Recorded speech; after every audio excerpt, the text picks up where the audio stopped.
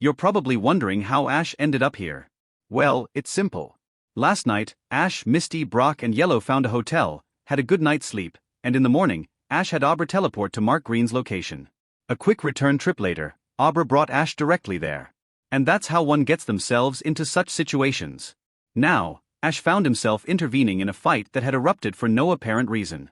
Jumping down from a higher ledge, he strode into the middle of the fray, frustration evident in his posture. You two are acting like children, Ash scolded, his voice calm but firm. Why are you fighting in the middle of town? Green immediately spoke up, pointing an accusatory finger. Hey, it was self-defense. He attacked us first. And that justifies Earth powering the ground? Ash gestured toward the spiderweb cracks running across the street, a clear result of her move. Ethan, clutching a Pokeball tightly, retorted, I was trying to stop these Pokemon thieves. They stole that Totodile. It's supposed to go to one of the new trainers starting their journey today. Ash sighed, glancing between Green, Silver, and the Totodile in question. Alright, now let's hear your side. Silver crossed his arms. We found this Totodile in an alley. We didn't steal anything. A likely story. Ethan snapped. That's exactly what a Pokemon thief would say. Then, narrowing his eyes at Ash, he demanded, And who are you anyway? Why are you interfering? Ash let out an exasperated sigh. I'm interfering because you morons are wrecking public property in the middle of the street. You're lucky it's early, or someone might have reported you already. Ethan puffed up his chest, undeterred. It doesn't matter. I'm on a mission to retrieve that Totodile. We said we were going to take it to the lab. Green interjected, her voice rising. Ethan ignored her, pointing his Pokeball at Ash. Are you helping me or standing in my way, accomplice? Before Ash could answer, Green grabbed his arm, pulling him close with a sly smirk. He's my boyfriend, obviously. He's here to protect me. Ash's disgusted expression could rival Tanjiro's as he glanced at her. What? Green mouthed sorry before Ethan interrupted, spinning his Pokeball dramatically. If that's the case, then you're against me too. Fine, let's bat ga. A small rock hit Ethan squarely on the head. A sharp, annoyed voice followed. Ethan, stop being an idiot. From the sidelines, a blue-haired girl approached, bouncing another rock off her foot like a soccer ball. Chris had arrived. K. Chris. Ethan stammered, rubbing his head. I'm just trying to recover the stolen Pokemon. Chris rolled her eyes and kicked another rock, hitting him again. That Totodile wasn't stolen, you moron. It ran away. The professor explained it while you were busy running off like a hothead. Ash stifled a laugh as Chris walked over, her gaze shifting to Silver and the Totodile. Sorry about this. He's got a good heart but no brain. Silver hesitated, but Chris offered a warm smile. We need that Totodile back. It's supposed to go to a trainer starting their journey today. Do you mind? Reluctantly, Silver tried handing over Totodile, but the little Pokemon clung stubbornly to his arm. After some tugging, Chris managed to pull it free, only for Totodile to start chomping at her.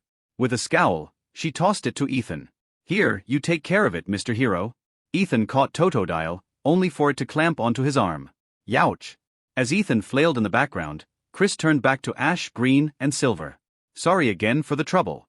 We'll handle the damages. Professor Elm will probably scold Ethan later. Come on, you two. She grabbed Ethan's wrist and dragged him off, waving goodbye. Silver lingered, watching her leave with an uncharacteristically soft expression. Ash and Green exchanged knowing smiles. Green sidled up to Silver. Oh, what's this? You're acting a little different. Silver flinched. I'm just thankful she cleared up the mess. Ash added with a teasing grin, sure. Never thought I'd see the day our edgelord gets flustered. Green gasped dramatically. Don't tell me you like her. Silver groaned and walked away, a faint blush creeping up his neck. Ash and Green burst into laughter, leaning on each other for support. As they calmed down, Green turned to Ash. Wait a second, you're here? Didn't you plan to stay in the other town? Ash smirked. I slept in, then had Abra teleport me here. That's cheating, you bully. Green pouted. Hey, don't hate the player, hate the game. Green frowned playfully. I demand compensation for my suffering. Ash waved her off. Fine. I'll buy everyone lunch. Meet me at the lab? Green's face lit up. Deal. At the lab, Ash and Yellow found Professor Elm chatting with Ethan, Chris, and two other trainers, Lyra and Casey. Elm's eyes lit up when he spotted Ash. Ash. And Yellow too. It's been years. Ash smiled. Great to see you, Professor. Congratulations on the baby news. Eh. Everyone else gasped in unison. Elm chuckled. Breeding expertise, folks. What did you expect? Before anyone could respond, the door burst open. Casey stormed in, chanting an Electabuzz cheer. If you think you'll win the game. Lyra elbowed her.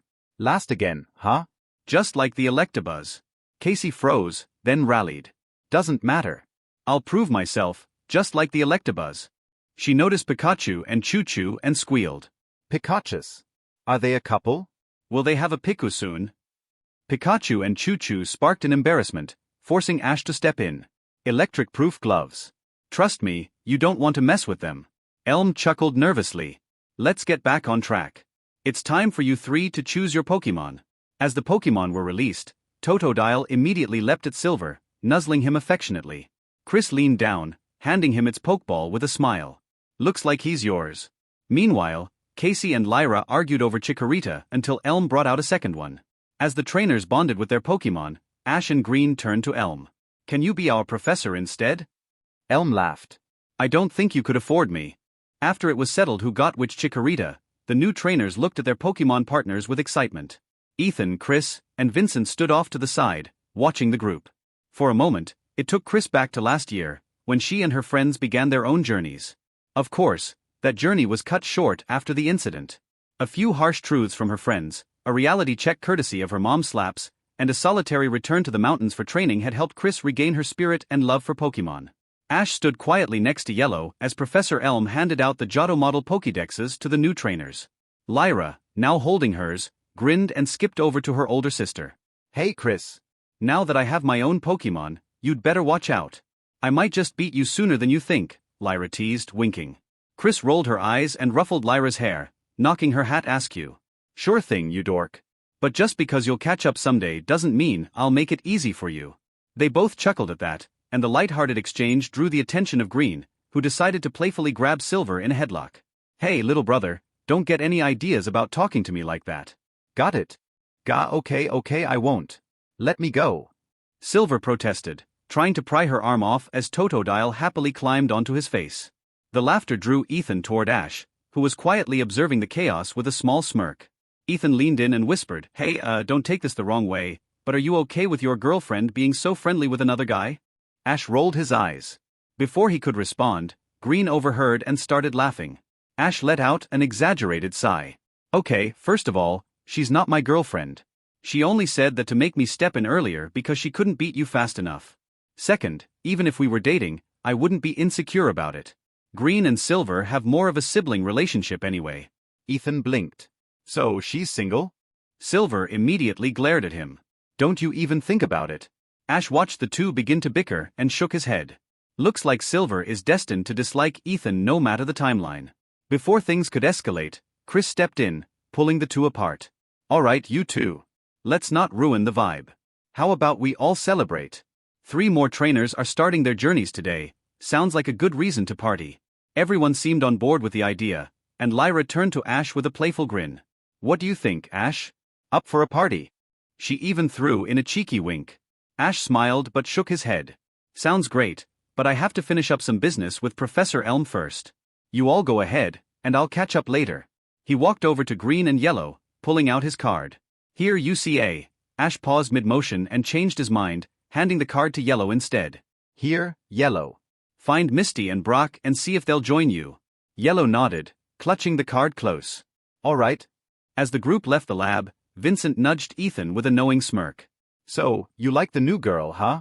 Don't worry, I'll support you. I'll even take care of Chris for you. Ethan elbowed him in the stomach. You wish. Besides, you heard Lyra. She thinks I'm Chris' boyfriend. As the boys argued, Yellow texted Misty and Brock. Meanwhile, Green twirled the card Ash had handed Yellow earlier. So, does anyone know a good place to eat? It's Ash's treat, duh. Yellow flinched, realizing Green had the card. Wait, Green. Ash gave that to me. I was only supposed to pay for us, Misty and Brock. Technically, he didn't say that. He gave it to you to pay, right? Green teased, nudging Yellow. Well, I guess, but we all know what he meant. Hey, I can't read minds. Besides, he promised to pay for my lunch, so I'm inviting everyone. But, come on, Yellow. Let's be real. Do you really think Ash didn't know this would happen when he handed you the card instead of cash? Green smirked. Yellow sighed in defeat. Fine, but it still feels wrong. Just make it up to him later for letting evil Green steal the card, Green said with a laugh. Alright people, let's find someplace nice.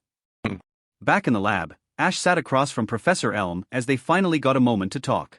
Elm returned with a kettle of hot water, offering to make tea. Ash waved it off. No thanks. This won't take that long, and you know it. Elm chuckled, setting the kettle aside. Fair enough. But I have to ask, aren't you worried about giving your card to Green and Yellow? They might spend more than you expect. Ash leaned back in his chair, smirking. Oh, I know they will. Green probably stole it from Yellow the second I walked out.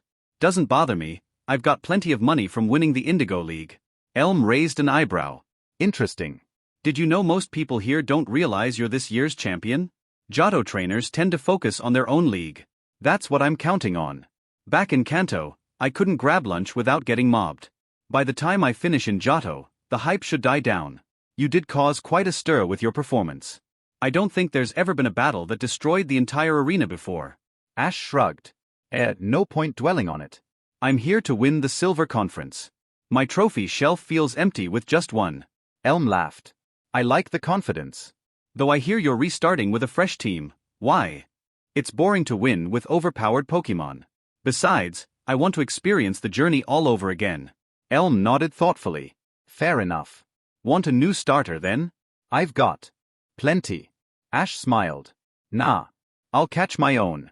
Besides, I already have plans for all 3 Johto starters. Elm chuckled. Impressive. Most trainers still think starters can't be found in the wild. They don't realize we breed them specifically to give kids an equal chance. Yeah, I used to think they were super rare, like legendary Pokemon. Imagine my surprise when I found a clan of Squirtle chilling in my backyard as a kid. Elm laughed heartily. I'd love to hear that story sometime. Anyway, let's get to the real reason you're here. Right? Ash leaned forward, getting serious. Here's the deal. About an hour later, the group was gathered at a restaurant. Misty and Brock had joined, making it a lively table of 10. Yellow, however, looked conflicted as everyone enjoyed their meal, knowing she'd let Green use Ash's card to pay for everything. The conversation eventually turned to Ash's adventures in Kanto. Wait, so you're telling me that cute guy not only participated in the Indigo League but won it? Lyra exclaimed. Yep, Green confirmed smugly. And I only placed 3rd. Ethan gawked. No wonder he's so strong. How much stronger is he than you? Green smirked. In training, we're about even. But in battle? He's in a league of his own. He acts clueless, but he's actually brilliant. Wow, he's like a walking cheat code, Chris said. I wouldn't have guessed. He doesn't seem the serious type. That's how he gets you, Misty added. He pretends he doesn't care, but when he does, you don't want to be the one who made him go serious. As they spoke, Ash suddenly appeared behind Yellow, pulling her hat down over her face. Why the long face, Yellow? You know you're never fully dressed without a smile. Sliding into the booth, Ash held out his hand to Green without looking up from the menu. Card. Now. Green tried to feign innocence. What card? I don't know what you're talking about. Green. Ash didn't even glance up. I know you used it. Just hand it over. Green sighed dramatically and handed it back. You're no fun. Ash smirked. And yet I still let you buy lunch for everyone. You're impossible, Green muttered. Chris, curious, asked, what were you and Elm talking about? Ash shrugged. Oh, just some business. That's not ominous at all, Chris said, raising an eyebrow. Ash just smiled, leaving them all guessing. With Ash too. Ash was back in the town where Akihabara lived in. He sat at the table reading through research papers Akihabara had lying around while Akihabara was getting ready putting on a suit. You know you could have called ahead of time. You caught me just as I was getting ready to go on a date with Joy, Akihabara said as his robot fixed his tie. Oh, you and Joy are officially going steady, congrats, Ash said as Meowth was napping on his lap, but in my defense, you never pick up my calls. Hey, maybe you have a point, but after everything that's happened, I hate to say it, but I trust you now, Akihabara said begrudgingly. Ash chuckled. Are you admitting I'm your best friend, Aki? Akihabara sighed. Don't push it, but I'll say we are friends. After all, I got you, Porygon, and you helped me out with the Aster situation. Don't forget I gave you a lot of money, like a lot, Ash added. Right, well, that too, but still, thanks. It's a shame our operation is over now that our deal is done. Ash chuckled and walked up to him. Yeah, shame, but you still got a lot, and now that you have the Porygon plans, you'll get it back and more soon enough. Besides, you still got one more, Ash said as he gave him a card.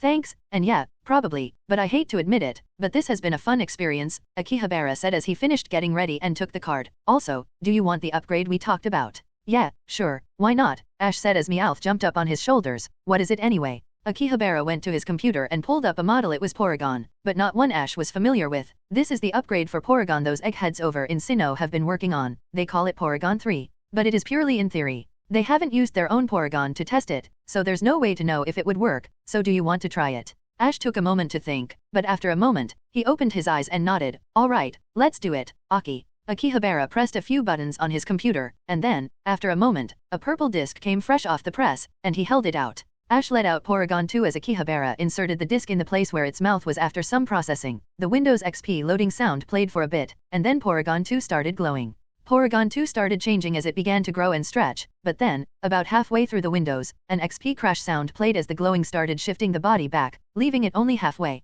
As the glowing disappeared, there was not Porygon 2 or this so-called Porygon 3, now floating in front of them was Porygon Z. Akihabara blinked in surprise as he looked over at Porygon Z. I don't even know what to say. Ash was also slightly confused but less than Akihabara. What happened? It looks like it crashed, or maybe there was a virus on it. That's not a bad theory, Akihabara said thoughtfully. This was never tested, so there's no telling this version of Porygon. It looks like a glitch. May I? Ash nodded as Porygon Z jumped into Akihabara's computer and he pulled up its code to look it over. It's strange, it looks like Porygon is fine, but something happened. Ash leaned over Akihabara, looking at the computer. What do you mean? Will Porygon still be able to hack into Team Rocket's computers? Akihabara put his hand on his chin. It looks like everything is fine. It should still be able to do that, and it seems like it is stronger, but it's strange. I don't know how to describe it. Whatever this is not what Porygon 3 was meant to be. Well, do you think there would be a way to find out what happened? I'm not a scientist, but from what I can see, it looks like that upgrade your grave, Porygon might have been corrupted in some way. That is a good theory, Akihabara said as he started typing things into his computer, then he put a USB into it, taking a fragment of Porygon Z. I'll take this. I'll get in contact with the researchers and see if we can find out what went wrong. Ash rubbed his chin. This was always one thing he was always curious about, what happened with the original Porygon 3. What did it glitch into Z? Okay, then I'll take Porygon and keep doing what I'm doing. I'll contact you if I see anything strange or if it is unable to even function anymore. Akihabara nodded. That's good. I'll try to find an antivirus to potentially see if we can fix Porygon Dash. Well, I guess we can't call it 3. Ash smiled under his scarf. Then how about Z? Porygon Z.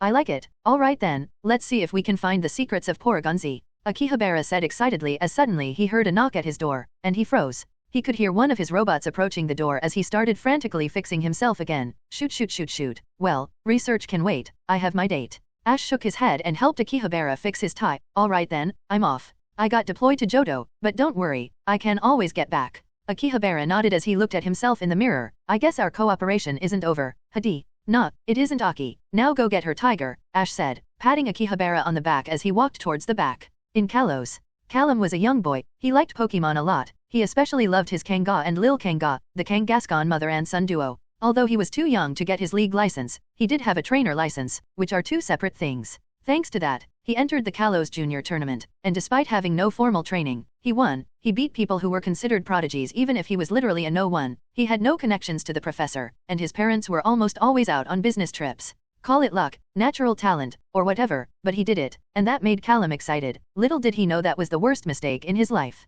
Since he had no connections to special people or parents around to advise him, adults saw their opportunity to exploit him in his innocence. The press constantly followed him for interviews, the paparazzi took pictures of him everywhere he went, and recruitment agencies followed him every day. At first, Callum thought nothing of it and let them do what they did, posing and doing interviews, but that made things worse and attracted more. Adults started swarming him, using his status to exploit him to make money. It got bad every day. He couldn't go out, and what's worse, his friends, Tierno, Trevor, and Shauna, were gone most of the time in another region, but during weekends and breaks Alakazam would appear to drop them off and pick them up. It became a cycle. Callum asked them about their experiences, and they told him all about it, but as they did, he only thought one thing: I wish I got to go. Then there was Serena. Things were complicated. They were neighbors and friends along with everyone else, but a few years ago, something happened. It wasn't big enough to say they had a falling out. They were still friends, and Serena's mother Grace would regularly make him dinner since his parents were never around, but things were complicated. Then, one day, another adult had him go to Lumiose City for a gig. Since he was a kid and he was tricked into signing a contract, he couldn't do anything. Thankfully, after this one, the contract would expire, and Callum knew better now, and he wouldn't sign anything else. He powered through this last gig. After this, he was free and would go do his own thing. Maybe he would prepare for when he goes on his journey, or maybe he would do these jobs on his own terms. The thoughts excited him. But as soon as he finished, he was free, which wasn't good because a lot of adults heard about it. Now that he was done with that contract and wasn't planning on renewing his old one, so many people wanted to try and take advantage. This led to Callum being chased by a mob of fans, press, and other agencies wanting to use him. He was running like his life depended on it because, in a way, it did. Eventually, all that running led him to a building. He had no idea what it was, he just saw there was no one inside, so he ran in and immediately went to hide in the second floor. As soon as he was there, he could hear the mob outside. He sat down in one of the dark corners and, curled into a ball, and was barely holding back tears. "Why me?" was the only thing he could mumble over and over again as he waited, but he thought to himself that things would get better. He'd stay positive, and once he got home, he'd work on himself going outside every day. As he got his new resolve, suddenly he heard something, the sounds of an eerie whine. He was scared as he looked around, finding nothing at every side. Then when he finally looked back in front of him, there was a haunter that had a scary face and laughed. Callum's face turned pale. He wanted to scream, but the wind left his mouth a long time ago. He was paralyzed in fear as he could feel tears flowing from his eyes. As he was paralyzed, the sound of a girl spoke up. "Steven, stop that, you're troublemaker." From the side, a girl with long, purple, messy hair and a black dress came up and grabbed the haunter. Haunter scratched his cheek as the girl stared at him. Then the girl looked at Callum. She had heard about him. She came here specifically to see him in hopes he was the one she was looking for, and at the moment, she was disappointed. No, that's not the right word. Callum, on the other hand, could not see the girl. The room was dark, and in combination with haunter, he could only see a creepy silhouette staring down at him. Then the girl frowned and looked down at him. "No, you're not the one." Sigh. She turned around and started walking away as she went into the shadows. In one moment, she was there, and the next, like she never existed, leaving Callum shivering on the floor. Whatever semblance of a plan he had left to try and improve his situation was gone. He only thought of one thing: the world is scary. I want to go home. Meanwhile, with the girl, she appeared in another area with her haunter, sighing sadly. "Another fail, Steven." Haunter came up and bumped her shoulder. "Jei. Yeah, I know I have you, but you know I want something more. I want real friends, people who aren't scared of me, that we can have fun," the hex maniac said. So this one was also a failure. Any other ideas? Haunter thought for a moment, then he smiled mischievously and started turning his own gas body into shapes as he explained. Jei. She heard everything and could understand him, but her face darkened hearing his suggestion. "What? Are you crazy, you stupid ghost? How is that a good idea?" Jei, Haunter said, trying to explain himself. "No, I will not hear you out. That's insane, chaotic, the most stupid idea I've ever heard. I love it, let's do it." Unknown location. A hooded figure, the same one as before, was holding the same piece of parchment. Now it was much more clear what those two figures were. The one shadowy figure that had no real details was Giratina, and the other that seemed to look like a black figure with white smoke that looked very similar to his own robes, was Darkrai. He still smiled as he took off his hood, revealing his long blue hair, and smiled. He was Tobias. "It's almost time," he mumbled. "Hey, Tobias," a voice called out. When he looked, there was a girl with white hair. She wore a hoodie that seemed even more inspired by Darkrai, Sister Persephone. Persephone frowned, seeing Tobias here. "What are you doing here? The ritual is about to start. You are needed," she said coldly. "Of course, I was just reminding myself what we are after," Tobias said as he followed Persephone. After a short walk, they arrived in a large circular room with a sigil on the floor. Many of her people wearing similar robes as Tobias were lying on the ground. Tobias walked up and also laid down. Persephone walked up to the altar. "It is time. All of you will be sent to the dream realm. What is your goal?" "To find the fragments of Darkrai," all the people on the floor said. "Yes, we will obtain Darkrai for our goals. We may not be able to get the original for now, but if we get at least one, we will succeed," Persephone said as the others shouted. "And if you can't find or acquire Darkrai, then don't bother coming out of the dream realm, or I will kill you myself," she said coldly. In unison, all the people yelled out, "Right. Good, we will succeed, and do you know why? Because we are the cult of Darkrai," they said in unison as the ritual began, and soon they all fell into a deep sleep. A while later, Ash and the gang went their separate ways from the other gang. Green went off with Silver. Chris and Lyra went together since they were sisters, and Casey went off on her own, marching in victory as she kept singing her team's song. Then there were Ethan and Vincent. They went on their own to race to try and qualify for the league first. They both already had 2 badges, and they wanted to beat the other one, although there was a subtle hint that Vincent was going to follow along with Chris while Ethan was more serious, even if he was also a goofball. Brock, Misty, Yellow, and Ash went their own way, mainly led by Ash since he knew where he wanted to go to get what, so they traveled through the day, and it's worth noting that as of now, no one knows what Pokemon Ash caught in the Orange Islands. Once they finally stopped for camp and set everything up, Brock started bottle feeding Bonesley as he put his egg safely in his bag next to him. Yellow let all her Pokemon out, and it looked like her Omenet evolved into an Omastar over the break. Meanwhile, Brock and Misty's teams didn't change, but it looked like Misty got a Poliwag. But other than that, everything stayed the same. As for Ash, when they stopped for camp, he finally threw out his Pokemon, besides the ones he saved from Kanto to use now, Oddish, Zubat, Growlithe, and Vulpix. There was the Pokemon that caught them by surprise, Lapras, Snorlax, Tijipai, and Fuecoco for obvious reasons, but with just that, it didn't knock their socks off. Brock walked up next to Ash. Looks like you got some good Pokemon, but a Snorlax? Are you sure we have the supplies for that? Yeah, don't worry about it. Still got that Oak Black card. We don't have to worry about feeding this big guy, Ash said, patting Snorlax's stomach as he was sleeping peacefully. As he did, his hand sunk inside. It was almost like memory foam. Obviously, they saw how soft it looked, so Yellow walked over and leaned on Snorlax, almost falling inside. Wow, he's so warm and soft. Misty, upon seeing Yellow do that, went over and got on his stomach and relaxed. Hey, you're right, this feels nice, like a teddy bear. I could take a nap right here. Ash and Brock looked at each other looking concerned. Well, that's fine, but we're going to make dinner. I don't think you'll want to be next to him then. MHHH, I'll deal with that later, just let me take a nap here, Misty said as she started dozing off. Brock wanted to say something but stopped when Ash put his hand on his shoulder. Don't bother, let her live with what's going to happen. Anyway, I have one more Pokemon I wanted to show you, Ash said as Fuecoco was riding in his hood. Brock sighed helplessly but nodded. Alright, what Pokemon is it? Can't be any more impressive than a Pokemon from all the way from Paldea. Ash smiled as he held up one more Pokeball. Well, it's an Onix. Brock's non-existent eyes lit up. Oh really? An Onix? That's great, I can help you train it too. Bring it out, I want to see what we're looking with. Ash smiled and tossed it out as the light from the Pokeball released a large snake-like creature, but instead of the gray, rough, rocky skin it usually has, it had a light blue, shiny, and smooth crystal body. Immediately, Brock's eyes opened in shock. His actual eyes. This is something he's never seen, heard, or even dreamed of. AAASH, that's the Onix you're talking about.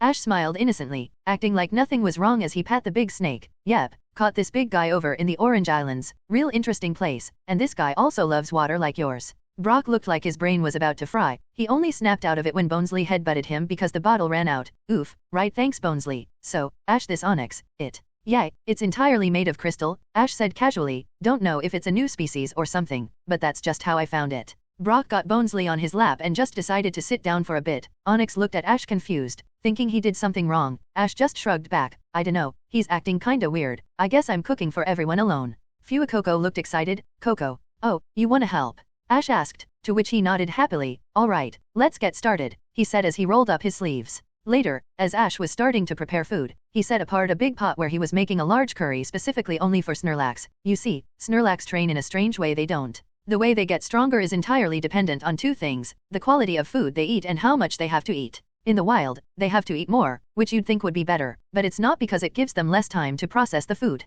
So, to train a Snorlax, it needs to eat and then sleep, and it will naturally get stronger. In fact, training it actually makes things worse, which also means the only real way to train them is with poke blocks. As he was thinking that, Fuecoco lit up the fire to start cooking it, and Ash put a lid on it to not let the aroma get to Snorlax too soon as he went back to cooking for everyone else. As he started cooking, he saw his Pokemon starting to get ready seeing him cook, and eventually, Brock accepted the reality that a new Onix was here and went over to help with the cooking as well, but Misty and Yellow were napping on Snorlax still along with a bunch of other Pokemon. As time went on, he eventually went back to the pot and opened it to stir and add more ingredients. At that point, the fragrance came out and flew over to Snorlax. As soon as he smelled the aroma of good food, his eyes lit up, and he got up knocking all the Pokemon and Misty and Yellow off from him. Yay! Everyone that was thrown off by Snorlax yelled as they hit the floor. Snorlax didn't bother looking at them as he rushed forward to Ash and Brock cooking. He was about to reach down to take the food Brock was preparing since that was the first thing he could see, but before that, Ash slapped his hand. Hey, Snorlax, that one isn't for you, that one is, Ash said, pointing to the large pot where the delicious smell was coming from.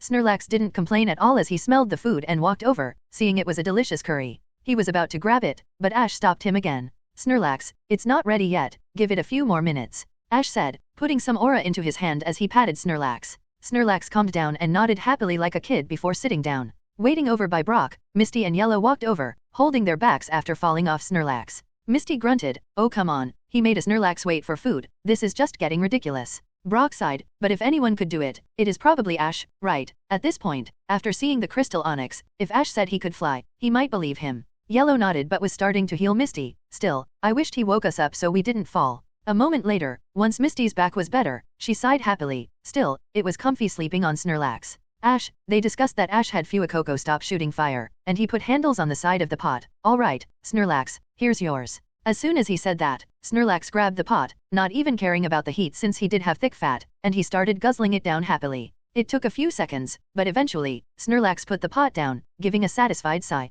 Snurr, he said, rubbing his stomach. Then Snorlax grabbed Ash and hugged him tightly. Ash didn't fight back, enjoying the sensation even if he could feel that he was getting crushed and probably got a broken rib. After he was put down, Ash had to take a moment to steady himself as he patted Snorlax. All right, bud, go get some sleep. Snorlax smiled as he walked over to a nice, comfy tree and laid down, falling asleep immediately. Ash stumbled over to the table set up and sat down, almost falling. Everyone looked over at him as Yellow asked, "Are you okay?" Ash waved his hand. "Yeah, I'm fine. Snorlax just is a tight hugger. I think he broke a rib, but it's fine. It's only the third most painful hug I've ever had." They were about to panic, but they realized Ash said that last part with full seriousness, so they dropped it, but Yellow did still walk over and put a hand on Ash to heal him. After they all ate, they started relaxing. There was still sun, but not for much longer. But as they relaxed, suddenly, they heard some ruffling from the forest. They weren't worried since they still had their Pokemon out. And from there, Rattata jumped out, looking around as if in a panic, and the reason why was made clear as beyond it came a Chikorita wearing a yellow headband and a purple-haired girl that was wearing her yellow uniform, Casey.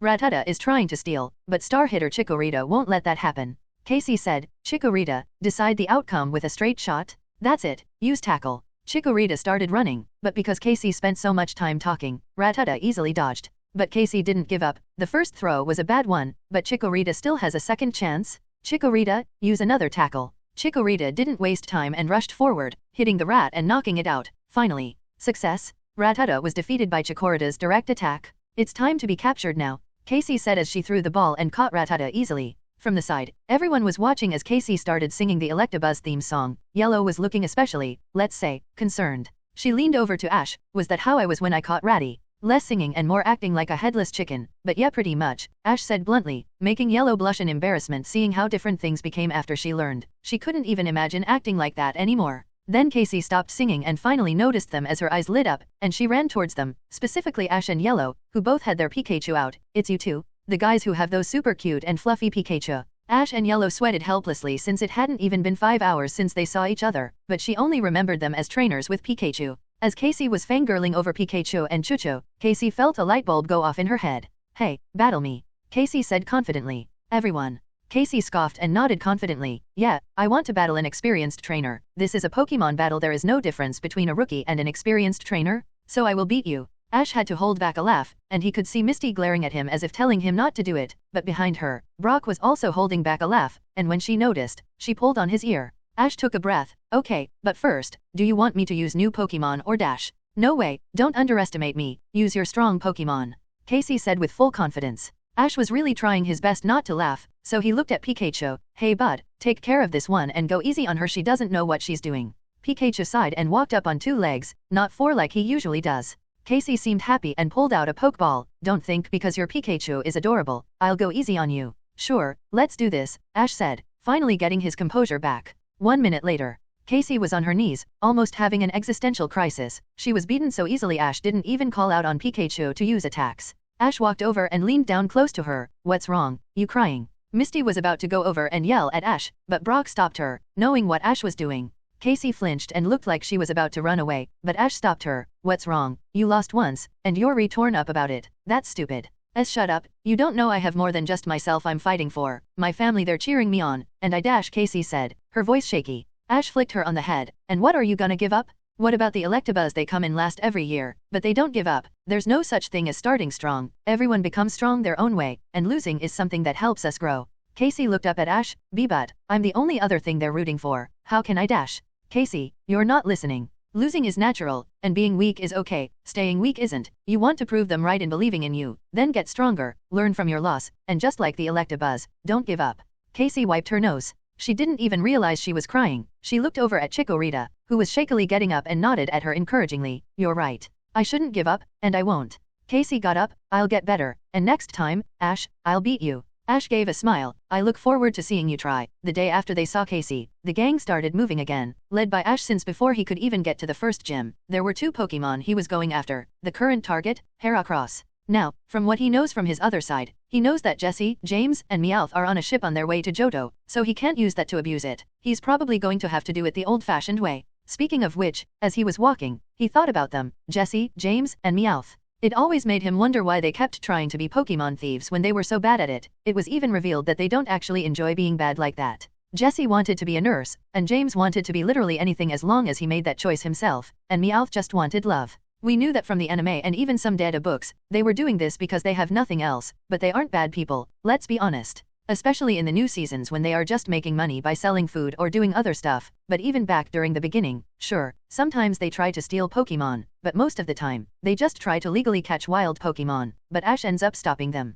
The thing is, they are horrible criminals, but they are good at almost everything else they do. They were great battlers and at raising Pokemon since they were always able to keep up with Ash more or less, and sometimes they even get the upper hand on him. And then there was the random stuff. They were great miners, actors, cooks, cleaners, hackers, builders, gardeners, infiltrators, and probably a lot more he can't remember. And there was probably the most impressive thing: they were great mechanics, since it has been said that they build all their own robots. They don't buy them. With what money would they? The fact they can make fully functioning robots that can do everything they do, it is a miracle that they aren't millionaires just on that. The point is, it makes you wonder why they don't get the confidence to do their own thing. He doesn't really know, but it's not like he can do anything for them right now, but maybe later. As Ash was thinking, they kept walking, and they got to the part of the forest. Ash recognized the part that was supposed to be sucked dry, but unsurprisingly it was completely normal, and looking at some of the small trees, young Heracross and Pinsir were eating in harmony. They were young enough so that they didn't do anything harmful to the environment like adults would, and they were too young to care about anything else. Even though Heracross and Pinsir are natural enemies, these ones haven't been filled with hatred yet.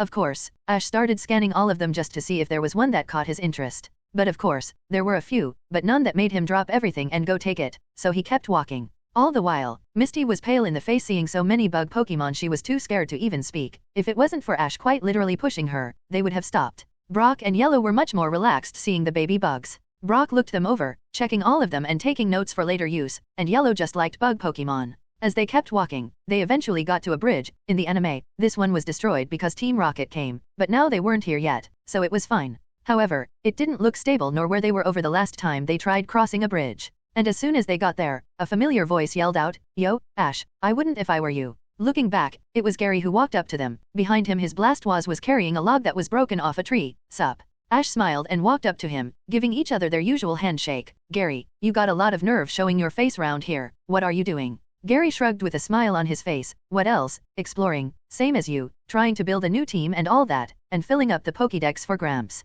"You would, you researcher," Ash teased, getting a punch to the arm from Gary. "Shut up, you anyway, that bridge looks older than Gramps, so I wouldn't. That why I went over and got this tree," Gary said as Blastoise flexed by picking it up and taking it over the ledge and making a makeshift bridge, then shooting an ice beam at the base to 1 make some makeshift steps and 2 to make sure the log doesn't roll while they're walking on it. "All aboard," Gary said as he started walking. "You can follow me if you want, but I don't know if the so-called number 1 wants to follow the number 2, Gary teased back. Ash chuckled and rolled his eyes as he also climbed up. "Keep telling yourself that I just wanted to give you some small victories when I inevitably beat you again." All the while, Brock, Misty, and Yellow looked at each other as the two bantered, but they were pretty used to this dynamic by now and followed behind, some more scared than others, but they did make it across. Once they got to the other side, Gary joined them as a temporary companion, and they made their way deeper into the forest. Misty was still scared, but by this point, she knew that asking to go back wouldn't do anything, and as much as she was scared of bugs, she was scared of being alone with bugs more, so she followed beyond, keeping her head low. As they walked, Gary looked over at Ash. "So tell me the truth, why are you really around here? This isn't exactly a well-known spot."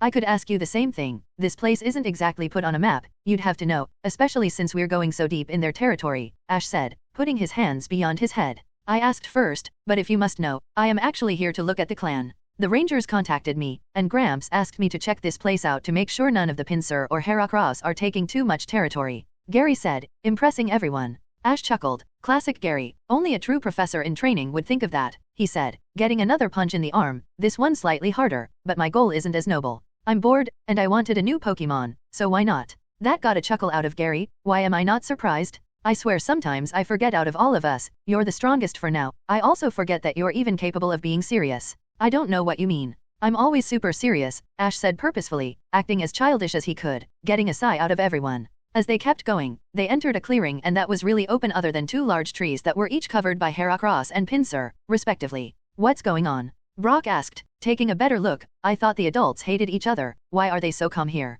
"Isn't it obvious this place is neutral ground?" Gary said, continuing to walk. They all looked confused, so Misty asked, "What do you mean by that?" This time, Ash spoke up. "They must have some kind of agreement so that as long as they keep their tree with sap, the other gets theirs. As long as the other doesn't do anything, the others won't retaliate. It's like a case of will they won't they. Yellow looked at all of them. So then why don't they live together if they're doing just fine like that? Shouldn't that mean that they can live in harmony? Not how it works, they can't really help it. Heracross and Pinsir just naturally don't like each other, Ash said. It isn't evil, nor is it personal, just the way they are, you can't really blame them. But seeing Yellow's face turn onto a frown, Ash continued, but that doesn't mean they are enemies or that they can't be friends, it just means that they have a bad impression of one another. Yellow nodded her smile slightly, coming back with a little hope. As she did, they got closer, and observing this, they suddenly heard two Pokemon cries. Hera, Pins. In the center, a single Heracross and Pinsir, while most of the ones eating the sap were normal, these were obviously warrior versions. They glared at each other and started arguing before they ran in and headbutted each other, trying to take the other one down in the tree. Some of them were yelling to break up the fight, some were cheering on their respective warrior, and some were just watching. Over with everyone, they were watching from a safe distance, wondering why they started fighting even though this place was supposedly neutral ground. What's going on? Misty asked, seeing two big bugs starting to be aggressive as she hid behind a tree. Gary clicked his tongue. This is what the rangers told me about. Every now and then, sometimes, there is one that wants to take over these trees. Wait, but didn't you say they had an understanding? Brock asked. Yeah, the same as with me and Ash. We have a vague deal going on, but we aren't actively punishing each other if we break it, Gary said as he looked around, checking the tree in case anyone else was going to start fighting. Ash was already ahead of it. None of those look like they are going to jump in yet, but if those two keep fighting, then that might change. Right, we need to stop those big guys, Gary said as he smirked and looked at Ash. You thinking what I'm thinking? Ash smiled back. I call the Heracross. Pikachu got a shocked expression looking up at Ash but then was immediately reminded that this was Ash, so he jumped down over to Yellow and Chucho. Ash and Gary got up and started walking forward as they gave each other a fist bump and ran in opposing directions, leaving the other three sitting there confused and shocked.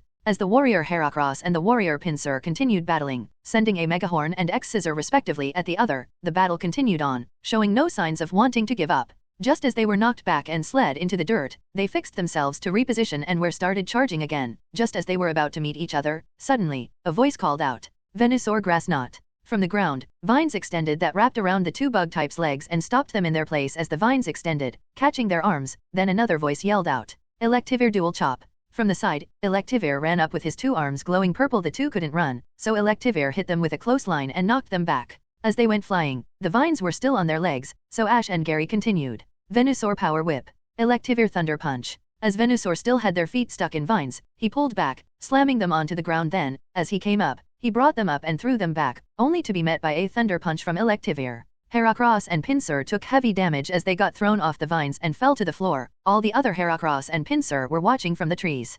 Heracross and Pinsir struggled to get up as they faced the two new opponents. For a moment, they looked at each other, agreeing on something. They would postpone this match for the moment. Venusaur and Electivire stood strong as they walked circles around the two bug types, and Heracross and Pinsir were now back to back, seeing a much more dangerous threat. Heracross and Pinsir shot a Rock Blast and a Rock Slide, respectively, sending stones flying at the two Pokemon. Ash called out, Venusaur. Venusaur stomped on the ground as two walls of vines rose from the ground, backing both him and Electivire, and as soon as the attacks crashed against the vines, Electivire jumped out from behind and clapped his hands together, causing static to charge between it. Gary pointed at the two and snapped his fingers. Thunderbolt. From Electivire's clasped hands, a blast of electricity was shot out and covered the two bug types with bright electricity, leaving them both barely even standing. Ash and Gary smiled as they stood across from each other and each threw a Pokeball. Heracross and Pinsir saw the Pokeballs, so they moved their heads, dodging the ball. However, as the balls kept going, they hit each other and bounced off, going back and hitting the Heracross and Pinsir in the back of the head, making them go inside.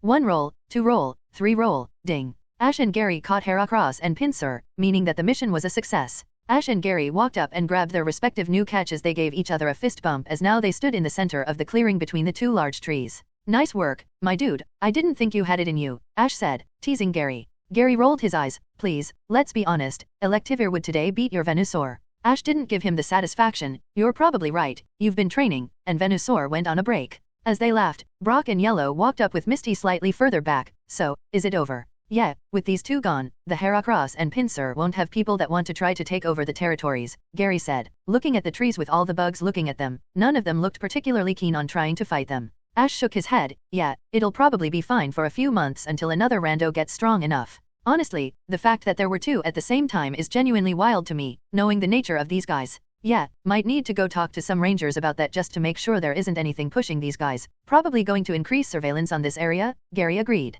As Ash was looking at the trees, a glint was caught in his eye at the base of the trees, one on each. Yo, Gary, you see that? Gary wasn't as naturally perceptive as Ash, so he had to take a few steps forward, but he eventually saw it shine. I dunno. Their curiosity piqued, and Ash went to the Heracross tree and Gary to the pincer tree to look at what it was. And looking at it, embedded in the tree were megastones. It didn't take a genius to know what they were for. Ash took the one in the tree. None of the bugs did anything other than watch him, and it was the same on Gary's side. Then they walked back to meet with each other. It was a Heracronite and a Pincerite. They looked at it in awe. Everyone did. Other than Ash, no one knew this is how megastones were found or if they even looked like that when they were found. This time, it was Ash's turn as he looked at Gary. Hey, you thinking what I'm thinking? Gary gave a knowing smile. Bet I can make this pincer stronger than you can make that Heracross before the Silver Conference. You're on. Ash said back, accepting the challenge. Everyone, including Pikachu, looked at each other and sighed helplessly, but at the same time, they were also used to it by this point. It took a bit, but currently, Ash was standing at the tip of a ship holding a bunch of Team Rocket operatives, including him, Jay, Enid, Jesse, James, and Meowth. Sayoko was also on the ship, as she had said she'd be. It took a few days since they left, and now they are arriving at the cover of night approaching Goldenrod City. As they docked in the night, they didn't land at the dock. They went around in a secret entrance around from the back where the rocky area went into. As their captain approached the rocks, a secret button was pressed, and the rocks split apart revealing an entrance that they went into. Going inside, they saw that this place looked like it was probably the main base in Johto, and they could see that they were located under the radio tower. Speaking of the base, after Aster was captured, Giovanni ordered an evacuation of the Celadon branch. The only reason they could previously be there with no fear was because of Aster. With him out of the picture, it was best if they left it behind for a while. They abandoned the Celadon branch for the time being until they were sure that they could guarantee their safety, or they were sure no one would go after that base. Although they kept the game corner running, that is a good source of income for them. As they went inside, they were greeted by the sight of a bunch of grunts looking at them and cheering that the new transfers were here, and as they landed and they started getting off the ship, they were led to a larger room. As they went in, they stood and saw a man wearing a black cloak and a mask walking up, and next to him were two people Ash recognized as Carl and Sham, walking next to him. The masked man looked over at them, and his face was unreadable, but Ash could see he had the emotion. Numbness. He wasn't feeling any emotions, like he barely even wanted to be alive levels. Well, what do you all want? He said coldly. A welcome party with cake. He walked to the side as the mask seemed to make some of them uneasy. This is our base in Johto. We do things differently here in Johto. Here I have jurisdiction. I say what goes. These two next to me are my executive. The man walked up first, Carl. Then the woman, Sham. Then the masked man looked back. You all can call me leader. You do not have the right to know my name. As he said that, suddenly, two more men walked up, one with a black hat, Proton, and another with light blue hair and a white suit, Archer. Archer walked up and put his arm on the masked man's head. Now, you know that's no way to talk to our new members, and what's this about you being in authority here? Last I checked, since the last time you messed up, I'm the one over you. The masked man showed no reaction, but Ash didn't even need aura to tell he was gritting his teeth angrily, but he said nothing. Carl and Sham looked at Archer angrily, but they knew they couldn't do anything to him. He was stronger than them and even stronger than the masked man. Behind Giovanni, Archer was the strongest, and after that, it could be debated if the masked man or Ariana were stronger. Archer chuckled and gave the masked man a slap on the mask slightly. After all, he knew who was behind the mask. Don't forget yourself. Then he walked up to see the grunts that arrived. Very well, everyone get to know this base. You will receive a map later detailing where other Team Rocket bases are. For now, have fun. You will be called upon when it is time, but I do have some missions for a select few of you. With that, Proton walked up holding a paper. Will Agent D, Jay, Enid, Jesse, and James wait after? Other than surprised mumbling, no one said anything, and Archer dismissed them, letting them stay behind. Meowth tried to walk out too but was stopped by Jesse grabbing him by the back of the neck, and of course, Sayoko also stayed. After it was empty, the masked man still stood on the stage as Archer and Proton walked up to them. First, he went to Jesse, James, and Meowth and gave them a paper. This is your assignment. Your task is to go to Violet City first. All three of them gave a salute, right, X3, and then they ran out of the room with a nod. Then he went up to them as Sayoko walked up and stood next to Archer. So you three are the newest spies. I must say, for two of you, you don't look like anything impressive, just some kids. Obviously, he was saying D looked like he was the most interesting, considering he covered his face and there was little to no background on him, but Enid immediately thought he was talking about her. Archer continued, but results don't lie. You three have made yourselves useful, some more than others, he said, sending a side eye to Enid and Jay, but useful nonetheless. He then walked over and gathered some papers. Agent Jay and Enid, these are your personal assignments. You will work individually, and I expect a report. Then he turned to Ash. As for you, Agent D, there is a special circumstance. Seeing as you got a promotion, you will now need a grunt to be your partner. Someone under you command, but someone you can use. Thankfully, we are receiving a new batch of recruits, and so you will be going over there to oversee it, and after that, you will select anyone that catches your interest. Ash nodded and didn't say anything. Enid obviously looked smug to her, while Ash stayed here in the base waiting on some dumb newbies. She'll be out getting stronger and more renowned in Team Rocket. Soon she'll take a promotion too and overtake him after. Very well dismissed. Proton, why don't you show them around? I have some business here, Archer said, receiving a nod from Proton. Proton walked up, this way, then he started walking out, the three following. Meanwhile, Archer turned to Sayoko, but before that, he sent a glare to the stands where the masked man was looking over. The masked man scoffed as he walked out of the room finally. Sayoko looked mischievously at Archer. You know, if you wanted me alone and defenseless, there were easier ways. Archer paid no attention to that. Not the time, the boss informed me about your situation, how are things with that? Sayoko's smile didn't falter. Oh, they seem to last less and less as time goes on, but it doesn't matter. I'm doing all this work, so the boss is more than happy to supply them for me. Archer nodded, but he didn't have a smile. Very well, just know here I take a more hands-on approach. If I see you abusing that or wasting it, I'll cut it myself, and there will be consequences for you. Sayoko nodded but kept her smile as her left eye shined, loud and clear. Back with Ash. After going their separate ways from Gary, they kept going further while Gary went off to do his own thing. They passed through a certain valley, but Ash had no reason to go there, so he went around,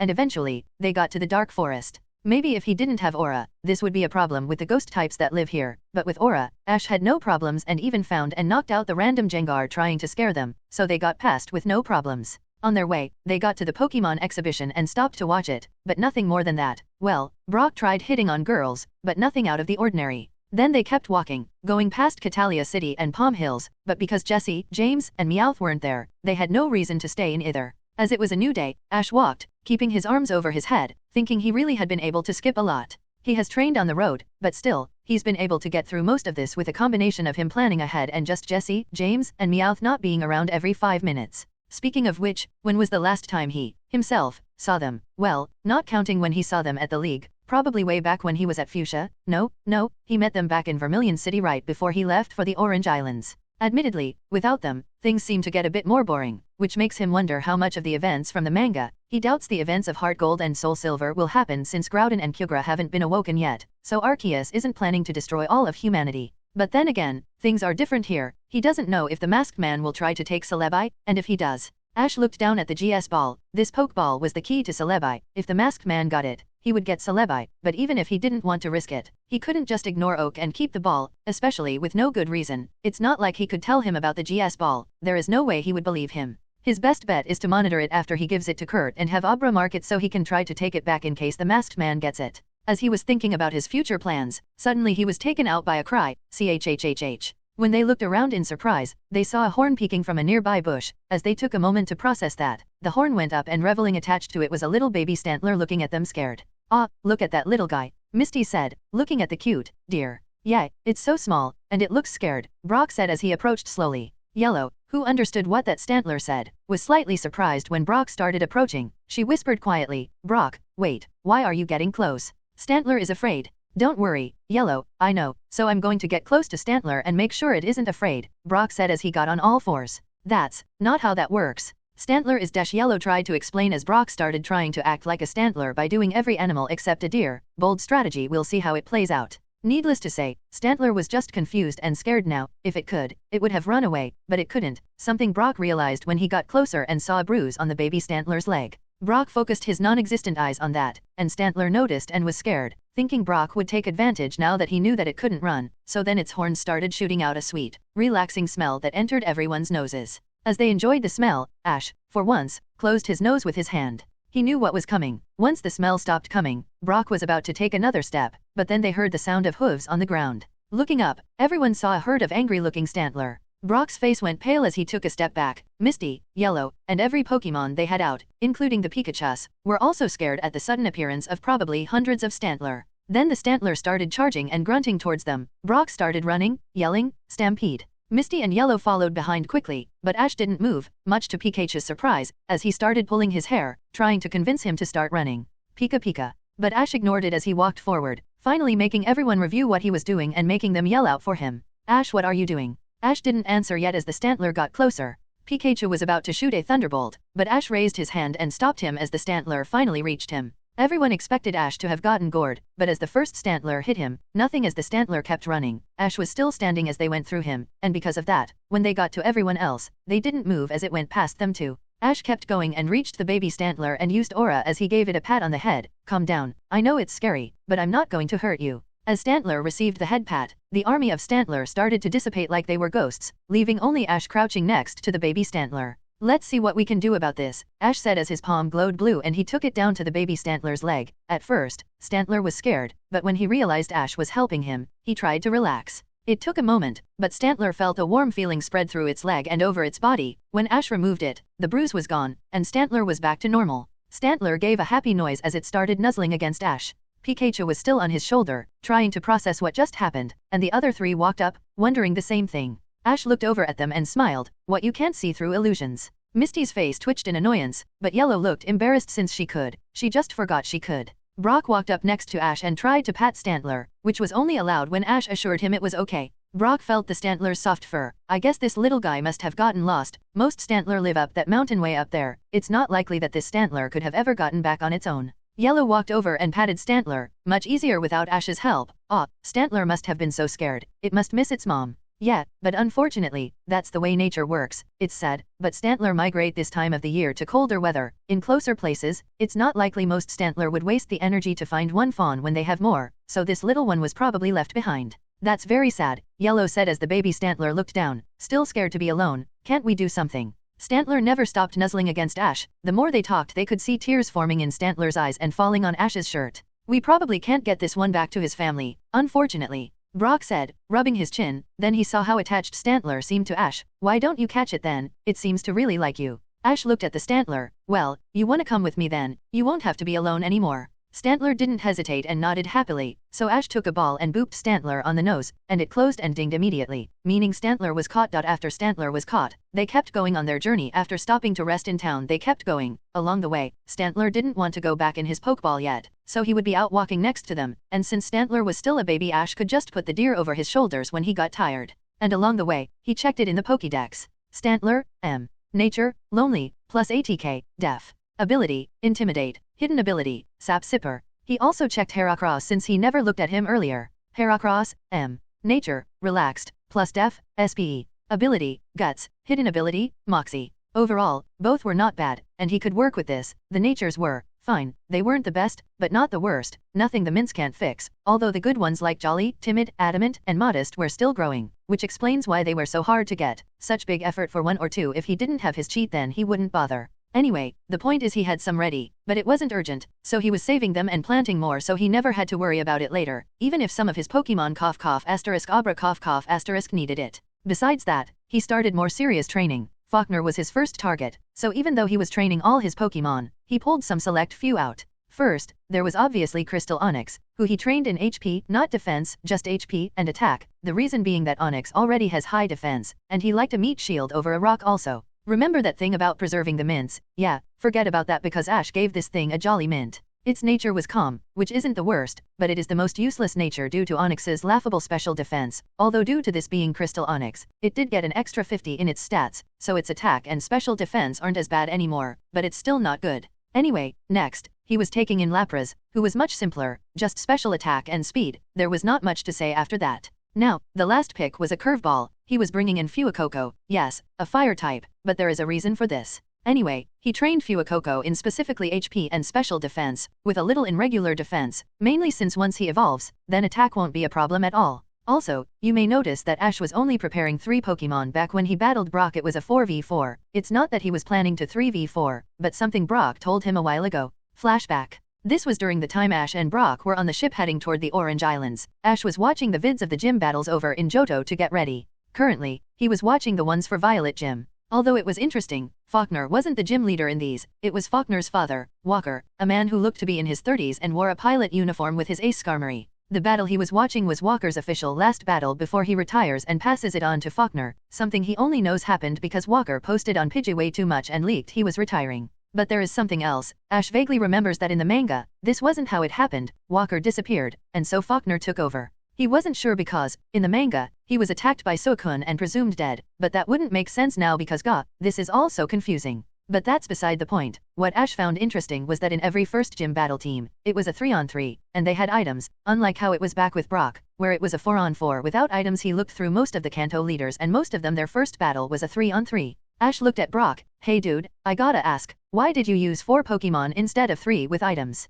From looking at other first gym battles, they almost always do it that way. Brock scratched his cheek. Well, you see, per league rules, gym leaders are allowed to add another Pokemon in exchange for the challenger to get to do the same as long as neither uses held items, and well, let's just say Pewter doesn't have many shipments of held items I can use. The person selling them was a girl, and you hit on them, so she refused to do business with you, right? Ash said bluntly. Yeah, pretty much, but hey, it was harder, right? Brock said, trying to defend himself. No, dude, it would have been way harder if it was a 3-on-3 and you used items. I didn't have any back then. The only thing making it a 4-on-4 did was make it easier for me. Brock scratched his head. Well, I admit, it may be an Easter challenge, but it does force any trainer to get past me to have to train up more Pokemon to get strong. If they only had 3 Pokemon that were strong, they would lose since they wouldn't have a 4th. Ash shook his head and rubbed his temple. Dude, don't defend yourself like this. Seriously, I love you, man. No homo, you're like the brother I never had, but I can't defend you for that. Misty, I get she wasn't a gym leader, she just didn't have items. You were the official one, you don't have an excuse. End of flashback. So yeah, Brock was in the minority with how he did his gym. It's not likely most other gym leaders will do the same, so Faulkner would probably only use 3 Pokemon with items. But if he doesn't, he's always like Snorlax or something. As they kept walking, they eventually reached a mountain near the outskirts of Violet City. The path split. Going right would lead them to town, and to the left was up the mountain, where they could see it was snowy due to the high altitude. As they were walking, Ash kept his eyes peeled for any sign of what he wanted when suddenly Misty called out to him, "Hey, why don't we go skiing? I've always wanted to, but Kanto doesn't have big mountains like this." Brock smiled as his imagination started going wild. Great idea, Misty. Maybe there are many beautiful ladies in the ski resort on vacation? So many beautiful ladies. Misty closed his mouth and was too excited to be annoyed. Careful there, Brock, you're starting to drool. Yellow looked like she wanted to nod and try having fun, but she also knew Ash was kind of leading the way, so she held her mouth shut for now. Ash saw her struggling and chucked, "You don't have to ask me for permission. Half of the journey is having fun. I think we need that after what happened over in Kanto."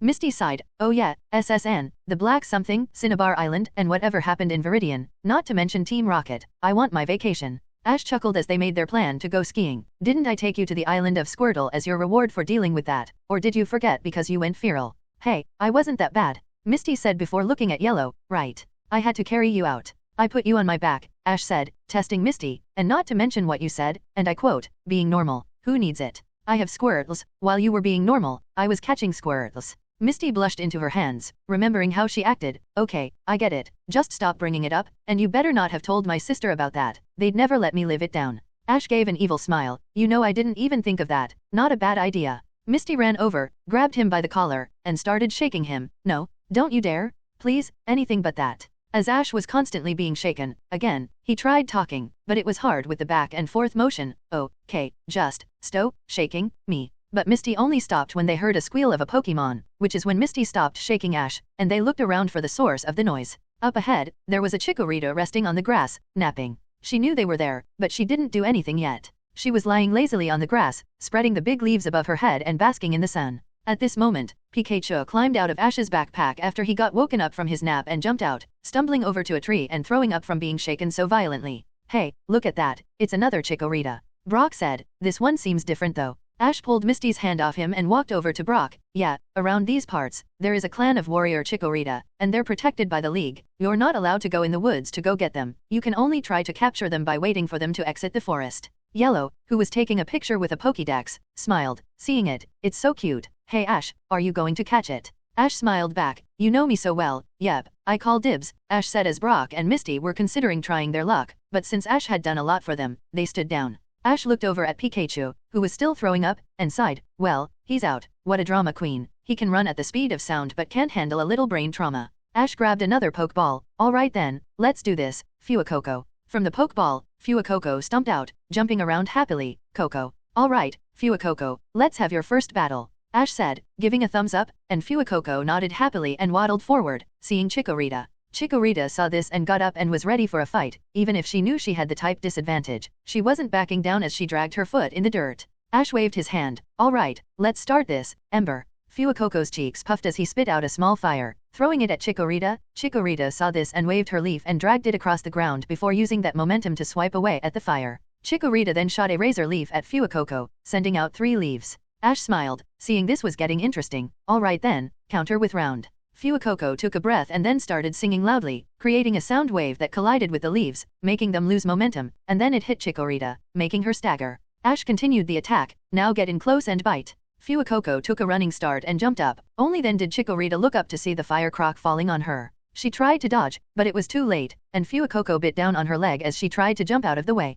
Chikorita grunted in pain but raised her head as an energy ball was formed in her mouth, and she shot it out, hitting Fuecoco point blank, but Fuecoco tanked it and didn't let go. Ash flipped his thumb down. Alright then, let's end this. Fuecoco Ember. Fuecoco, while he was still holding Chikorita in his mouth, charged up the fire and shot it point blank at Chikorita, making her fall back and out of his mouth. Ash smirked as he grabbed an empty Pokeball and threw a curveball. Chikorita saw it coming and tried to use her leaf to block it, but Ash was prepared for that as the ball curved in midair due to the spin Ash put on it, hitting Chikorita in the side of the head instead and making her go in. 1 roll, 2 roll, 3 roll, ding. Chikorita was captured. As Ash went over to take the Pokeball and his friends were congratulating him, from the sky, a boy riding a Skarmory came down and landed in front of Ash. He had blue eyes and blue hair, which covered his right eye, and wore a blue jacket. Ash recognized him as Faulkner. Faulkner jumped off Skarmory and looked at Ash. Wait right there, I need to ask a few questions. They all blinked in surprise. Misty was the first to walk up, and in her aggressive tone, hey, who are you to tell us what to do? Faulkner didn't seem to be annoyed, in fact, he expected this. I am Faulkner. He pulled back his jacket, revealing a police uniform underneath, and I am with the police.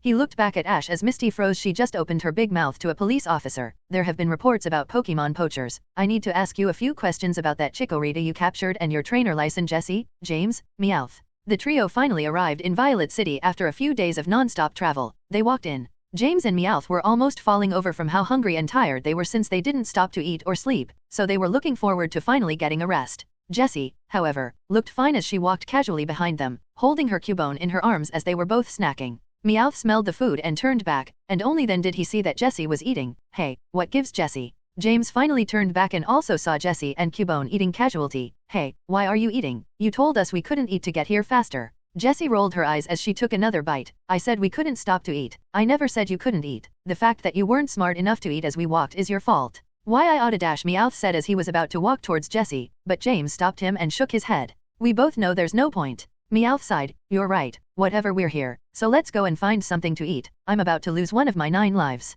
Jessie looked through her standard issue phone, looking at a map of the town. Sure, we can get something. We could always find a restaurant, or if we don't want to pay, we could always go to the Poke Dash. Jessie stopped as she saw something. James and Meowth didn't notice that Jessie stopped. I think we should go to a restaurant. I want a burger. Here in Johto, they use more meat. Meowth nodded happily. Yeah, that sounds great. As the boys were planning, Jessie looked into the Pokemon Center more. Hey, guys, you go on ahead, I have something I want to do. Even if they were hungry, they could see that something was up with Jessie. You need to do something? We can go with you if you want. Jessie shook her head. No, it's fine, I think I just need to go meet an old friend. Come on, you guys, go eat. Get me a veggie burger, by the way. Then she walked away, leaving James and Meowth looking at each other. Should we follow her? Meowth asked. James looked at Jessie's back as she was walking away. No, I think this is something she wants to do by herself. Come on, let's go get burgers. Meowth nodded as they walked in another direction. Jessie kept walking to the Pokemon Center and took a deep breath, walking inside. Currently, it was more or less empty with a few people around but no one specific. The Joy wasn't around and probably went on a break. But on the counter, there was the person, or rather Pokemon, she was looking for, a Blissey who had a broken egg necklace. Jessie walked up and smiled. Hello there. Blissey didn't recognize Jessie at first, so she just smiled. Blissey, that's a nice necklace you have, Jessie said. Blissey's smile grew as she nodded and held it like it was a precious gift. Blissey, that's just like you, isn't it? Blissey looked slightly confused as she tired her head. Jessie pulled out another piece of a broken egg. It's good to see you. I knew you would always end up evolving into a Blissey, my best friend. Blissey looked shocked, but then a smile grew on her face as she jumped over the counter and started hugging Jessie and nuzzling into her shirt. Blissey. I know, it's good to see you. How have you been? Ash had to let Chikorita out of the Pokeball and showed Faulkner his trainer ID. He also showed a record of the battle. After pulling everyone aside and making them give individual statements, Ash was declared innocent. Faulkner rubbed his head as he put on his jacket again. Sorry for this, it's just the area beyond those trees is a protected area. We don't have rangers, so it's my responsibility to look out for them. Nah, it's fine, Ash said, trying to pet Chikorita, but she rejected it. It's probably because he didn't save her like Ash did, but maybe that will be better in the long run. You said it yourself, poachers have been seen in the area. Faulkner sighed and rubbed his head. I know, but I really should be able to see it easier. I just stopped you and your friends when you did nothing wrong. Brock walked up and put a hand on Faulkner's shoulder. It's fine, everyone makes mistakes. You look like you're not even older than me, so you're going to make mistakes. What's important is that you learn. Faulkner took a breath. Yeah, you're right, it's just that I'm trying harder since I'm the new G-.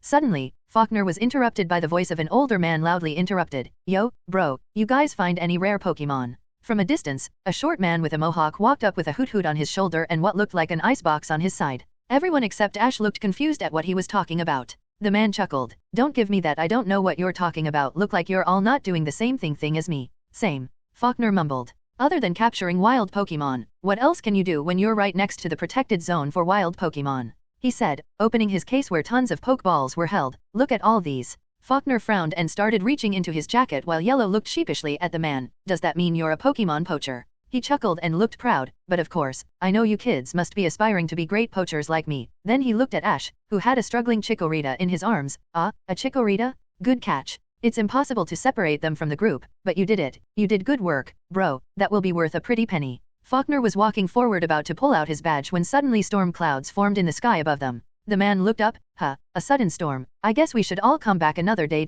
But he was interrupted as suddenly a bolt of lightning struck a tree and united it in a bright light, surprising everyone. Then, at the top, there was a four-legged Pokemon. What a Pokemon! Faulkner mumbled. As the smoke dispersed on the top of the tree, Raikou was standing there and looking down at them. The surprise gave Chikorita the chance to jump out of Ash's arms. Raikou, the man said excitedly. Hey, there's another one. Brock yelled out as they looked, and beyond them was Entei, walking on a stone and looking down at them. Make that 3. Misty called out as she over by the lake. Truck-kun looked at them as well. The legendary beasts. Faulkner said as they were surrounded. The man looked greedily. Must be my lucky day. If I catch them, I'll be on easy street forever. As he was about to try to pull out a Pokeball, suddenly Faulkner grabbed him by the shirt and pulled him back as Entei almost stomped on him. Chikorita was focused on Raikou as this happened. She was interested in fighting the strong-looking Pokemon, so she started shouting out in Pokemon things that were probably not family-friendly. Raikou looked annoyed as she suddenly charged up a bolt of electricity and shot it through Chikorita. The bolt came from the sky, creating a thunder. Only in that split moment did she realize something. She messed up.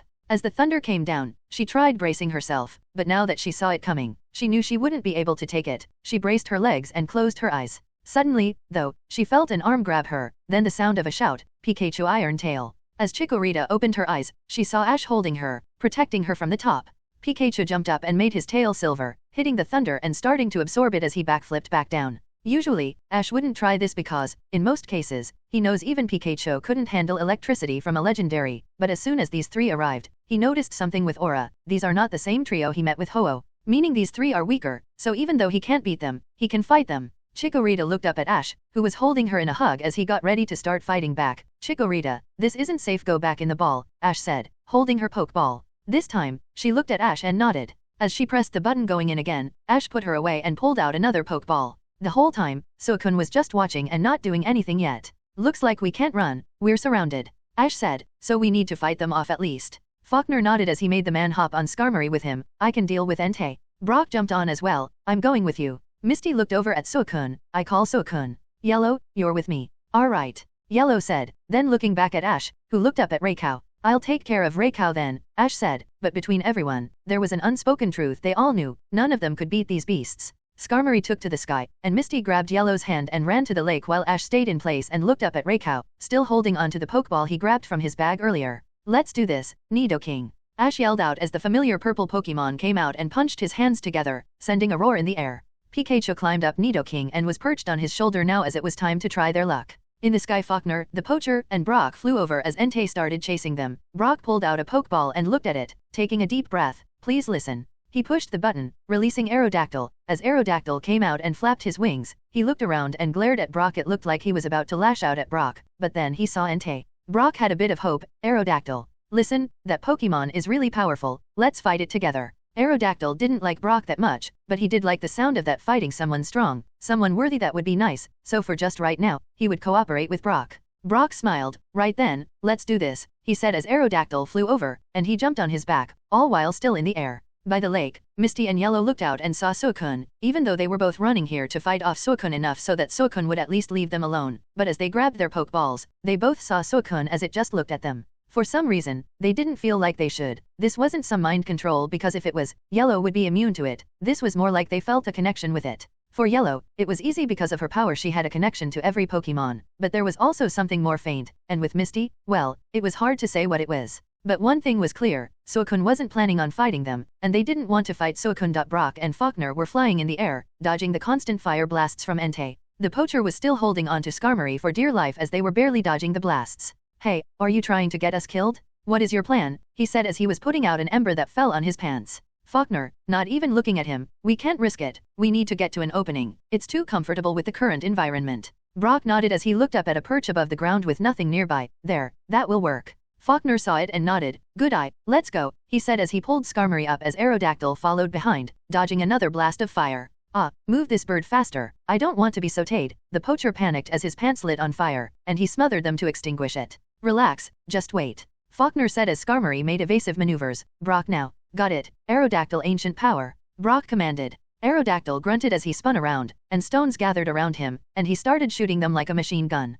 Entei saw the stones coming and narrowed its eyes as it easily started dodging all of them, jumping from the ground and up as he started using them as platforms and climbed up in the sky, meeting Skarmory as his jaw ignited as he was about to use Fire Fang. The poacher screamed in terror, but Faulkner wasn't scared. This was part of the plan, and it was good to see Brock was smart enough to understand this was the best case scenario. As Entei was coming down, ready to bite, Faulkner called out, "Agility." Skarmory's figure faded into an afterimage as Entei bit down on nothing, and Skarmory appeared behind him. This time, due to the momentum, Entei could not turn around, so Faulkner and Brock took advantage. Steel Wing, X2. Skarmory and Aerodactyl rushed in and delivered a duo slash at the lion's back, although it was resisted. The point of this was not to deal damage, but instead, they knocked Entei back onto the perch with no trees or other rocks around or places to run. As Skarmory and Aerodactyl flew around the rock, Entei couldn't move around as much as it used to since it didn't have a place to run to, though that did not mean they were safe. They knew full well Entei was still a big threat. And almost if on cue, Entei began splitting apart as it started creating after images of itself as they all started charging blasts of fire that started shooting at them.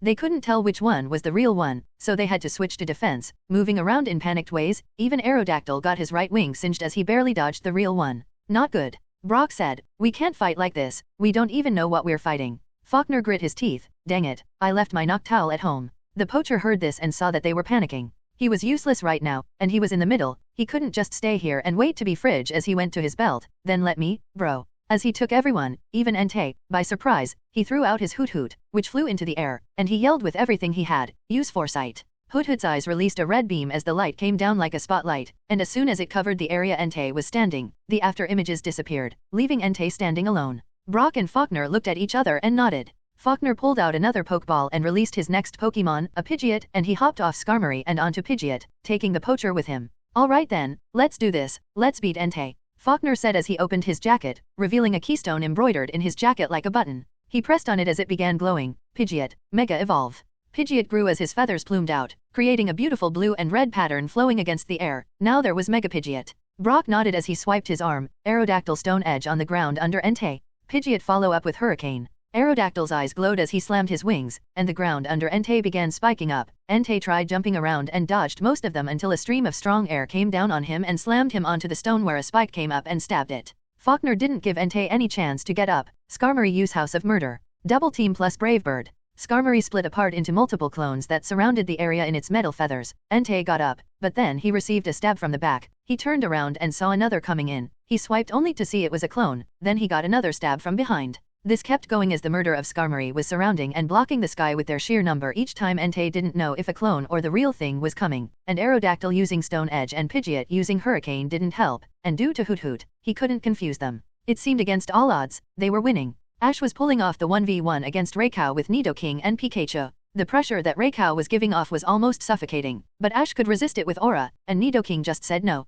Nidoking Earth Power. Ash commanded. Nidoking's fist glowed as he punched the ground as golden energy started cracking through the ground and shooting through the tree and shattering it as it went towards Raikou. Raikou glared down, seeing this, and jumped off the tree while in the air. It charged up an orb and shot a aura sphere at Nidoking. As the bright blue orb came towards Nidoking, Pikachu was at the ready and threw himself off, hitting the orb with a iron tail, hitting it like a baseball bat and making it crash into the ground in an explosion, covering them in the dust. As Raikou landed on the ground, it looked around. The dust affected his vision, so it shifted to seeing the bioelectric field around living creatures. Just like how all living things have aura, their bodies also produce a small amount of electricity that Raikou can see. As Raycow switched, it immediately saw something charging and aiming a fist at it, so it jumped back as the first punch missed, revealing the Pokemon was a Machamp, and it was smiling as it looked at Raycow directly in the eyes. Another hand came and grabbed Raycow by the foot and pulled it back into a second punch, hitting the Sabertooth in the stomach before the force sent it flying to a tree. As Raycow hit the tree and as opened its eyes, it saw Nidoking shooting another earth power, shattering the ground and shooting toward it.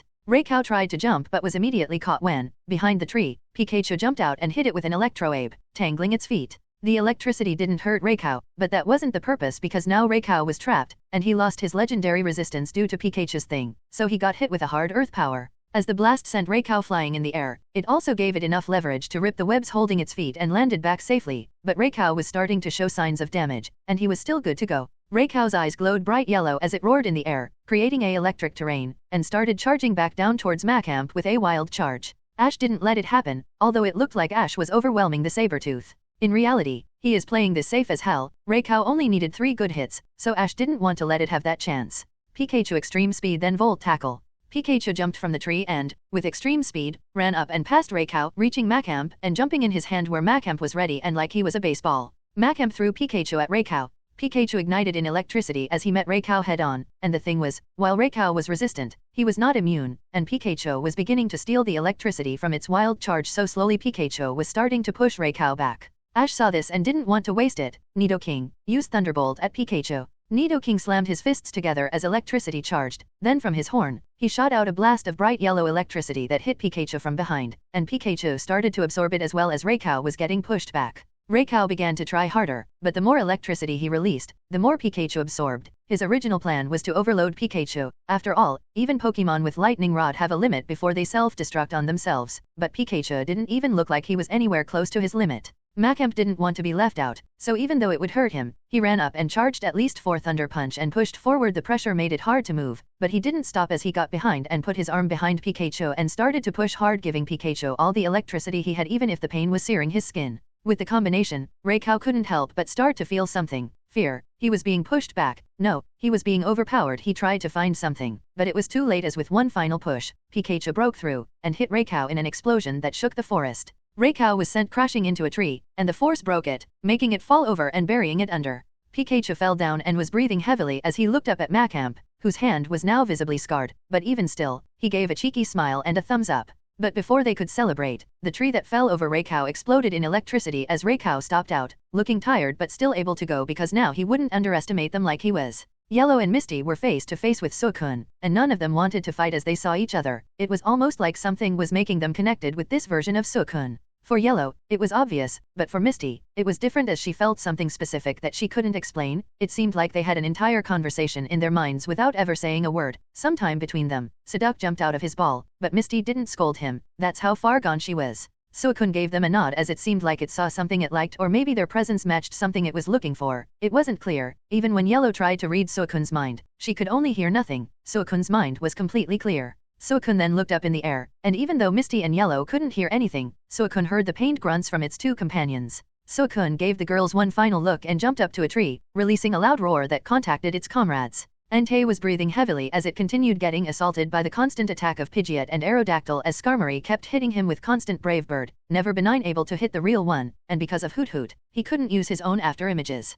Whenever he tried jumping off the rock he was on, he got hit and knocked right back. If he tried attacking Hoot Hoot, the other Pokemon would defend it. Entei was considering using something he didn't expect to use for something like this as the fire began to exit from every corner of its skin. But before that, Entei heard a roar from Suicune and stopped. Instead, he stopped and, with all his stretch, released a roar that created such strong changes to the air it made Hoot Hoot fall back, meaning for a moment, Entei had a chance and created countless afterimages that ran everywhere. Brock and Faulkner tried to stop them, but they couldn't get the real one as it escaped. Ash was staring down Raycow. He was weakened, but he didn't think he could get a chance like that again. As he looked at it, he noticed after everything, he might have a glimmer of a chance to do better than he thought. He came here thinking he wouldn't stand a chance, but looking at Raycow now, he just might. He just needed to use one move. Ash looked at Pikachu and looked at him seriously. Do you think you have enough to use that? Pikachu had to stop for a moment. He knew what he was thinking, and Pikachu also knew that if he did, they might be able to win, but the cost would be great since he wasn't sure if his own body could handle it. This move is the very definition of a crash out. Ash could tell if they could pull it off, they could take Raycow down, but he didn't want to risk it if he didn't have to. Pikachu took a breath and felt the electricity that he stole from Raikou. With it, he was confident he could at least pull it off, but what would happen after is the question. Pikachu looked at Ash and nodded. Pika. Ash took a breath as his hand reached up to the brim of his hat. Alright then, let's do this. As Ash was about to turn his hat backward, he started, Pikachu used dash. But before he could say the next thing or finally turn his hat back, the sound of a roar came from the trees, and over by the trees, Suicune was standing proud as soon Entei jumped next to it, looking beat up, and Raikou also jumped away. As soon as they were together, a soothing energy came out of Suicune, healing its comrades, and then they jumped away. As Ash was looking at them, they jumped away. Meanwhile, Misty and Yellow came running over to watch them, and Brock and Faulkner came back. By this point, seeing them jump away, Pidgeot went back to base. Looks like we lost them, Faulkner said as he jumped off Pidgeot, helping the poacher get off, too. Yeah, it seems like it, Ash said. He was definitely more stressed about this since he was fighting Raikou alone, and Nidoking, Macamp, and Pikachu were all tired. You guys, okay? Yellow asked as she walked up to the boys. I'm fine, Brock said. Faulkner nodded. Yeah, just a bit tired. Same here, Ash said as he put Nidoking and Macamp in their balls and grabbed Pikachu to put him inside his bag so he could nap. What was that about? I know they're the legendary beasts, but why did they show up and attack us? The poacher said. I dunno, I guess they might have been testing us. Misty said thoughtfully. I mean, Suicune didn't fight Yellow or me, it just looked at us approvingly about something. Well, whatever the reason, I'll need to report this, Faulkner said, reaching into his jacket and walking up to the poacher. By the way, before I forget. Faulkner pulled out a pair of handcuffs and put one on his arm, taking him by surprise. Hey, what are you doing? Faulkner pulled out his badge. Sorry, I am part of the police and also the Violet City gym leader, so for illegal poaching, I have to take you in.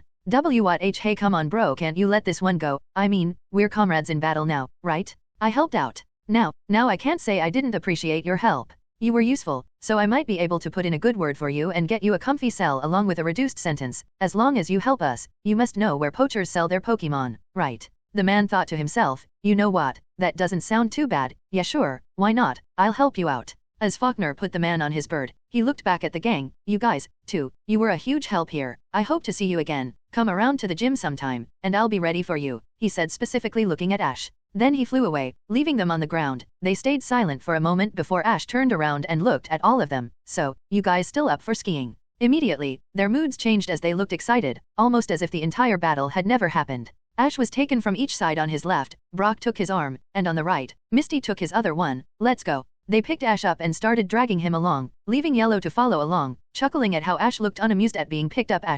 Ash was walking through the halls of this Team Rocket base. He was looking around at the locations and taking a look at the egg stuff, too. He did his usual thing, but he didn't find one that specifically caught his eye. But he found a few that, maybe with a bit of work, would be good. Either way, he took the rotten/unfertilized/dead eggs, took their genetic points, and then fed them to Mook, and kept a few for himself for future switching. But right now, he was walking into the base where he was instructed to go. Today was the tryouts for those who would become grunts. He sighed as he thought this was literally pointless. This wasn't him being edgy or anything like that. This genuinely served no purpose. He stepped up to a station and showed his card. Then, he was given a crate of Pokeballs to go take over to the recruits. Obviously, he took his Pokedex and checked them all, but nothing special. As he sighed, he felt a tug at his back, but he didn't look back. He knew who it was, as two red eyes opened in his shadow. It was Gengar, the same one he had caught since he was going to train up Ghastly. He might as well give Gengar to his other half. Now, something interesting. Remember how he could now tell the status of Pokemon when he scanned them? Well, when he checked Gengar, he saw something interesting.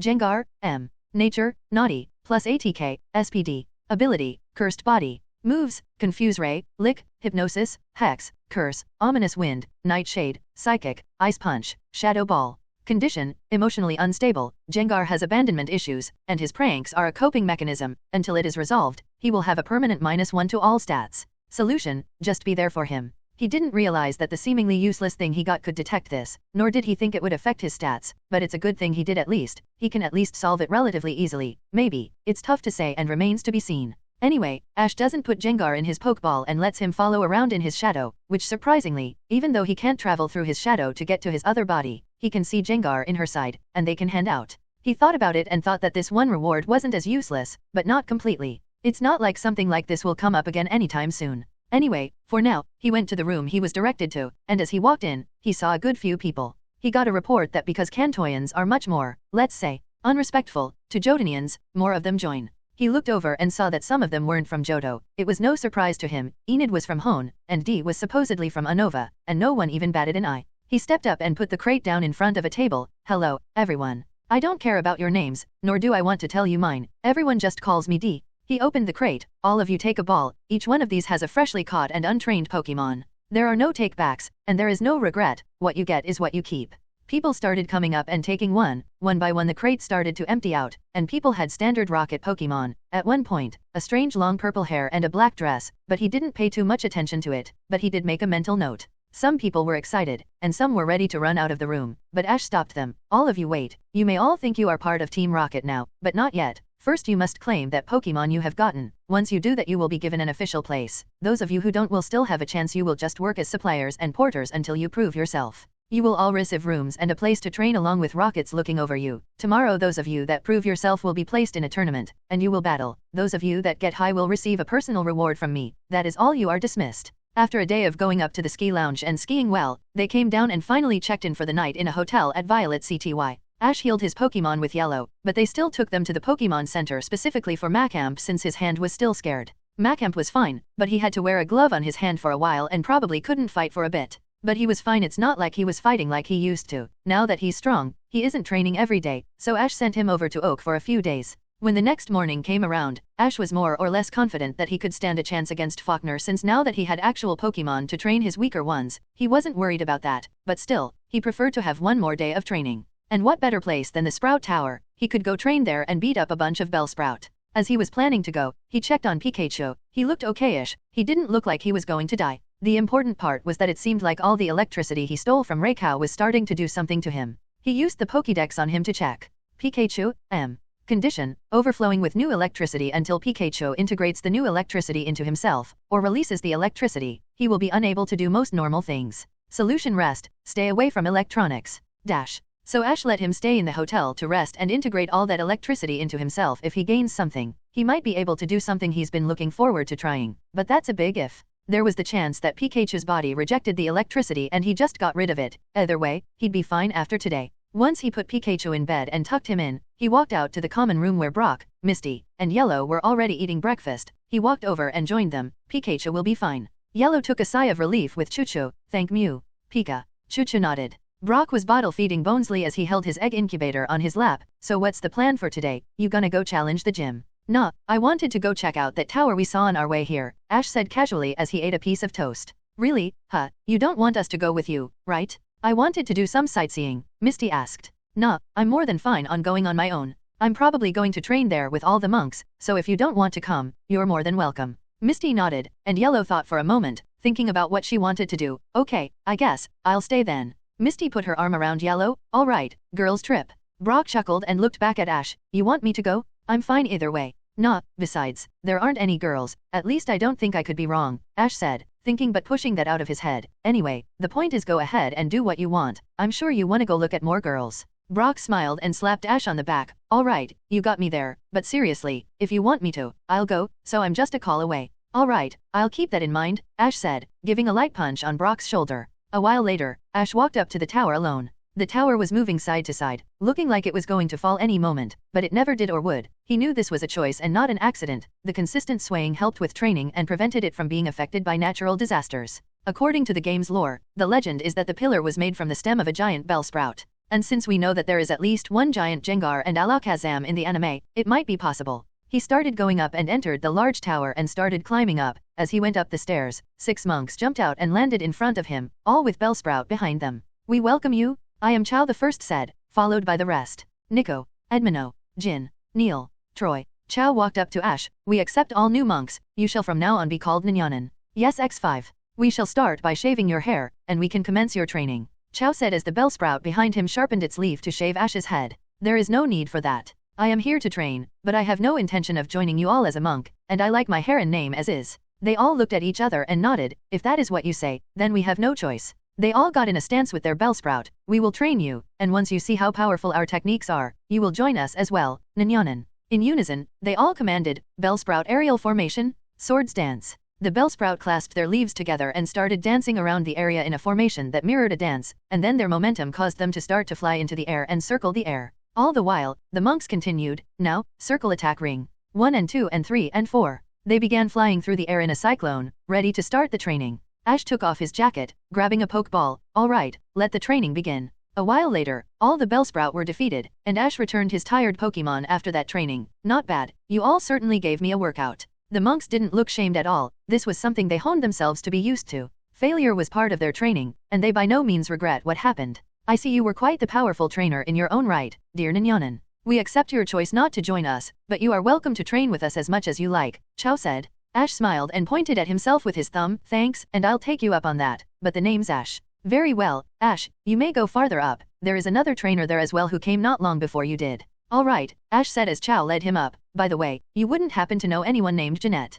Oh, you mean our pride and joy, Fisher? Yes, we are quite aware of her. She is the heir of the Sprout Tower. However, she hasn't returned home since she left for her trip to Kanto, but I am certain she is doing something that makes her happy. Yay, me too. Ash nodded along. As they reached the top, Chao gave Ash a final warning that this was a place to train himself, not just his Pokemon, and he went back down. Ash went to the last floor of the tower. When he entered, he saw that it was dimly lit and there were spots where traps were placed. As he started walking, a stick was shot out like a dart at him, but he caught it with his hand, not even looking at it. Annoying place. He mumbled as he kept dodging and blocking traps that came at him. As he went higher up, he saw someone he recognized, with long red hair, too sharp, almost consistent, angry-looking eyes, and with a Totodile next to him. It was Silver. Ash ran up and, with a jump, got behind him and slapped his back. Yo Silver. Silver stumbled forward from the sudden slap on the back and almost fell over as he fixed himself. Ash, what the heck are you doing here? Same thing as you, my dude, training, and look at you, that Totodile looks about ready to evolve. Green would certainly be proud of how fast you are moving.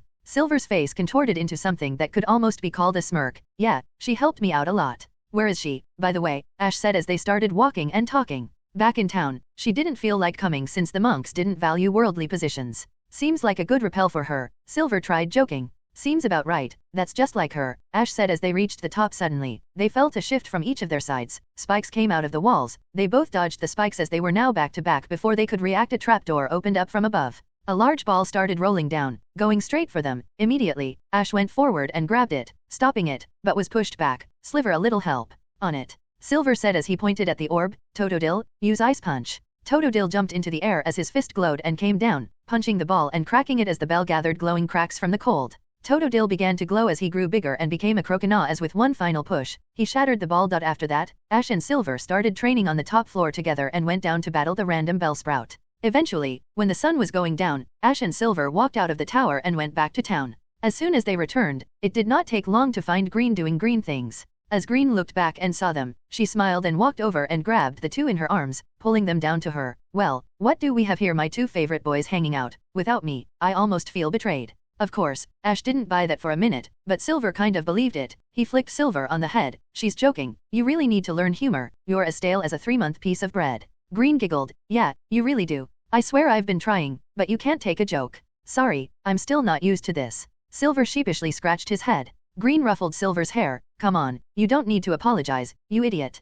Ash chuckled and looked at his phone. By the way, since you're both here, I assume you're here for Silver to take on the gym, right? Silver nodded. Yeah, I wanted to challenge it now, but Green told me I wasn't ready. Dang right, I did. You have 2 Pokemon, and you're barely trained. You're just going to lose and make me look bad, Green said, half serious, half joking. I still don't see how. I'm much stronger than I was. Totodile even evolved. Aren't I ready yet? Ha, how naive, thinking they are ready for any challenge. I remember back when we were as inexperienced and naive as him, Ash said, looking like he was in deep thought. Wha? We're the same age. Silver argued. Actually, Ash is younger than you, Green added in her usual teasing tone. Right, but even still, you only have 1 year of experience, how can you say that? Silver said, letting a bit of his counterpart show. Ash smiled. Alright, you want to know, I'm planning on taking on the gym tomorrow. You're more than welcome to come to see it. Silver was going to say something, but Green jumped in. Oh really, it's been a while since I saw you battle. Who are you gonna use? Do you have a new team, or are you just going to cheat and use Pikachu? You'll just have to see that for yourself, Ash said, returning her smile.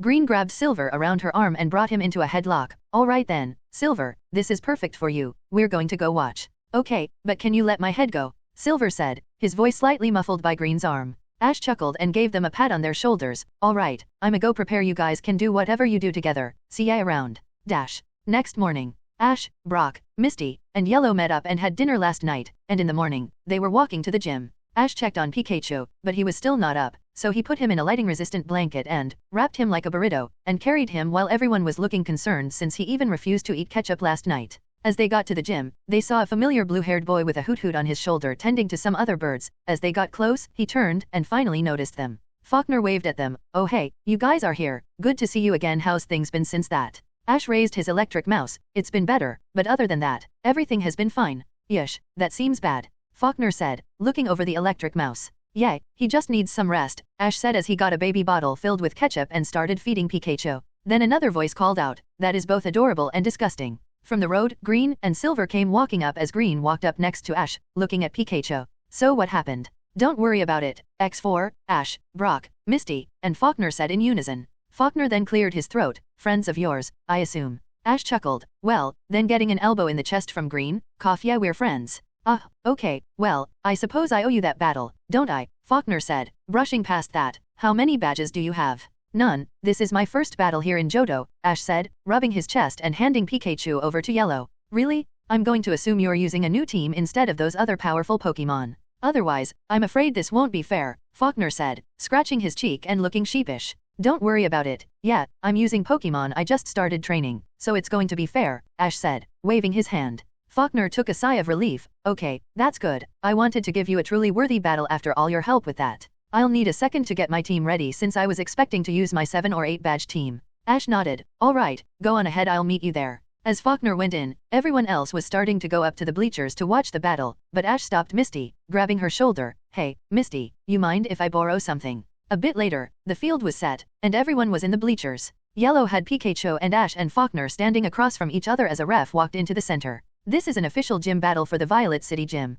This is a 3-on-3 battle between Faulkner and the challenger, Ash Ketchum. Only the challenger is allowed to switch, and the battle is over when one trainer has no more Pokemon able to battle. Are both sides ready?" "Yes," X2 Ash and Faulkner said in unison. The ref raised a flag. "Then release your Pokemon and begin." Faulkner threw out his first Pokemon, a Murkrow, with specifically Super Luck and a Scope Lens as the crow flew up in the air. Ash released his first Pokemon, being Lapras, as she had specifically Misty's Mystic Water around her neck, but more importantly, she countered Murkrow because of shell armor, so its gimmick in this battle was useless. The battle began as Faulkner pointed at Lapras, slightly surprised and slightly frustrated that the Scope Lens was now just dead weight. "Murkrow, so what if we can't crit?" Nasty plot. Then Dark Pulse. Murkrow's eyes gleamed an evil red color as it shot out a blast of dark energy in the shape of an orb, hitting Lapras in her shell, but she took it just fine. "Good work, now right back at them with a Ice Beam," Ash commanded. Faulkner waved his arm and pointed to the sky. "Murkrow, evasive maneuvers, don't let it touch you." Murkrow began to spin in the air as the beam of ice was shot into the air. The beam shot in an elegant light show as Murkrow was flying around for its life. After a moment, Murkrow's right wing had a few frozen feathers, but Murkrow was fine as it shifted its body, flapping its wings and breaking the ice. Faulkner then followed up. "Murkrow, now air cutter." Murkrow flapped in the air as Lapras kept shooting around, sending blades of air into Lapras's side. If she didn't have her ability, that would have been a crit. Lapras took it, and it forced her to look down as the beam of ice froze some of the ground in places as her beam flickered out, making Murkrow have a moment to take a breath, but it was a trap. Confuse Ray. Lapras looked back up as a hypnotic beam shot from her and hit the crow by surprise, making it confused. "Now Ice Beam again," Ash said with a smirk. Faulkner, in a panic, tried again. "Murkrow, evasive maneuvers? Fly." As the ice beam came at Murkrow, Murkrow had a confident face ready to dodge as it swiftly moved its wings into a pattern and started its flight, directly into the ice beam. Murkrow had its right wing frozen along with taking hard damage, and it was still confused. Ash extended his arm and looked at Murkrow. Lapras, now surf. Water began to be summoned around the ground and stadium as it started adding up. Murkrow was trying to break out of its ice cast, but it was doing it by literally slamming its head at it. Meanwhile, the water coiled under Lapras as she began to ride it, getting some air and approaching the crow. Faulkner was yelling commands at Murkrow, but in its confusion, it wasn't paying attention as it kept slamming its head into the ice. Eventually, it did break, and the headbutt that did it knocked the confusion out of him. It was about to turn to Faulkner for its next move, only to be greeted by a wave of water slamming into his side and sanding him in the wave, spinning like a washing machine. Eventually, it was spit out, but now its feathers were now also wet. Faulkner grit his teeth as Murkrow was in a bad state, but he was still up, which is an important part. He might not be able to take Lapras down, but he can do something. As Lapras was falling down and landed from the surf, Faulkner pointed at her. Murkrow used Thunder Wave. Murkrow ran over and, using the water left on the ground, sent a weak shock at Lapras. As it hit her, it made her body tense up, and she was suddenly paralyzed. Faulkner didn't give them any chance to think. Murkrow, now Dark Pulse again. Murkrow struggled to get up, but this time, its eyes shined red as it created multiple small spheres of darkness and started hurling them at Lapras one after the other. Lapras let out a small cry as it got bombarded one after the other. If it wasn't for her ability to negate crits, most of these would have been won, and she probably would have gotten knocked out.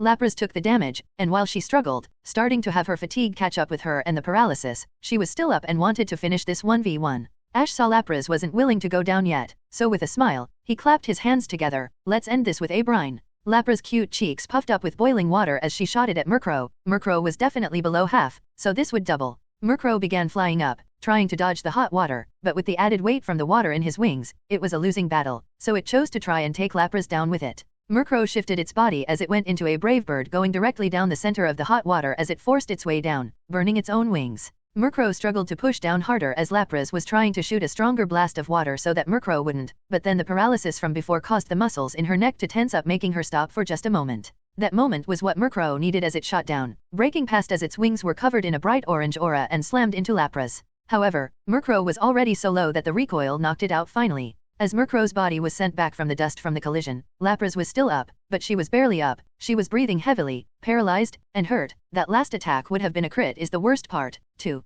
Faulkner returned Murkrow, and Ash did the same with Lapras. She was in no position to keep fighting. If she was out, all she would be was a punching bag since most flying types are fast. Faulkner put Murkrow's ball away and grabbed another. I must say, this is certainly much more interesting. I thought one of us was going to be overwhelmed. Ash also got a new Pokeball. Please, using my real team would just be boring. It's much more fun to start training up a new team. I can agree to that. However, I'm not going to go down that easily. Here's my next, Faulkner said, throwing out his Pokeball and releasing a Pidgeotto. Ash smiled. Alright, I won't either, but just a warning, this Pokemon is something you've never seen before. How bad could it be? Faulkner said as in the stands, Brock, Misty, and Yellow gave each other a knowing look. SSSSSSS. X3, they said as Green and Silver looked at them strangely, wondering what the big secret was. Ash's smile turned into a grin. Alright then, Onyx, show your stuff. Faulkner, Green, and Silver didn't think much of it. They thought, oh Onyx, good Pokemon for this. But as the Pokeball opened, Onyx's shiny body simmered as it glared down at Pidgeotto.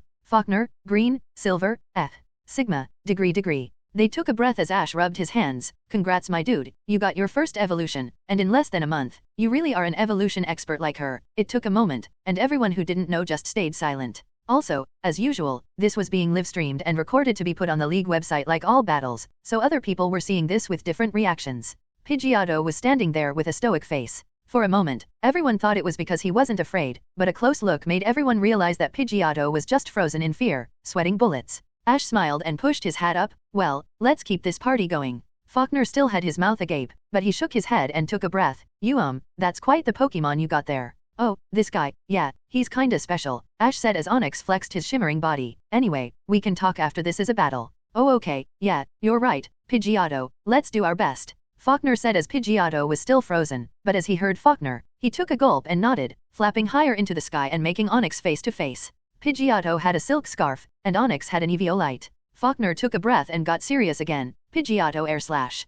Pidgeotto gulped and started flapping his wings, shooting blades of air. Even though it was resisted, Faulkner knew Onyx had notoriously bad special defense, so it would at least hurt. As the blades came, Onyx didn't try to dodge, and Ash didn't try it either as it clashed and did nothing. Well, almost nothing, but far less than an Onyx should take. Brock, specifically, who was an expert in Onyx, was surprised with how well Onyx took that attack. Brock knows from experience that an Onyx around Ash's level should at least get staggered a little, but it looked like Onyx didn't even feel it. Ash smiled. Alright then, curse then let's go in for a bind. Onyx's body simmered a purple color as he started sliding across the ground, approaching Pidgeotto like a serpent. Pidgeotto, fly into the sky then Twister. Faulkner commanded quickly.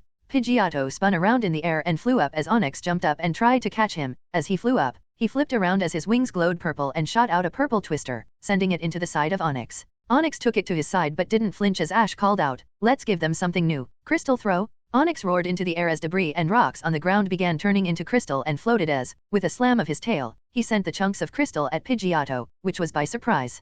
Pidgeotto took multiple stones at his body and wing as he struggled to stay up, but he did and fixed his own position even with the pain in his wing. Faulkner took a breath and analyzed the area, looking for a way he might be able to win. Pidgeotto was not in good shape, one or two more of those and Pidgeotto would be out, so he had to think, and that's when he got an idea. Pidgeotto whirlwind on the ground. While people were confused by the change in strategy, Pidgeotto didn't hesitate and created a strong gust of air into the ground, creating strong winds around the battlefield. Ash was looking around to see what Faulkner's game plan was. This wasn't one of the strategies he was familiar with, so he gave a rare frown. Onyx, stop them now. Crystal throw again. Onyx slammed his tail on the ground again, shooting up small chunks at Pidgeotto. However, Pidgeotto didn't stop flapping his wings, creating strong wings. As he did it, the pieces of crystal stopped flying and joined in the momentum of the winds in the area. Now or never, Pidgeotto, get close now, Faulkner commanded as Pidgeotto rode the winds and quickly appeared around and behind Onix at a speed they didn't expect as Faulkner made his do or die, toxic. As Ash's eyes widened, he couldn't even tell Onix to run, and the curse made it nearly impossible. Pidgeotto flapped his wings, shooting out toxic spores from his body that hit Onix and poisoned him.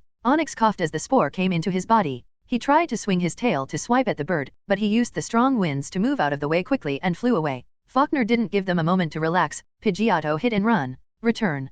Pidgeotto began riding the wind and going in and out, swiping at Onix from each side, running if Onix tried to retaliate. All the while, the poison was doing most of the work. Ash sighed and shook his head. Oh, you have to be kidding me, Stall, really? Gotta do what you gotta do, Faulkner said. You know I have a friend who always said there's a special place in hell for Stall strategies, but I guess I can scold you for that later. You're saying that like you're planning on winning right now. You can't even hit my Pidgeotto, Faulkner said, smiling. But Ash only smiled back. I don't need to. Before anyone could question what he meant, Ash called out, Onix Crystal Edge right, now. The reason Ash wanted for a moment was so that Pidgeotto would be in the perfect position, so as Onix got the command, he slammed his tail into the ground as a hunk of crystal shot out and made a pillar. Due to the position Pidgeotto was in and the wind pushing him along, he could not move as he crashed directly into the crystal, making Faulkner's face fall. Ash smirked back, now let's end this, Onix, Crystal Tomb. Onix slammed his tail into the pillar of crystal as it broke off chunks. Pidgeotto tried to run, but crashing onto the wall made him dizzy. As the crystal came, he was buried under them. It took a moment, and the ref ran over and checked, confirming Pidgeotto was knocked out. Onix helped move the crystal, and Faulkner returned him back to his ball. Not bad, actually scratch that, really good, I didn't see that coming. You've got me down to my last Pokemon, and you know what, I'm excited. Faulkner said, holding his last Pokeball. Well, come on, bring it out, or do you want the poison to knock out Onix first? Faulkner chuckled. No, here we go, he said as he threw out his last Pokemon, a Skarmory, but it wasn't the one he had from before. This was a different one, and it had leftovers. Alright, Onix, let's do as much as we can. Crystal throw, Ash commanded. Faulkner followed up, let's do this, Steel Wing. As Onix slammed his tail into the round, shooting up chunks of crystal, Skarmory's wings glowed brightly as it dive-bombed down. As it did, Skarmory began slicing into the crystal, cutting some, slicing others. It managed to avoid most, but it did take some damage. Then it arrived next to Onix and sliced across Onix's face, making him grunt in pain, as the poison was still doing most of the work. Ash quickly commanded, bind. Onix's tail came by surprise and grabbed Skarmory and began to squeeze as he stared down at the metal bird. Ash made one last command, now use Dragon Pulse. Onix raised Skarmory close to his face as a purple energy formed in his mouth. Then, at that moment, the poison finally took Onix down, but at a last moment, he shot out the beam, hitting Skarmory as Onix fell over. Both Onix and Skarmory fell onto the ground, but Skarmory got back up, albeit a bit extra crispy, but it was fine. Ash returned Onix and quickly put an antidote on the rock snake, then put him away, getting his last Pokeball. Alright then, you like surprises, let's give you everything we got. Ash threw out his Pokeball, and out of it came Fuecoco with another Eviolite, who stretched his little body and looked around. Coco, Fuecoco said as he looked back, seeing Ash and another Pokemon. He realized that this was the battle Ash told him about and started bouncing and singing. Yet again, those who didn't know were surprised to see another Pokemon they hadn't seen, but right now was no time to ask questions that could come later. Alright, Fuecoco, use Ember. Ash commanded. Fuecoco bounced around and started spitting out small flames at the metal bird. Skarmory, take to the sky and use Aerial Ace. Skarmory spun around and dodged the flames and then shot down again, taking into Fuecoco's side. As Fuecoco took it, he didn't stagger back. Instead, he bit down on the wing that hit him and didn't let go, even when Skarmory went into the sky. Get him off of you, Peck, Faulkner commanded. Skarmory began to start pecking at Fuecoco, but he took all of it and didn't let go, even when they flew higher. Ash yelled out as they were in the sky, Fuecoco fire fang and spin. Fuecoco's mouth ignited in flames as he bit down harder, causing Skarmory pain. Then Fuecoco hushed his small legs and momentum from the small shock of pain to hold Skarmory's wing behind him and spin to the ground. Skarmory came crashing down, and Fuecoco rode on its back laughing as they crashed. Fuecoco's used Skarmory to take the damage as he jumped off completely fine, laughing and treating this as a game. Skarmory struggled but managed to get up and was understandably annoyed. Faulkner saw that this was much more complicated than they thought. Such a small Pokemon causing a big problem. Ash had the advantage, so he had to change his strategy. Skarmory use House of Murder. Skarmory spread into multiple afterimage clones that flew up and surrounded the sky, blocking the glass ceiling's light. As Fuecoco looked around, a Skarmory came down and hit him with a strong hit, and then another came down when Fuecoco bit it. It was nothing more than a clone. Brock was the only one who knew about this move since he was there and saw how effective it was against even Entei. He wanted to say something, but one, he didn't see a weakness with this attack, and another, Ash was Ash. He didn't want advice in the middle of battle, even if it meant he would win or lose. He could give it, but if Ash even listened, it was a different story. Ash was looking around, analyzing the scene before him. He could cheat with aura, but that would be too easy. He wanted to find another way, as Skarmory kept coming down, hitting Fuecoco, then more came down that was just fake. A thought came to Ash's head. They were fake, that's how he could do it. Ash smiled. This is a nice move, but I've just mastered it. Faulkner's eyes widened at Ash's words. This was an attack his father taught him. He himself said that no one has ever been able to break out of it, yet Ash says he found a way. Ash smirked. Fuecoco used stomping tantrum. Now, people were confused. That wouldn't deal any damage, even though flying types and levitate weren't perfect. Skarmory was in the sky, so this seemed useless. But while they thought that, they didn't realize the point of this wasn't to do damage. As Fuecoco began stomping on the ground, rocks and dirt were spread everywhere, and dust began floating everywhere in something that resembled a smoke screen. As he did that, another clone came in, but Ash and Fuecoco didn't make a move as that one fizzled out as it was another clone, then another one and another clone, and again, when suddenly another Skarmory came down, and this time it was different. Every time one of the clones came down, the dust wouldn't move, but as this one came down, the dust started to split, meaning this one was real. At that point, everyone realized the actual point of the attack was to expose which one was real because the clones were just fake things, they never existed. Now, Ash commanded as Fuecoco turned around and shot a incinerate point blank at Skarmory. Skarmory's eyes were covered, and the leftovers were destroyed. Fuecoco jumped to the side as Skarmory crashed into the ground. Now, end this. Fuecoco jumped up and shot another incinerate at Skarmory's back, causing the bird to screech in pain before finally falling over unconscious.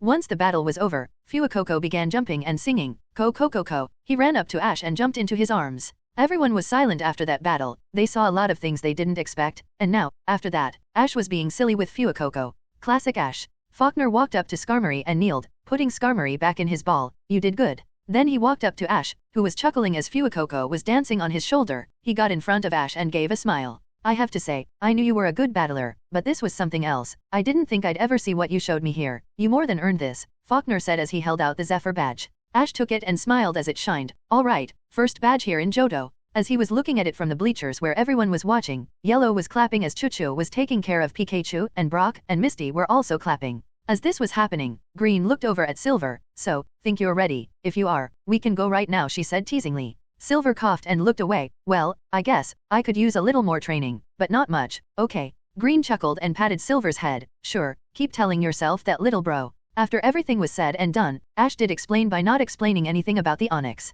He was already getting spammed in Pidgeot with people sliding in his DMS, and a certain shameless professor may have called Ash to ask for the Onyx. Ash sighed and sent Oak the Onyx since he was still sponsoring him, and besides, not having Onyx for a gym wasn't going to kill him. After the gym, Faulkner stopped them to have a bit of a chat about that, so Green and Silver went their separate ways, going off to prepare Silver for the gym fight now that he knew what he was up against. Back inside, Faulkner sat them down and skipped the formalities. "So, I spoke to the other gym leaders about the legendary beasts to see if I could find out anything from them." "Well, did you find anything interesting?" Misty asked. "Yeah, well, yes and no. First off, most of them understandably were just as surprised as I was, but from gym leader Chuck he said that he encountered Truck-kun." "Huh, really? But that was only one, we faced all three of them." Brock asked, crossing his arms with his egg in between them. "How long ago was this?" "About a month ago, which I found concerning," Faulkner said, crossing his arms. "Why is that?" "Well, my father went missing around that time too," Faulkner said, catching them by surprise. "About a month ago, he was flying to meet with Chuck, but then he just vanished, and when I asked Chuck, he told me my father never arrived." "Oh, I'm sorry to hear that," Yellow said sadly. She knew firsthand how that felt. "I'm not going to say it's okay because it's really not, but I can't help but wonder if this has some connection." "Well, I might have an idea," Ash said, getting everyone's attention. "Your father was the previous gym leader, so that might mean they're going after the other gym leaders." Faulkner thought to himself, that would be a good theory, but why would have all three come to me this time when, if this is to be believed, only one went to Chuck and my father? As he said this, Misty and Brock stiffened and shakily looked at each other. "You don't think?" Misty stuttered. "It might be," Brock answered back. Faulkner looked confused. "What are you two talking about?" Misty and Brock looked back at him, and Brock was the first to speak. "I'm the former Pewter City gym leader." Then Misty continued, "And I'm in training to become the next Cerulean City gym leader." Faulkner froze. "So both of you are, so that means..." Ash cut in, "3 gym leaders, 3 beasts, seems cut and dry if you ask me." They all nodded solemnly. Faulkner took a breath. "So these beasts are going after the gym leaders, but why?" Misty thought for a second as she stopped and looked at Yellow, who seemed to have the same thought as her. "Maybe it's to test us." "What do you mean?" Brock asked. "Well, Yellow said, speaking up, when we saw Suicune, it didn't want to fight us, it just looked at us like it was looking for something, so maybe Suicune saw what it was looking for in Misty. That's definitely an interesting theory, Brock said, so they best go after gym leaders to test them, for what we don't know, yeah this is concerning. I need to call the gym leaders and the league to inform them about this, Faulkner said, getting up, again, thanks for your help, everyone, I'd wish you luck, but seeing how you handle yourself, I'd better give that luck to the others instead for when you challenge them. Ash smiled, you bet, and I have a lot more in store, you haven't seen anything yet. Jessie, James, and Meowth. The gang were wearing casual clothes and eating some lunch after doing what they had to. As Jessie was eating her burger, she looked around, hey guys, you ever feel like we're forgetting something? James was feeding Mime Jr. What do you mean, Jessie? I just realized something, we were never given an actual assignment, we were just told to come here. James and Meowth froze in place as they realized she had a point. Wait then, what are we supposed to do? Meowth, in a rare moment of seriousness, usually, in any other circumstance, I'd say we enjoy our paid vacation, but Boss Archer isn't as nice as the big boss. So what now, should we look to steal Pokemon? As they were thinking, 4 kids walked on the road and almost bumped into them. Oh, sorry, excuse us, the kid in the front wearing a red cap said. Oh, sorry, go ahead, that's our fault, James said, stepping out of the way. A girl with a straw hat and blonde hair smiled at them, thank you. The other 2, a boy with brown hair and a girl with orange, gave them a nod as the 4 walked away out of town. Right, so anyway, what do you think we should do? Jessie started as they all realized something. Wait, those were the twerps, weren't they? Meowth said. Yeah, it was. James said. They all looked at each other, after them, X3. Shortly after they finished up, the gang went back on the road to start walking to the next town, with Ash training his Pokemon on the road. Eventually, they made a stop by a lakeside town where Ash pulled out his phone and was making a call to someone or rather 2 people. Meanwhile, Brock, Misty, and Yellow were by the lake enjoying the scenery. Although Brock was looking and across the water, he saw a pretty girl with a pink dress looking out into the water, while Yellow and Misty saw a cute little Meryl with a bow playing around. It didn't take a genius to see these 2 were related. As they were lost in thought, Ash walked over. Hey guys, I have to go do some stuff back in Kanto. Are you guys fine waiting for me here for, like, I dunno, 3 to 5 hours? Really? I mean, I'm fine with it, we're by a lake, and that's all I need, but I don't know about Brock. I'm completely fine with this. In fact, Ash, take your time, take 8, no, go ahead and stay overnight, I'll be just fine. Brock said with heart in his non-existent eyes as he stared out at the girl across the water. Misty pulled his ear, just what are you playing at, lover boy? Ash shook his head and looked at Yellow, how about you, are you okay with staying here? Yellow nodded, yeah, I'm okay, but what are you going to do? It's complicated, if you want, after I come back, I'll give you the full breakdown, but for now, I need you to take care of Pikachu for me. He hasn't recovered fully yet, Ash said as he handed her the Pikachu roll. Okay, leave it to me, Ash. Yellow said. Ash nodded as Abra appeared on his shoulder. Alright, well, everyone, try not to get lost in the forest. Then Ash teleported out with Abra, leaving the 3 alone. Misty let go of Brock to go find and play with the cute Meryl. Meanwhile, Brock ran over and found the girl to introduce himself to her, and surprisingly, the girl, who was named Willamina, had a small blush on her face. Yellow didn't know what to do, so she went over to the edge of the forest where there was a nice tree to go and draw in her notebook and maybe fish a little. As she got to a nice spot next to the lake and a nice shade from a tree, suddenly, from the forest, a big robot-looking thing came out and broke the nice tree she was going to sit at. From the top, it opened, and a platform raised up 2 people and a cat. It was Jessie, James, and Meowth. Jessie, prepare for trouble. James, and make it double. Jessie, to protect the world from Dev. Meowth, wait, cut the music. Meowth interrupted the chant midway, making Jessie and James fall over. Hey, what's the big idea? Meowth, we always do the chant. James yelled. Yeah, you better have a good reason or so to help me, I'm going to dash. Jessie started but again was interrupted. Look, it's just the smallest twerpet. Meowth pointed at Yellow. Jessie and James stopped and saw that, indeed, there was only Yellow. They looked at each other, and James called over. Hey, twerpet. I have a name, it's Yellow. Yellow said, holding her ground but was worried because this wasn't the first time Team Rocket had appeared, but this was the first time she was alone. Fine, Yellow, James corrected himself. Where's the twerp with the Pikachu, red hat, and all that? Yellow blinked owlishly. Oh Ash, he left, he said he needed to go do some stuff. So he isn't here? Jessie asked as if wanting to confirm, and Yellow nodded her head. Sigh, this was a waste of time, Jessie said. James nodded and looked down, seeing the Pikachu roll. Hey twee Yellow, what's that? Yellow flinched. Oh, it's a plushie. They all stared at each other for a moment, then looked back at Yellow. I believe her. James shrugged. So are you guys going to like to do something evil again? But of course we are evil, we just need to find out what we're going to do, Jessie announced, and James posed behind her. Suddenly, Cubone and Mime Jr. jumped out from behind them and nuzzled into them. Mime, Bone. Hey, you two, not right now, not in front of the twerpet. Jessie said. Yellow saw this and chuckled. She could understand what they were saying. Both the little babies were disagreeing with them, saying they weren't evil. Well, I guess this is a waste. I guess we should go and see if we can find something else. Jessie said. I think there was a herd of wild centaurette over by the mountains, James said, looking at his book. Yellow saw this and smiled. Hey, you guys aren't that bad.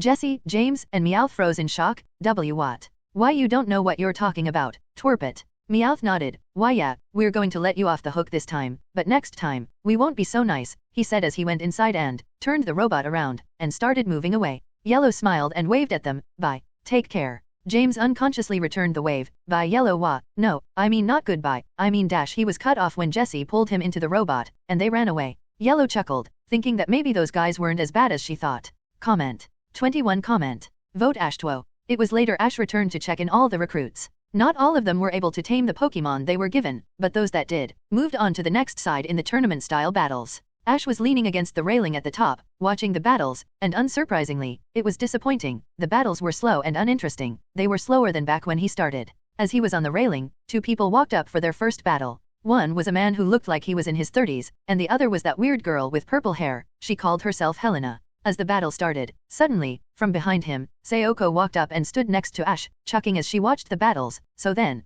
what are your thoughts? If I'm being honest, this is just sad. My expectations were low, but this is another level. Spoken like a true member, Sayoko chuckled. So, any of them catch your eye to become your personal lackey? If I'm honest, not really. Are you sure I can't just keep working alone? I do my best when I am on my own, so I'd just rather be alone, Ash responded. Well, unfortunately not. This is something that's been required when a grunt ranks up to commander. Obviously, your rank is spy, but we can't let other grunts know about that position, so we have to get you one to avoid anyone asking any questions. Sayoko shrugged. But how long can I just say I have the grunt and then dismiss them? Sayoko smirked. Not really. You're required to have that person as an assistant for at least a year. I remember the grunt I had to have. As soon as the year was up, I dismissed him. Sigh. Fine, I guess if I don't have a choice, then I might as well try to make the most of it, I guess. Sayoko gave her usual smirk. Now you're getting it. Now does anyone here catch your eye? Maybe that one purple-haired girl. Sayoko pushed his attention to the purple-haired girl. From what I heard, she's named Helena, and she's from Kalos. She's also quite pretty. She catch your eye?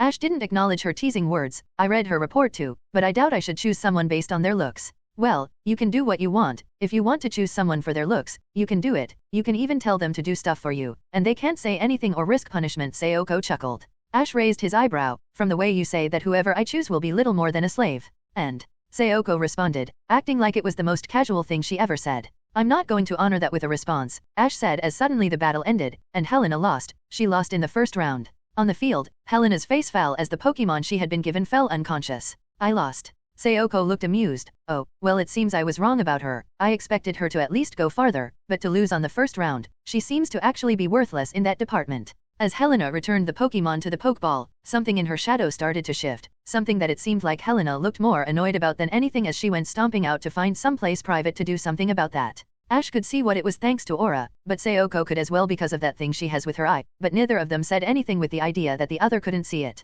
Ash stayed silent and kept watching because now that he saw what was in the shadow, he recognized what that girl was meant to be, and he was more surprised. Why was she here? Ash was back in Kanto. Right now, he was sitting down with Damien back on the island to discuss the business with the Tauros. Damien sighed as he put some tea on and sat down on a chair. So, yeah, it's just like you said, this is going much better than I imagined. Ash smiled. I always know what I'm doing. You didn't think this would fail. And how are the two I recommended you to hire working out for you? Sigh. I hate to say it, but they're doing great. I expected them to do bad considering they aren't breeders. They were just a couple that just started a business, Plusle and Minun all service. Never would I have thought to even hire them to even clean my sink, yet here we are. Yeah, but you need to remember we don't need breeders. I trained my main Tauros to train the herd in specifically what they need to be, and I send poke blocks every month. Hiring the best would be a waste of money. What we needed were loyalty and competence. Ash responded to take a sip of the tea. Well, those two, Devi and Multa. Well, Devi sure is competent, not so sure about Multa. Give her a chance, Ash said. Not everyone is naturally good at everything. Everyone has their own strengths. I mean, look at you, quite bad at being a trainer and coming up with ideas, but you're a genius when it comes to business. I guess you have a point, and yet, her heart is in the right place, Damien sighed, but you're right. When I offered them enough so they can officially start their Plusle and Minun all-service company, they happily agreed to come and help out, especially since all they need to do is feed them and groom them to take their fur. Speaking of which, have you found a buyer from Paldea for the fur and also a chance to get some of the Paldea Tauros? Ash asked. Well, I spoke to my father, and as you said, I took all the credit. He was impressed by this operation, and he told me he would contact his people from Paldea. He also gave me credit if things go well apparently. He'll gather connections in Paldea. Good, remember I don't need anything right now, we can do that later. What's important is that your father sees you as a genius, and speaking of which, I saw that some of my toros aren't here. I assume you managed to get our first buyers. Yes, as of now, we have 3 of our fastest toros sent to Fuchsia City to a ranch there for breeding purposes. We have 3 more to the same place for manual labor, then in the Orange Island, we sent 7 for both breeding and work, and finally we have 5 of the strongest toros sent to Johto to the ranch that gym leader Whitney runs. I see, a decent amount. Is there any time frame? About 30 to 90 days, Damien responded. All in all, although the prices are different for each, we gain about 30,000 poke dollars per month per toros. This is just the rough average, some cost more, some less. Ash nodded. I see. Well, that's good to hear you negotiated a good price. I'm sure your father was impressed to hear this was our first commission. Yes, he was. He never thought about this even though the market was available. However, I admit I feel like if we were more well-known and trustworthy, I could have gone 50,000 poke dollars per toros, maybe more. After all the training and food you give them are all the highest quality. That's fine, you can remake the prices later. For now, we need to get this up and running. Anyway, I put in more poke blocks needed in storage that should last you about 2 months. Damien nodded. Very well, I'll send you a message when we can get into contact with Paldean ranches. Ash nodded as he finished his tea, and Abra sat on his shoulder. All right, I have some more business to do. See you around, Ash said as he teleported out. Damien sighed. As he was about to relax, suddenly he heard a stampede. When he looked out of his window, and in the front, Molto was running for her life while Devi was running behind the herd, trying to calm them down.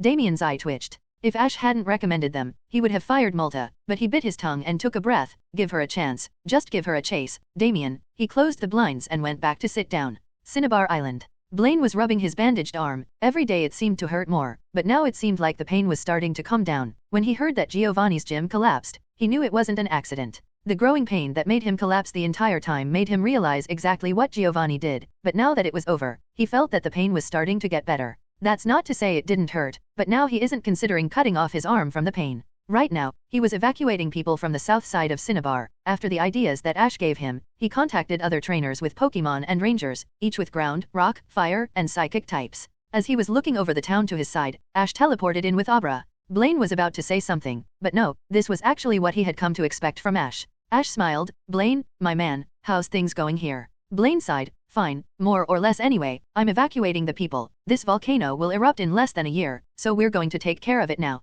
Really? Huh, and here I thought we had more time, Ash said. Even though he sounded silly, there was an underlying serious hint to his voice. Blaine nodded. It won't be easy. For starters, we can't dump it all in at one time due to the risk of an explosion, and we can't have anyone near the edge due to the toxic haze that will be released. I made preparations for months, but even still, I don't know if everything will go well. Ash sat down next to Blaine. Well, you can think of it like this. You either hope that your preparations were enough and you expand Cinnabar Island to potentially make it thrive, or you can wait for when the volcano erupts. After all, we don't have any Pokemon that can just stop eruptions. Blaine nodded grimly. You're right, I have to go through with this for the people that live here. He took a deep breath and nodded as he walked out to go speak to the trainers and rangers. A few moments later, an army of ground, rock, fire, and psychic started moving. The psychic types worked together, moving the lava out in a stream as the fire and rock types jumped into the volcano to work from the inside. As the lava moved, the ground types created an elevated platform to guide the lava and lessen the strain from the psychic types. Then eventually, the lava finally hit the water, causing the entire coast to start boiling, and toxic steam was released that some flying Pokemon came in and started dispersing. It was a combined effort, and more than a few Pokemon had to tap out to rest while another took their place.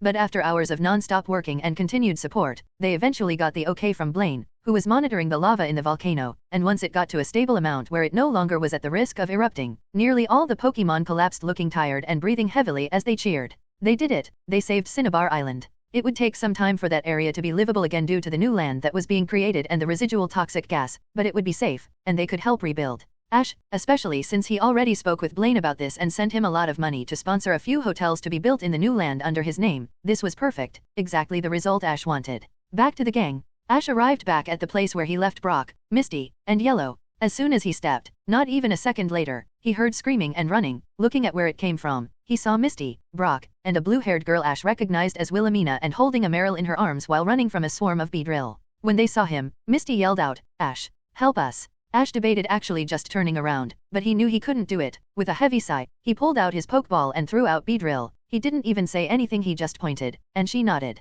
Beedrill flew over casually and shot her web out in multiple directions, catching each Beedrill and tying them up. Then Drill pulled her arms back, causing the Beedrill to fall face first into the ground. Beedrill nodded at Ash as she flew away, dragging the Beedrill behind her. As Ash looked at the three, "I leave for a few hours. What is wrong with you guys?" Brock and Misty looked away, but the girl Willamina stepped up. "I'm sorry, my name is Willamina, and this is Meryl. Don't blame them, it's my fault. Brock only wanted to help me, and I made things worse." Brock jumped in front of her. "No, Willamina, you did nothing wrong. I'm the one to blame. I let it get this far. If anyone should be scolded, it's me." "Oh Brock," Willamina said, a small blush creeping onto her cheek. Ash sighed and looked towards Misty. "So where's Yellow?" "Oh, she is still by the river. I don't think she ever left." "Okay, fine. I won't scold you guys even if you were idiots. I need to go see Pikachu, so you're off the hook for now," Ash said. Then he grabbed Misty and pulled her close, whispering in her ear, "And between you and me, am I the only one that thinks that this girl is actually interested in Brock?" "I know," she said, whispering. "I didn't want to say something, but it's so weird, like this girl genuinely looks like she likes Brock. What dark magic is this?"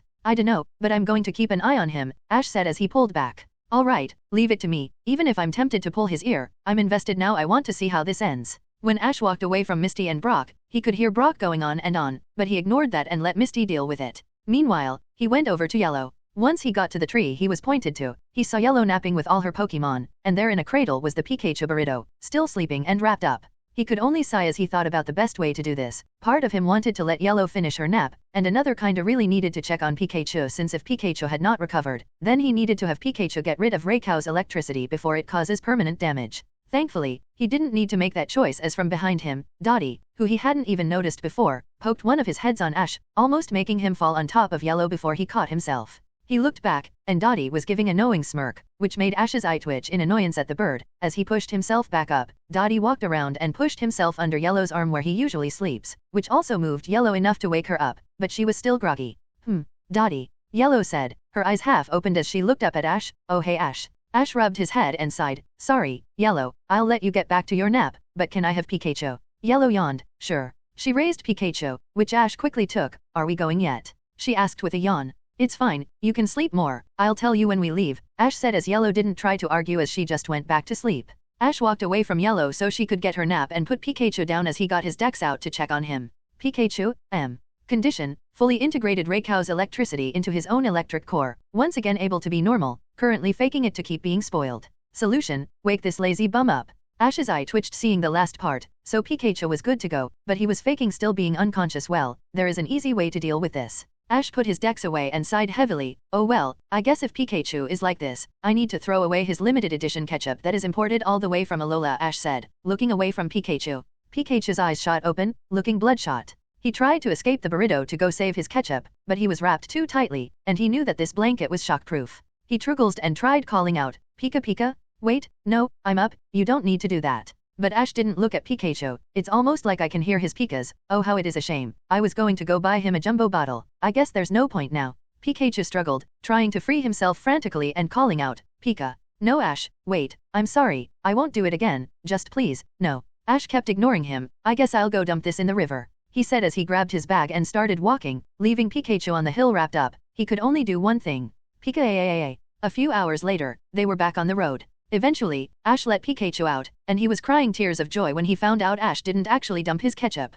Brock and Willamina hit it off, somehow and obviously. Brock offered to stay with her. She responded with a blush and thanked him but told him that she didn't want to break up their friend group since, in her view, Ash was his best friend. I mean, she wasn't wrong but still. So before she left, they exchanged numbers, and Willamina asked that they meet again one day before hopping into her limousine, which was just a surprise because it seemed like the butler driving it came out of nowhere. She drove off holding her Meryl in her arms, waving at them. Brock stood strong, waving back, but as soon as she was out of sight, he fell and leaned against a tree, so close. Ash gave him a pat on the back. "That's rough, my dude, but hey, at least you got her number." "Yeah, I guess you're right," Brock mumbled. Misty gave a light elbow to his side. "And hey, this is the first number you got without Ash's help. You did it all on your own." Brock lit up a bit more. "You know what? Yeah, I guess you're right." Brock stood up. "Yeah, I have her number. So that means I have a chance," Brock said as he held his phone and opened it. "I'll call her right now." "No, X2, Ash and Misty yelled as they pulled his phone out of his hands. "Wait, no, come on guys, I just want to call her, and tell her she's beautiful, and ask about her day, and ask about how many children she wants."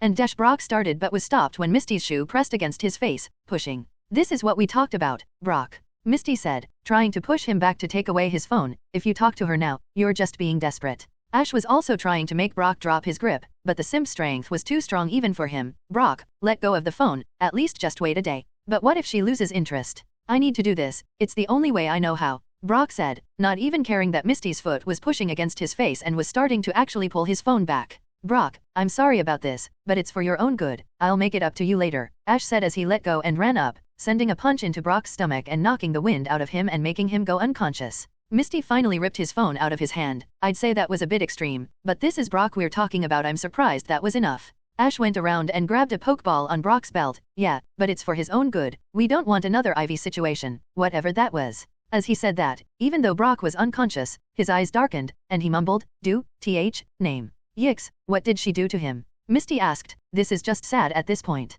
He's unconscious, and he still doesn't want to hear it. Ash shrugged and threw out the pokeball, which was Brock's Radon. He took Brock's bag, which had his egg, off Brock and put it on Radon, then told Radon to pick Brock up. Again, this was not the first time, so Radon didn't even say anything. As he did that, he looked over at Misty, who copied Willamina's number and then deleted it from Brock's phone. I'll give him this back after tomorrow. Ash took Brock's phone and put it in Brock's bag. Alright, anyway, I got Brock secured on Radon. You wanna go get Yellow, or should I? I'll get her, so you know where we're going next. Misty asked. Always. Time skip. A few days later of traveling, Brock was up, and yes, eventually, Misty did give him back Willamina's number, and immediately he went out to call her, under heavy supervision from Misty. The next stop Ash planned to go to was Charisific Valley. He wanted to check how strong Charizard was since undoubtedly he was stronger than Og, and he was confident he could probably at least take down most Charizard in a one-on-one fight except for like the strongest of the strong. He wasn't sure if he'd drop off Charizard for a while there since he was already strong, and the only reason Charizard was left there originally was to become strong, so it seemed redundant.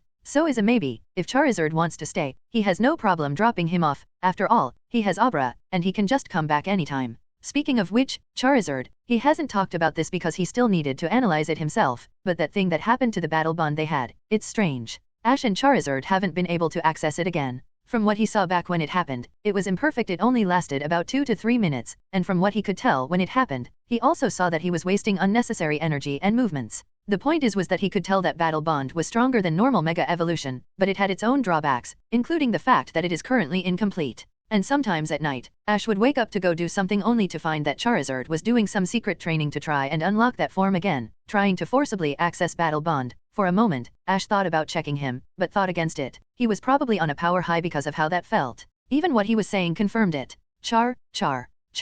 That feeling, I need to find it again, I need to master it. So with that, Ash didn't press it, since from Charizard's point of view back then, he unlocked that form by himself. He'll try to explain it was a combination of their bond after Charisific Valley since they would get there tomorrow. Ash stood in front of the grunts after the tournament was over. Sayoko was next to him, mainly because she was curious and she had nothing better to do, or more accurately, because she didn't want to do anything else. Ash gave out their uniforms to everyone and pulled back the top 3, telling them about the secret spy rank, getting their custom outfits and their credits before sending them off. Well, all except one, as Helena, the familiar girl from before, came running in since she lost track of time and stood in front of the 2. I'm so sorry. I got distracted and lost track of time, then took a nap and, please tell me I didn't fail. Sayoko was genuinely speechless. This was the first time something so ridiculous like this had happened. Sorry, but no, we gave out the uniforms, and we already told another grunt to take them away. Helena's face palled. No, please tell me there has to be another way. Come on, please, I need to join. Sayoko was annoyed, confused, somehow sympathetic a bit looking at her being so pitiful. She was genuinely stupid here. This was something that had never happened before. She looked at Ash, and she realized there was something, so she got a mischievous smile. Alright then, in that case, you can join as Commander DS underling. Helena looked hopeful, and Ash had to take a spit take that passed through his scarf. Wait just a minute, don't I get a say in this? Before Sayoko could say anything, Helena ran up and grabbed Ash's hands, shaking them. Thank you for having me. I'll be sure to be the best underling I can be, so can we be friends? Sayoko chuckled. See, she likes you. Be sure to take good care of her. I'll leave you two to get to know each other. Before Ash could complain, Sayoko was already walking out, leaving him to have to take Helena as his underling for at least a year before he could dismiss her. Ash sighed, knowing that this girl wasn't a random girl. She was the Hex Maniac from X and Y, the one that said you are not the one to the player character, which just made him ask, what is she doing here? At best she should be a random girl and at worst a ghost. He took a breath and knew he just had to deal with this, especially her extra friend, the one in her shadow. Jengar was already getting ready to attack it as soon as it tried something. Ash shook his head. Fine, I guess if we're stuck together, then you might as well give me your ideas for your custom uniform, and I'll get it for Ash was sitting down, lying against Charizard, who was resting and about to take a nap. Everyone else was doing their own thing. He had a spoon in his mouth from breakfast as he looked at the map on his decks. Then he finally found what he was looking for. He leaned his head back, the spoon still in his mouth. Hey, Charizard. Charizard said, opening one eye and yawning. You wanna go check out this place where there are a bunch of Charizards? Ash asked, showing Charizard his map. Charizard froze for a moment. A place with a bunch of Charizard. He was curious. He had never actually seen another Charizard personally. Now that he thought about it, he also was interested to see how he compared, that this might be his shot to prove himself.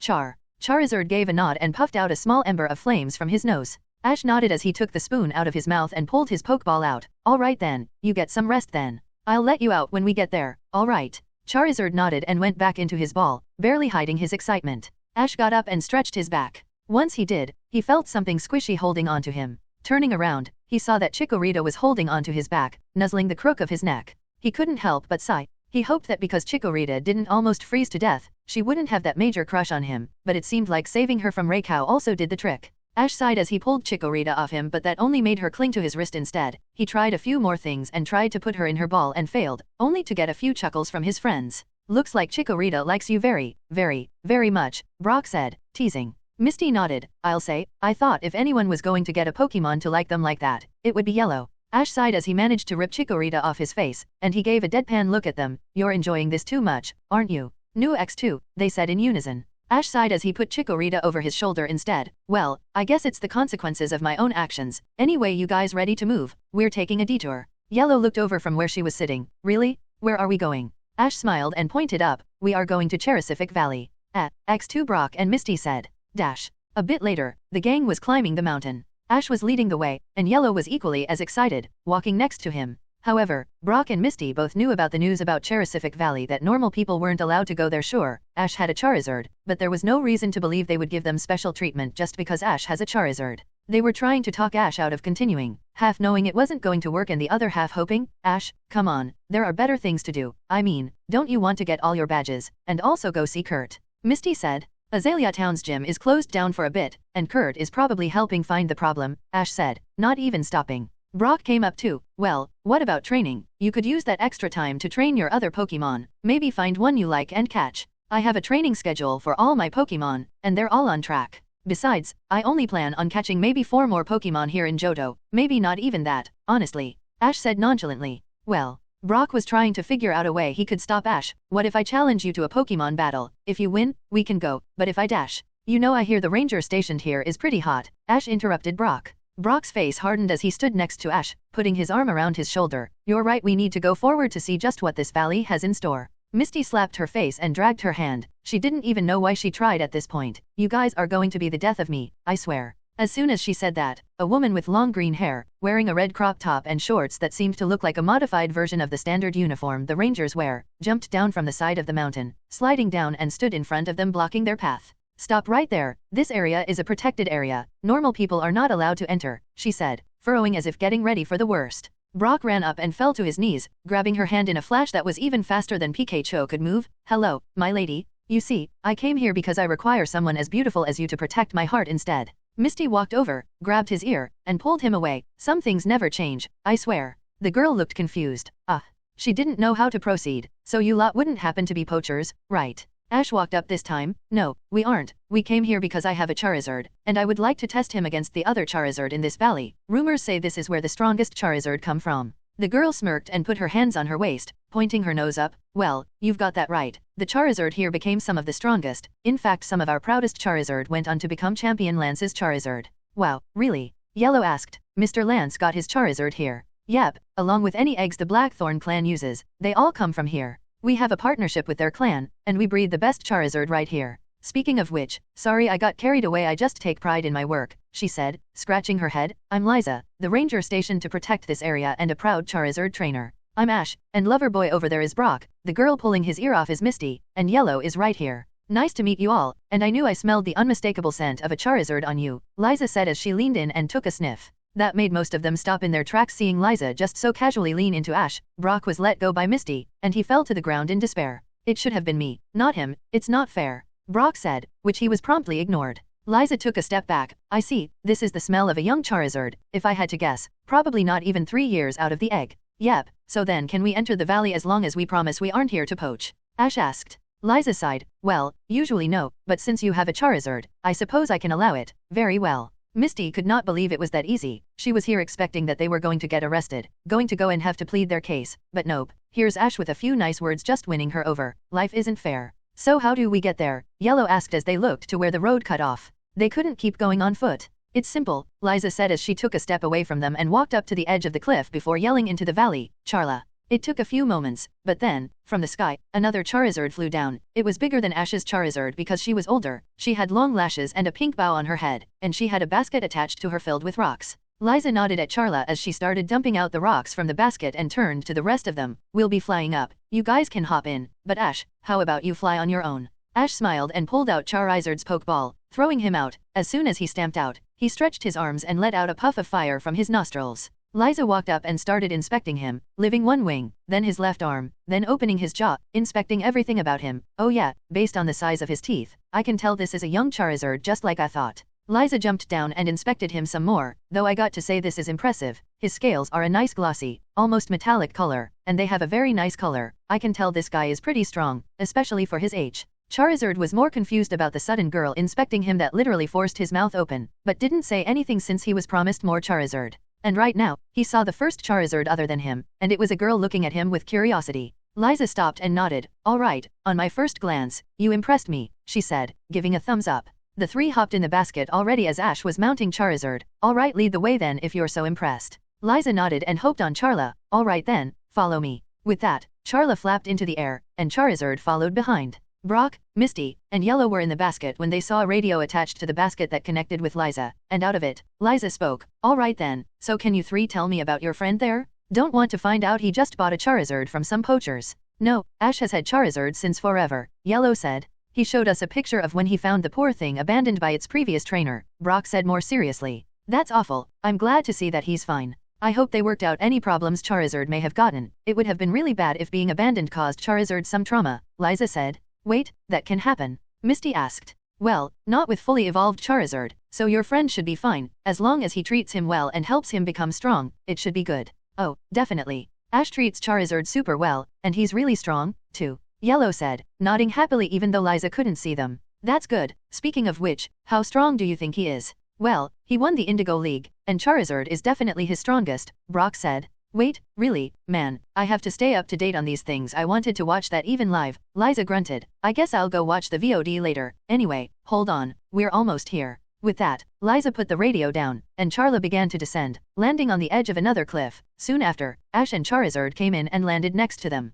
Liza smiled as she sent a signal with Charla, and as soon as she did, the large doors started opening. From the side too, Charizard were pushing on some levers to open the door for them. There, when the door opened, they saw tons of Charizards, some battling, some sleeping, some preparing some food or trading with other Charizards. It was like an entire village. Liza smiled and looked back at them. Cherisific Valley is home to lots of Charizards, and although all of them are strong, not all of them are battlers. She pointed to a group of Charizards that weren't using their wings and had sashes around them. Those are hunter and gatherer Charizards. They go out and collect all the food for the Charizard. Then she pointed to another squad of Charizards with a pink sash, and those over there are part of the nursery. They tend to the eggs and baby Charmander when they hatch. She stood in front of them with her hands behind her back. There are more roles, but all you need to know right now is that the Charizard with no sash at all are the warrior Charizard. They're the ones you're looking for. Charizard looked excited. This was his chance he was waiting for. He looked at Charla and Liza and spoke. Charizard. Who is the strongest? I want to challenge that one. Liza knew how to speak the Charizard language, so Charla and Liza looked at each other. Well, no, the strongest Charizard here is the King Charizard, but you can't just challenge him, he needs to challenge you, and you're new here so he probably doesn't even know about you. Besides, even if he did, the King Charizard can probably be easily put in the top 10 strongest Charizard in the world. Liza continued. How about we find an opponent you can actually fight? Charizard puffed out the flames as he looked frustrated. He knew that is what he needed to do, beat the king, and then he would prove himself. It was perfect. He just needed to find out how. As they walked, another bigger Charizard with a cocky expression walked up, shooting Charla a flirty wink which she did not appreciate. Then his eyes landed on Charizard, and he heard everything. The big Charizard walked up looking cocky. Charizard, oh so little baby wants to fight the king. Well, keep dreaming. I'm going to be the future king, that is my title to take. Charla rolled her eyes. Char, stop it, you're not impressing anyone, especially not me. Charla baby, come on, you know you want me, you can be my first of many mates for when I become the king. Char, yeah, I told you once, and I'll tell you 1,000 more, I'm not interested. This whole time, Ash and Yellow were eating popcorn and watching the drama going on. This was getting good. Liza looked at them, reached out, grabbed some, and joined them in watching this. Brock and Misty were left out since they were the only ones who couldn't understand them. The big Charizard rolled his eyes, clearly not getting the hint. Charizard, come on babe, you know you'll be mine soon enough. Char, yeah, try saying that when you can beat me, Charla jabbed back. Charizard looked annoyed, less about the big Charizard trying to get with Charla, more that he was being annoyed. The big Charizard looked annoyed and saw Charizard as a smaller Charizard that he could use to alleviate some anger and probe himself. Charizard, well, looks like the little baby is angry, is he your boyfriend? Charla didn't even flinch. Char, just met the guy, but even I can tell from the 10 minutes I've known him, he's better than you. The big Charizard looked annoyed. Char? I'll tight then, little baby, I challenge you to a match, let's see what you're really made of. Charla looked like she was going to step in, but Charizard beat her to it. Charizard, I accept, how are we doing this? The big Charizard smirked. Char. Alright, regular battle, no special tricks, I'll even let you have the first hit. The big Charizard leaned his head down, smirking, and closed his eyes. He was known as the Charizard with the toughest scales in all the valley, and he was confident Charizard couldn't even hurt him. Charizard didn't even try to stop him, he just woke up and winded up his fist, and as soon as he shot, it glowed with purple and yellow energy using a move he made with Ash, Lightning Dragon's Iron Fist, Thunder Punch plus Iron Dragon's Claw. Charizard shot it forward and hit the big Charizard across the face so hard that after the first punch, the big Charizard was out cold, crashing into a stone behind him. The valley was silent. That Charizard was known for being cocky with the strength to back it up, but here a young Charizard they never met took him out in one shot. Charizard looked back at Charla. Char, you said if I want to fight the king, I need to get his attention and interest, right? Charla nodded, still surprised that Charizard had just done that, but she didn't realize what he was implying. Charizard flew up and stumped down on one of the extended rocks and roared into the valley. Charizard, from this point forward, I declare war on Cherasific Valley. From the bottom, Ash, Yellow, and Liza looked at each other. At X3 Charizard flew into the air after roaring out his challenge. Those that saw him one-shot the cocky Charizard didn't take it as a joke. After all, that other Charizard may have been cocky, but it was for a good reason. He was at the top 10 of the entire valley and Charizard just took him out like it was nothing. Suddenly, 5 warrior Charizard flew up and confronted Charizard. The largest of the group flew close, trying to defuse this since they could tell Charizard wasn't lying, he was serious. We wanted to declare war on Cherasific Valley. Charizard? Young one, don't do this. You proved your power with the other Charizard you took down. You don't have to fight us. This won't end up good for you. You shall only bring trouble to yourself. Charizard put on a grin. Charizard, try to stop me. I said that I'm not stopping until I fight the king, and if you stand in my way, I'll take you down. The older Charizard sighed as the 4 other Charizard got in formation behind him. Char, very well then, I have no choice, I will take you down. Charizard smiled. Charizard. 5 against 1, that's not very fair. Char, you declared war. We will not play fair, the old Charizard said. Charizard smirked. Charizard, I meant it wasn't fair for you. In a swift movement, Charizard was replaced with an afterimage as he appeared behind the 5 Charizard and sent a dragon tail directly at the one in the back, sending it plummeting and crashing into the ground. The remaining 4 rushed forward, each charging their own attack, the one in the back shooting a ancient power as the 3 rushing at him charged up their metal claws. Charizard retaliated by extending his own claws. First, they grew a greenish color as he created his dragon claw and flew forward with the first 2 slashes. He parried the first 2 Charizard's claws, also slicing 2 of the rocks. Then when the third came, his tail glowed as he spun using another dragon tail to block it. Charizard then used the momentum of his tail hitting the Charizard and forced it to become its Pokemon shield, blocking the incoming ancient power with the Charizard's body, and when the rocks stopped coming, that Charizard fell out of the sky as well. Charizard smiled as he could feel his blood starting to pump. His extended claws then grew longer as he switched to Shadow Dragon's Claw, his long claws a dark purple as he rushed forward and, with 2 slashes, came down on the 2 Charizard in front of him.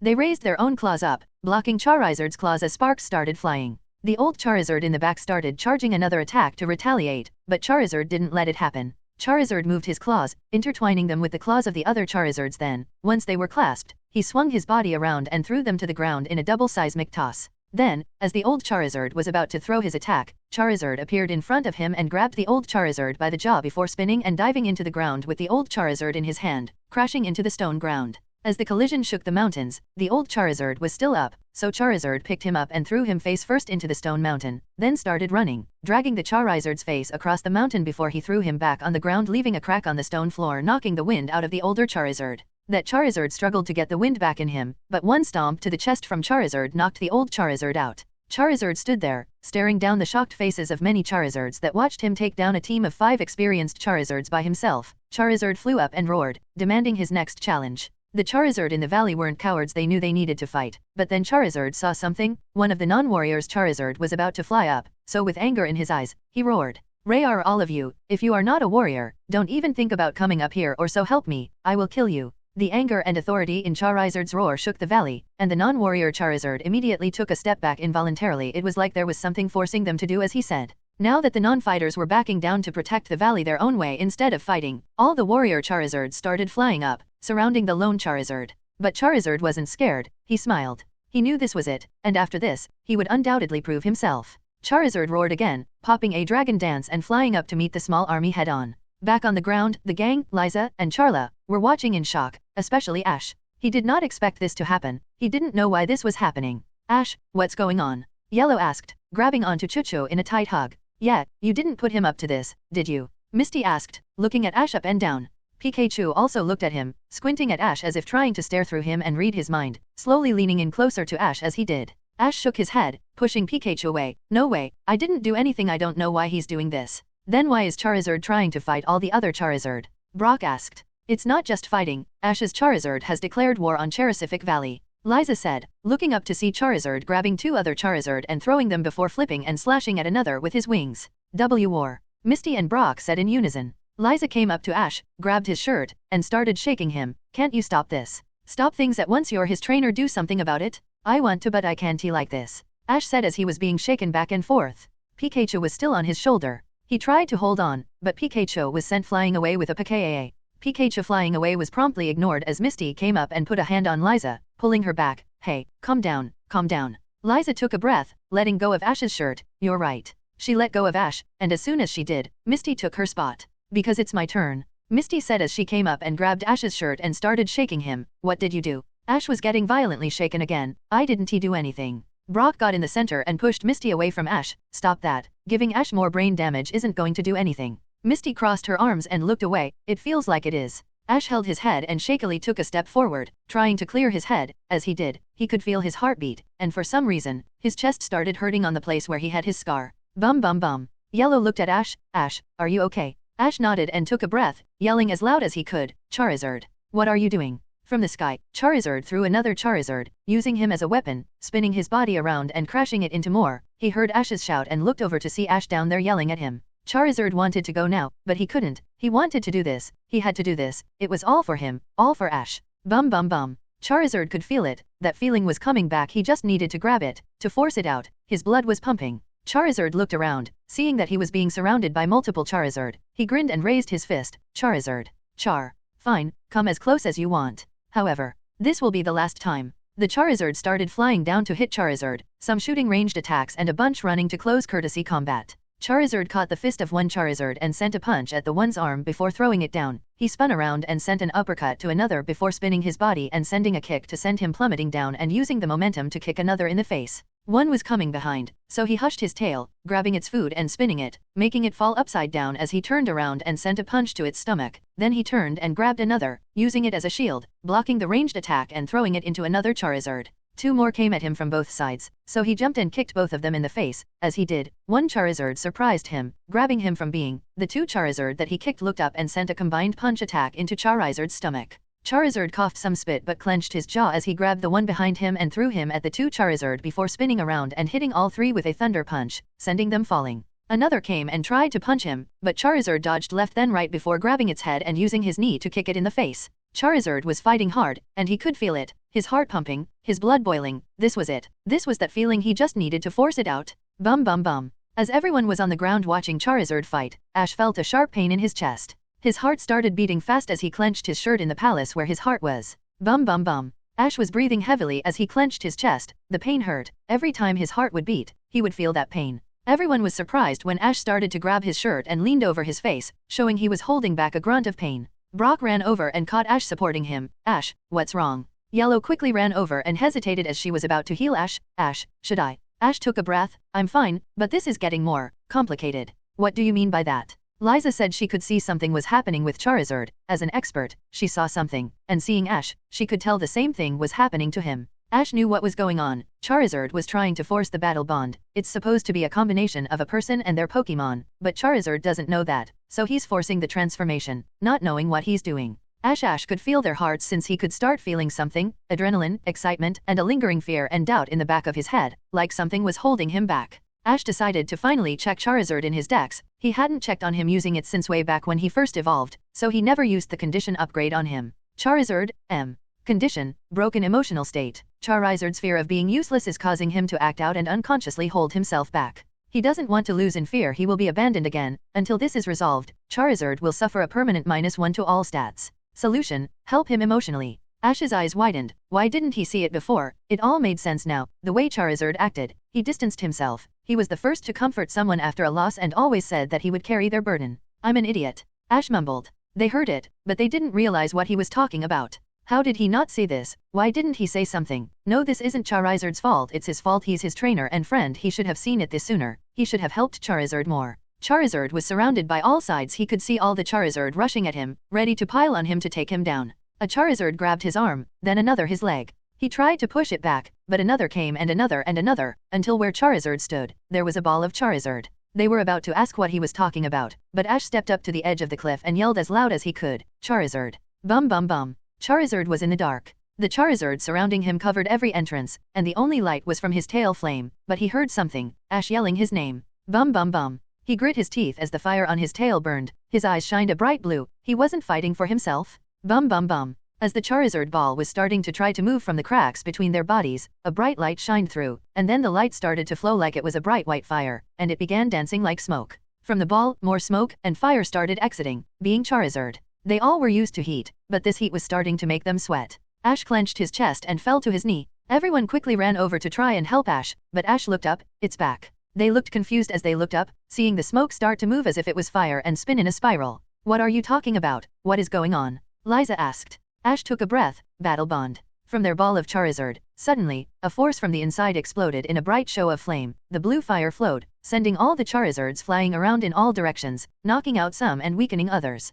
They're flapping his wings, his fire shooting from his mouth, his fire brighter than ever and a deep blue, his wings longer, his claws sharper. Ash Charizard was back. This was his semi-perfect form. Charizard roared loudly as everyone was looking at him, especially everyone on the ground. Some of the Charizard were starting to hesitate. Charizard already took down about half of all of the Charizard in the valley, and not all of the remaining Charizard were warriors. The remaining Charizard were about to fly up to protect what little they could when suddenly a louder roar came from deep in the valley. From the valley, a powerful force stumped out. There was a Charizard, but this one was much bigger. He had many signs showing he was old but powerful, and he had many scars, but the thing of note was there was a single slash on his chest. No one had to say anything. This was obvious. This was the King Charizard. The king roared, looking at all his warriors. Charizard either hurt or unconscious. Those who were still up took a knee, except for one, a strange young Charizard. He heard everything from his cave, he didn't need to ask. The king walked up, his stomp shook the entire valley as he looked to one of the remaining warrior. Charizard, Char, it's been a while since I stretched my legs. This young one is interesting. Charizard looked down and smiled. Charizard, you're the king, right? Then I challenge you. The king looked up. Every Charizard was shocked hearing this, expecting the king to glare at the young Charizard, but he only laughed. Char. Oh, a feisty one. I like it very well. Young one, I accept your challenge. Show me what that strength you have can do. Charizard flawed his wings, and in a flash, he appeared next to the king, ready to deliver a dragon claw, but as it came down, the king raised his hand, easily stopping it with his own dragon claw. Char. Good strength, but you're using too many useless movements, and you're not fighting with everything I can tell. You're scared, the king said as sparks flowed from their claws. Charizard? Who's scared of an old man like you? Charizard, I never said that fear was directed at me, the kind said as he looked at Charizard's eyes, seeing Ash there. Charizard's eyes widened that the king was seeing through him. He grit his teeth and spun around, aiming to hit a dragon tail, but the king caught that with his other hand. Charizard, I told you your movements are dash. The king started but was stopped when suddenly Charizard sent a surprise fire dragon's roar to the king's face. The king took it and smiled. Charizard, I'll give you that one. Alright then, get ready, let's let the real fight begin. The king sent a single punch at Charizard. Charizard raised his arms, blocking it, but the force still sent him flying back and crashing into a rock. Charizard struggled to get back up but was immediately greeted when the king appeared in front of him and stumped on his head, sending them both down, breaking and splitting the rock with Charizard's body. Charizard had the wind knocked out of him, but he grit his teeth and grabbed the king's foot, and spun around, causing the king to fall to the ground as he spun around, charging up his lightning dragon's iron fist and flying down, sending it down at the kind making the ground shake. The king was standing there with a smile on his face as Charizard's fist was there hitting his chest, but he didn't even look like it affected him as much as Charizard would have liked. The king grabbed his arm, pulling it back and pointing at his chest. Charizard, this is a real scar. Only one Charizard was able to give me this, and you are nothing like him. Charizard glared down as he angrily shot his strongest dragon breath into the king's face. It hurt a bit, but the king reached his arm forward through the purple flame and closed Charizard's mouth. He smirked. Char, my turn. The king shot his own dragon breath, which was much stronger than Charizard, and he was sent flying back into the air. Charizard was breathing heavily as the king appeared, then grabbed Charizard by the neck and held him up.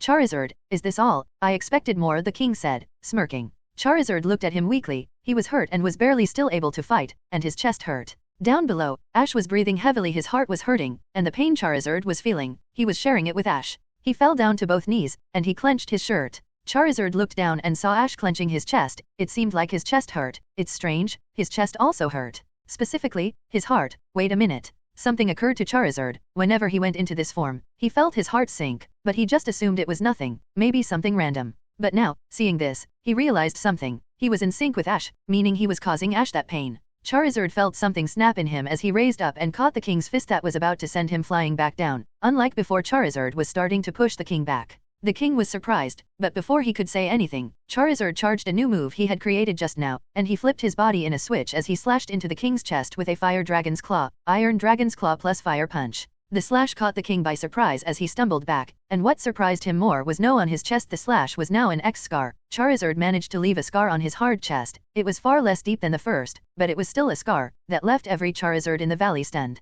Charizard flew back as he started charging his final attack. The king, still shocked that he was pushed like this, smiled as he also flew back. Charizard. Yes, this is what I want. Give me the battle I crave. The king charged his own flamethrower, a move that he already mastered from years of training. This was his perfect attack, no unnecessary wasted energy, no spread, just a pure blast. Charizard charged up a move he hadn't used in a while. As his mouth charged up, a purple beam of energy started to spiral, and flashes of electricity started sparking as he was ready to shoot his Eterna beam. Everyone was watching this, the people, the Charizard, and even the air seemed to be quite ready to see this. The two blasts shot out and met in the middle, clashing against each other. The king looked like he was laughing, but Charizard was scared. He didn't want to lose, he never wanted to lose, not ever again, he hated it. As he shot it, he could feel he was losing the clash, he was scared, and he could only think of one thing, no. Charizard closed his eyes tightly. Arceus, I have never once asked you for anything, but I'm asking now. Please let me win. Please help me. The beams clashed, and a bright flash that created an explosion in the air covered the sky and shook the valley.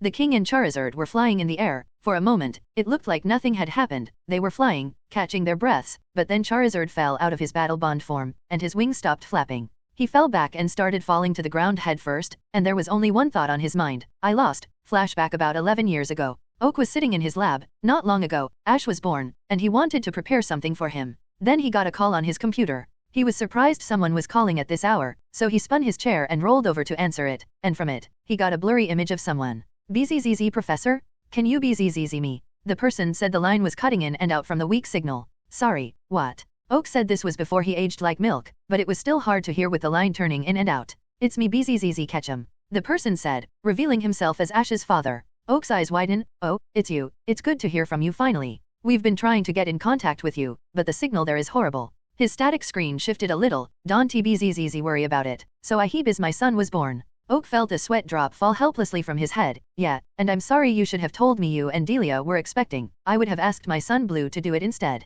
What's done BZZZ is done, Professor, the person said, his voice cutting in and out as Oak could hear strong winds pick up. Besides, I called Delia for BZZZ and I got to see him, though I don't BZZZ, he knows what his old man looks like. If you want, you can call the mission off. I can just call someone else to do it, Oak responded.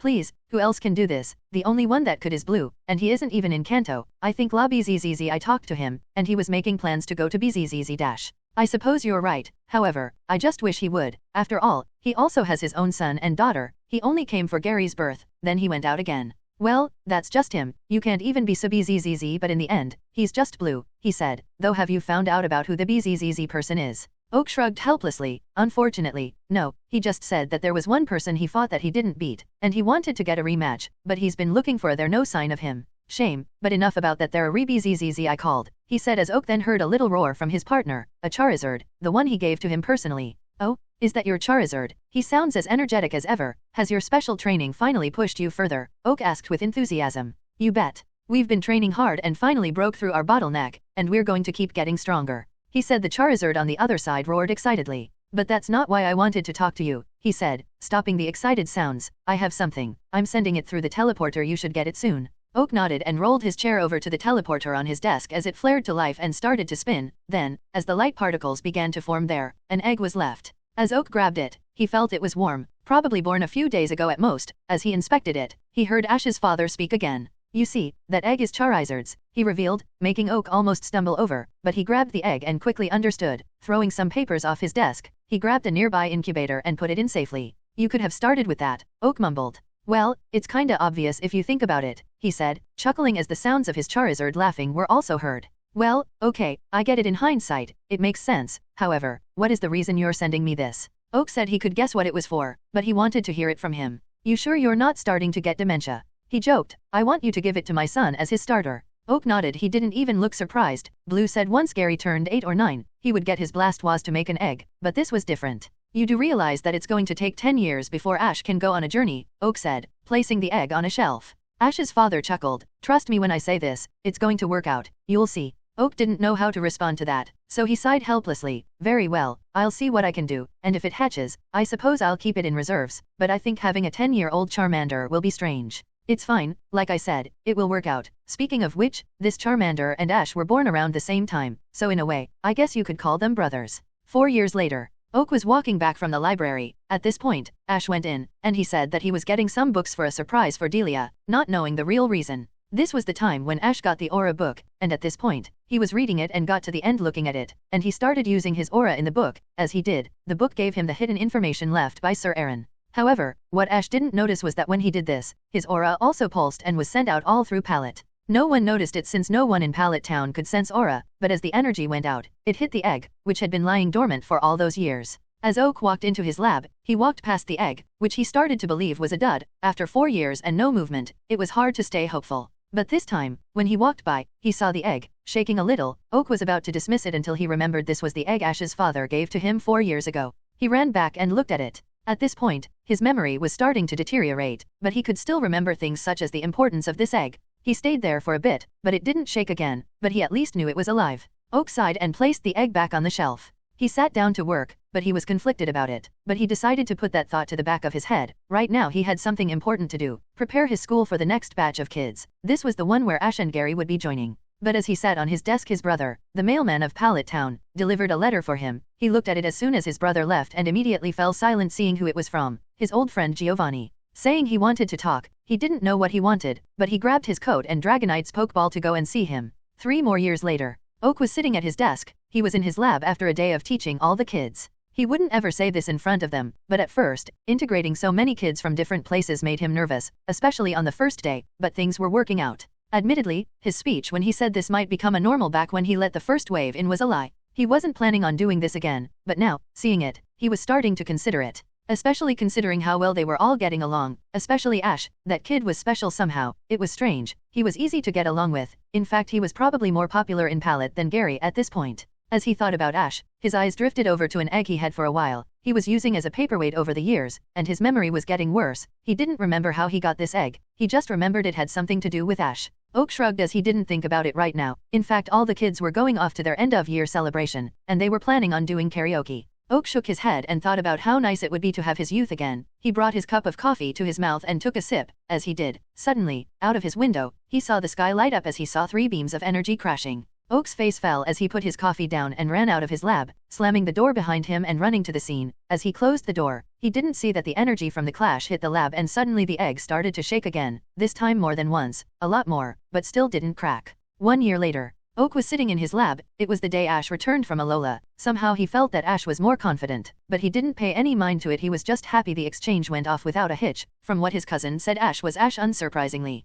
But as he sat down, he looked at the egg, and something different was happening. Ever since Ash returned to Pallet Town, the egg started moving again. Oak had forgotten a lot about this egg. It's been 8 years, and his memory has been going downhill. And after the incident with Lugiatwo and Hoatwo, the league has been on him, trying to make him figure out what was going on with those things. At this point, all he remembered was that this egg had something to do with Ash. In fact, he forgot what kind of egg it was. As he thought that, suddenly, a crack appeared on the egg. Finally, Oak's eyes lit up, and he got closer, watching the egg hatch. As he did, the cracks grew more and more on the shell until, finally, a small orange lizard opened its little head out and let out a little growl. Oak was pleasantly surprised. He went over to the nursery, where there were more eggs, and grabbed a formula for Charmander as he gave it to the little lizard, and he happily started eating it. As soon as Charmander finished it, Charmander got tired and curled up to take a little nap. Oak took that chase and finally grabbed a Pokeball and pressed it against the Charmander, catching it. Oak didn't remember why this Charmander was so important and what it had to do with Ash, but he shrugged, grabbing a note card, saying that this Charmander was related to Ash, and put it under the Pokeball for later.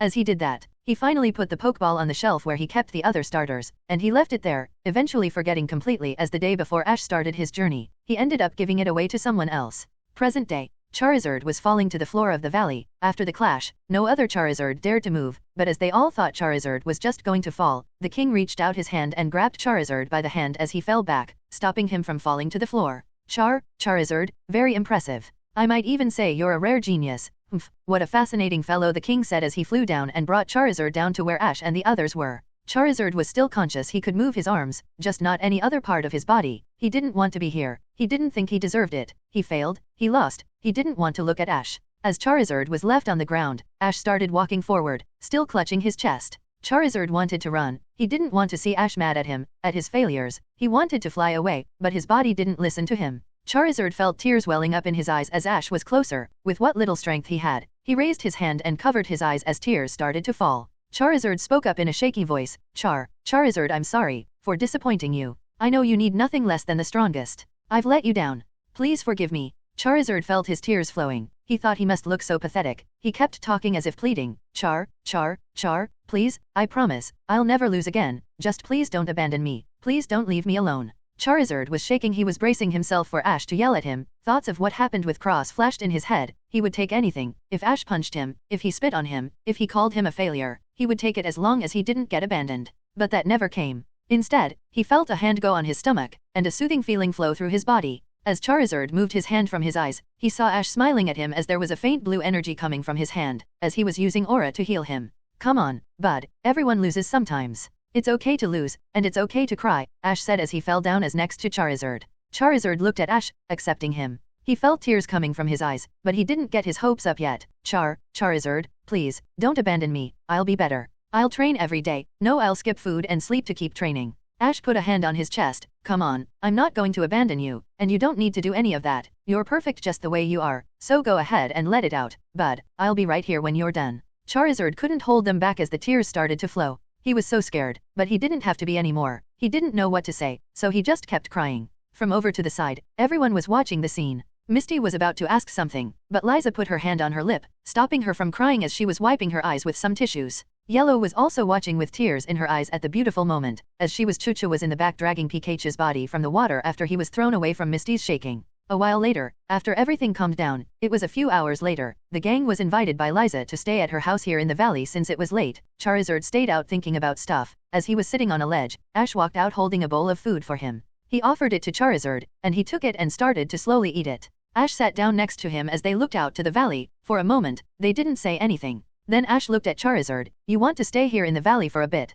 don't you? Charizard didn't even try to defend himself. He was talking all that about not wanting to be abandoned, and yet here he was suggesting that Ash leave him for a bit, but he wanted to. King Charizard told him that he would teach him some stuff, and Charizard wanted to beat the king more than anything. Ash gave Charizard a pat on the back. You can think about it. If you want to stay, of course, I'll let you. And hey, I have Abra, so it's not like I'm leaving you behind. With that, Ash walked back in, letting Charizard think about what he wanted. He never really thought about that. He always did what he thought Ash wanted, but now he knows what Ash wants is for Charizard to do what he wants. The next morning, Ash, Misty, Brock, and Yellow were standing at the gate, ready to head out. Liza and Charla were there, ready to see them off. They were just waiting on Charizard. After a moment, Charizard flew down. Behind him, the King Charizard flew down and stood back, waiting for his decision. Charizard walked up to Ash and took a breath, giving Ash a bow. Charizard, Ash, I'm sorry. I want to stay here, at least for a little. I want to become stronger. I know you said I don't have to, but I want to. I want to be the strongest to thank you because you saved me. Ash patted his head. Dude, I told you, it's alright. Of course you can stay here. After all, I think you might have some fangirls now. Ash gave a cheeky smirk as he pointed to the side. As Charizard looked over to the other side of the mountain, some female Charizard were giggling and waving at him. I guess running the pockets of most of the Charizard in this valley gave you some still credit, my guy, Ash said as he gave him a pat on the shoulder. Charla somehow felt jealous, as she stood next to Charizard and shot a small glare at the female Charizard. She tried to justify it, thinking it was because Charizard was here for training, and then he didn't need distractions. Ash smiled as he gave another pat to Charizard. Good luck, and no matter what, just remember I'm proud of you. Charizard felt a lump in his throat when he heard that. He gave a quiet nod as he fought back the urge to cry. Ash gave a smile, going back to his goofy personality. Besides, it seems like you're going to have quite a lot of company, he said, his eyes drifting to Charla and then quickly shifting to the other Charizard. Charizard gave a small blush, and Ash smirked as he walked away. I expect a shiny when I come back. That made Charizard blush deep red, as he looked back with slight fear and saw most of the female Charizard looking at him like a predator looking at their prey.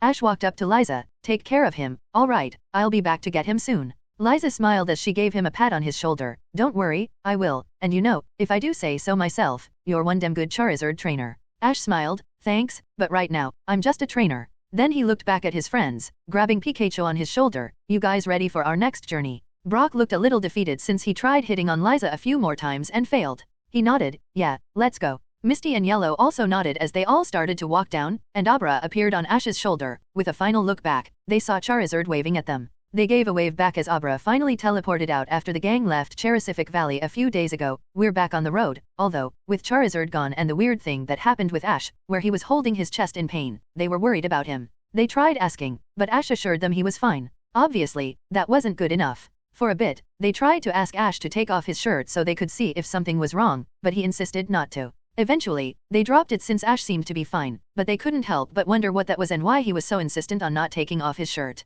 Along the road, Ash started training his Pokemon, especially the new guys. Right now, they stopped to set up camp. Ash was sitting by a tree as Misty, Brock, and Yellow were off doing their own thing. But then something interesting happened. Abra finally returned with Scizor and Scyther, and next to them, they had another Scyther. Scizor walked up to Ash, nodding to him, taking a breath. Scizor, sir, we have returned, and we have a request to make of you. Ash nodded as Dratini was around his body, and Chikorita was on his lap. He didn't see it, but there was tension between the two as they glared at each other, fighting for Ash's attention. Scyther mom walked up. Scyth Scyther, we know you were planning on helping me get strong, but I have seen that my own talent isn't as good as everyone else. I will only be a liability in the future. Scizor put a claw on Scyther. Scy, so that is why we wanted to ask. Could you train our son instead? He has shown more potential than either of us, and if it's with you, I know he'll be strong. Aha. Ash said as he put Dratini and Chikorita down, and as he got up to approach behind them, the two small Pokemon started to rumble with each other and roll away. Ash walked up and looked at the child Scyther up and down. He just stood there. Although Scyther reached maturity quickly because they enjoy fighting and they are usually aggressive to everything, even other Scyther, this one was told by his parents who Ash was and that he could become strong. Ash looked back at Scizor and Scyther mom. I mean, I can train him, that isn't a problem, but are you sure you want to be left out? I can easily train both of you don't have to give up. But Scyther mom shook her head. Scyth. No, it's okay, I accepted the fact that my talent isn't as great. I can still provide my support, but I do not think I can be as strong as you will need me to be. Ash sighed. He didn't care about that stuff, but if Scyther made up her mind, then he couldn't really stop her. He couldn't force her to train. Maybe later she might come around, but for now, it seems like it's a no. Ash looked at the child Scyther. Unlike Dratini, Scyther mature quickly because bugs mature the quickest out of any Pokemon, and Scyther are inherently made for battle, so they spend a short time before reaching maturity. Ash held out a Pokeball and taped the Scyther, and it closed immediately. He caught yet another Scyther, which makes 3. He pulled out his Pokédex to check if it had something interesting. Scyther, M. Nature, Jolly, plus SPE, Spa. Ability, Technician, Hidden Ability, Steadfast. Egg moves, Night Slash, Steel Wing, Quick Guard, First Impression.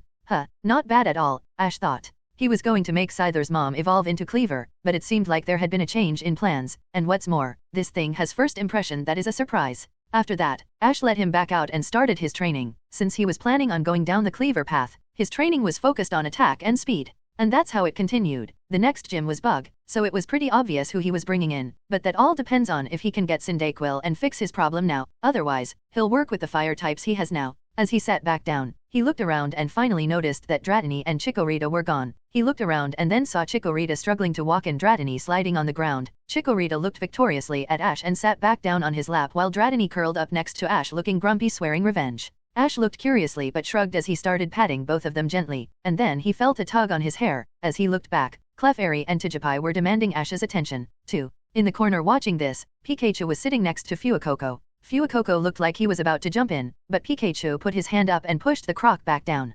Pikachu looked to Ash's bag, where he saw the 2 eggs that were yet to hatch in Ash's bag. He couldn't help but start pitying Ash. He was being pulled around in every direction by these toddlers in every direction. A few days later, they were back on the road. As they did, they looked at the map and saw that the next town closest to them where they could resupply was Bloomingvale, and they were also lucky since today was also the Sunflora Festival. Looking at pictures, the girls were immediately enamored. Wow, all the Sunflora are so beautiful, Misty said with sparkles in her eyes. Yellow nodded. There are so many other pretty Pokemon too. I want to meet them all. Ash was about to say they could make the detour, but Brock immediately took the dex and looked at it because in one of the pictures, there was last year's winner, a green-haired girl named Sonrisa. Along with that, there were plenty of other pretty girls. This place looks amazing. We definitely have to go for all the beautiful sights and girls. Ash leaned over. You mean poke dash? Brock immediately pushed him away, not letting him finish. I know what I said. So these 3 were dead set on going, and since Ash both didn't mind, nor did he care because he was not short on time, he also didn't fight it. As they started walking, Brock, Misty, and Yellow were basically dancing to get there, but soon, a quick gust of wind almost knocked them over. When they caught their footing, they looked around and saw a pink Pokemon flying through the sky. It was a Hoppip, and it was happily floating through the sky. It was flying towards the direction of Bloomingvale.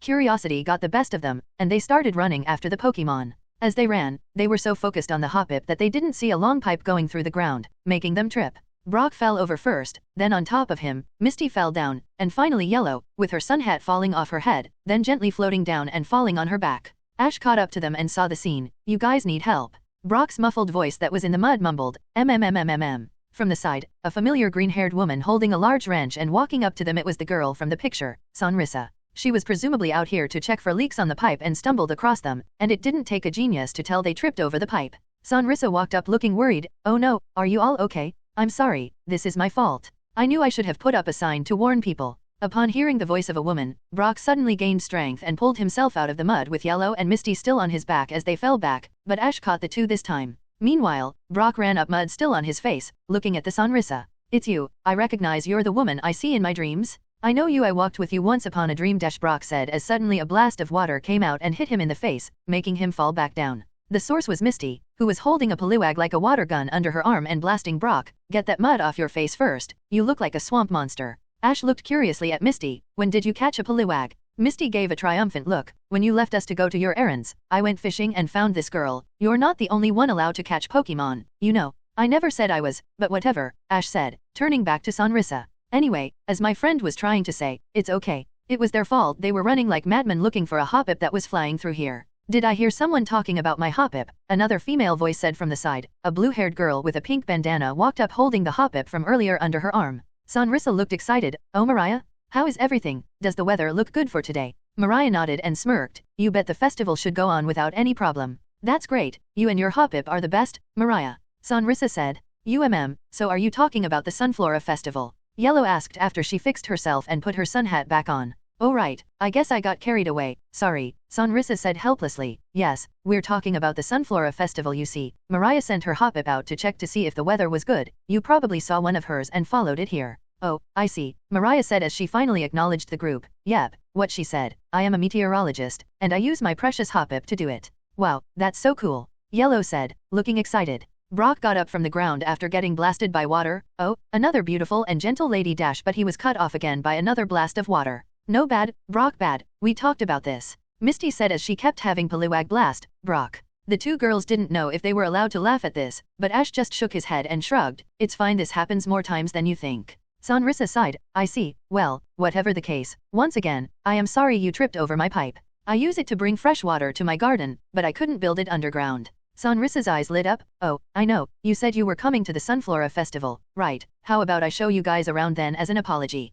Brock heard that and suddenly gained a surge of strength and started to get up, pushing against the water and eventually getting close enough to cover Poliwag's mouth and looked at Sonrisa. We would love to. That's great, then follow me, Sonrisa said with a smile as she led the way to the town. Meanwhile, Mariah walked in the other direction to go get the rest of her Hoppip and double-check the incoming weather. A few minutes later, they all arrived at Bloomingvale. The town was a large and beautiful green town. At every corner, there was a Sunflora doing their own kind of special training, some with exercise, some with dancing, etc. Sonrisa started to give them a tour of the town where the festival would be taking place. She showed the stadium with the solar panels above in the sky and all sorts of people who had stalls and were selling and buying stuff. As they looked around, suddenly, they heard a voice that they recognized. Hey, it's you, Ash, right? When they turned around, they saw Ethan moving up to them on his skateboard with a Sunflora walking up behind him. Oh, hey, you're Ethan, right? Ash said as he stepped up to greet the dark-haired boy. Ethan stopped his skateboard right in front of them, smiling. It's good to see you. You come to watch the sunflora. Yeah, we want to see all the pretty sunflora.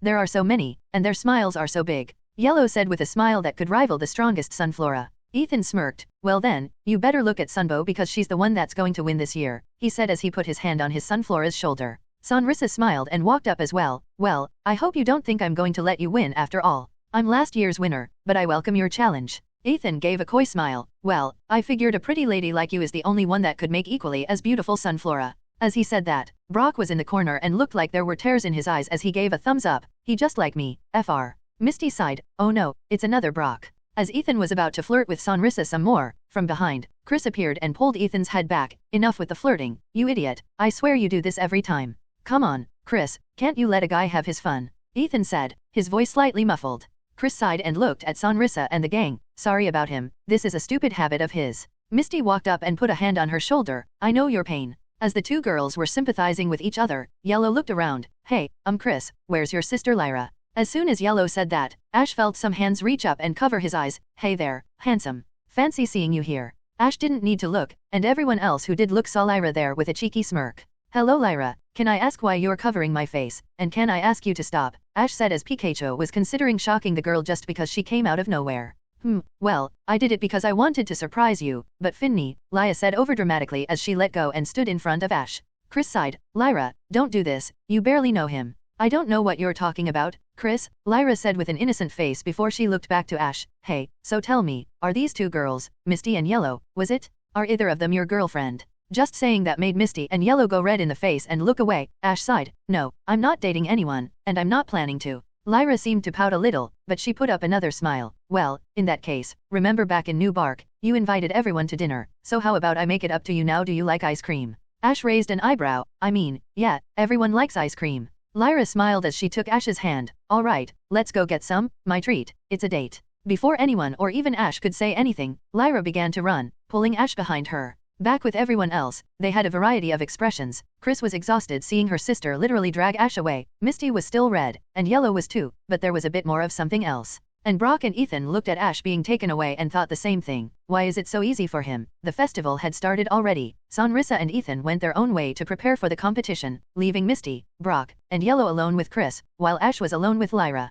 Speaking of which, Ash and Lyra were walking in town with ice cream in their hands. Pikachu was on Ash's shoulder, also enjoying an ice cream since he was easily bribed. As they walked, they looked around and looked at the festivities. There were all sorts of games and such, and people were really into this festival. As they walked side by side, Lyra was subtly scooting over closer to Ash as she accidentally bumped shoulders with him. Ash was not dense, he never was, he just always acts like he is. Even if he didn't know from the anime that Lyra has a thing for Ash, it wasn't rocket science to tell it was the same here. So right now, he's acting dense to avoid this situation getting out of hand. Lyra stood on his left side so he held the ice cream in his left hand, but from the look on Lyra's face, it seemed like she thought him being dense was cute. Ash sighed as they got to the games. He saw that as his way out, so he looked over at Lyra. Hey, is there a prize you like? Lyra's eyes lit up at the thought that Ash was going to win her a prize. Oh, I'm not picky or anything, let's just have fun while we do it. Ash chuckled helplessly. That's not what he wanted to hear. Okay, let's look around. Ash and Lyra went into the games section. From behind them, there were 3 people peeking from another stall, Misty, Yellow, and Chris. Brock, upon seeing Ash go with Lyra, went into maximum overdrive and went to flirt with some other girls. But Misty, Yellow, and Chris were here to watch the situation since Lyra literally dragged Ash away. And they were watching the date play out. Misty was mostly, of course, even if there was something else, and Yellow was in the same boat even if that something was stronger. Chris just wanted to watch her sister make sure she didn't take things too far. Ash already said he wasn't planning on dating anyone, and she knows that Lyra isn't well known for listening to people when she wants something. Ash and Lyra started playing the stall games. Ash wasn't trying with everything since Lyra wasn't greedy like a certain orange-haired girl who made him clean out the stalls before, but in the end, even though he wasn't trying, he still won a life-size plushie of a Meryl. After he stopped trying to be bad, since the damage has been done, he might as well embrace it. Over by one of the stalls, Jesse, James, and Meowth were selling snacks to people to make some extra money, but they also came here to scout out the area to find Pokemon to steal. This place was known for Sunflora, so Meowth was preparing something while Jesse and James were left to man the snack booth. After a bit, James took his break to take a breather. Mime Jr. obviously followed him as they went and sat down on a bench. As he sat down, he could hear some people showing off their Sunflora to tourists, although to most tourists, Sunflora looked the same. As James looked at the people who were brushing off all the Sunflora, he couldn't help but sigh. As James was distracted, suddenly, the voice of a man rang out next to him. "Excuse me, is the seat taken?" When James looked back, he saw an older gentleman holding what looked to be a lunchbox.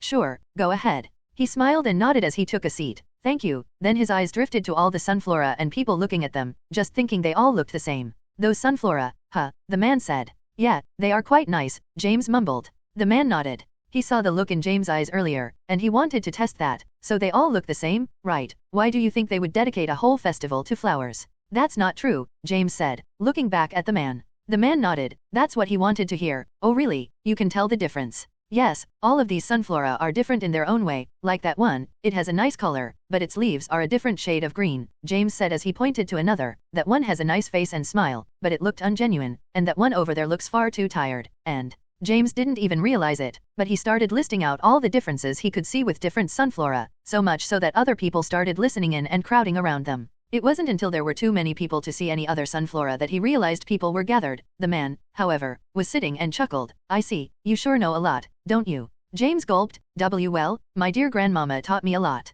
She has a very nice garden, and she tends to sick and injured Pokemon. She taught me a lot about Pokemon, sunflora included. The man nodded. "I see, so I was right, you really are quite talented in observing all these sunflora. Well then." The man got up and walked up to James, holding his hand out. "I am the mayor of this town and one of the judges. How would you like to be a judge in the sunflora competition?" James and Mime Jr. looked at each other for a second, saying nothing. Then, Mariah was in her lab after she collected all 7 of her Hoppip. When she collected the first few, she saw that all air seemed normal and the weather would be fine. But once she got her last Hoppip, it took longer. Hoppip didn't drop off at its usual spot. She had to look around for a bit and eventually found it, but it was blown away about 30 meters away from the landing spot. That may not seem like much on paper when you account for the distance it traveled, but that means that there is an irregularity in the weather. So she took the machine and started to double-check her work using this new information she gathered as she sent out her Hoppip again. She found that the irregularity seemed to move. The last Hoppip landed in its spot, but another Hoppip landed in a different place. She did a few more tests and found that the irregularity was moving and heading towards the town.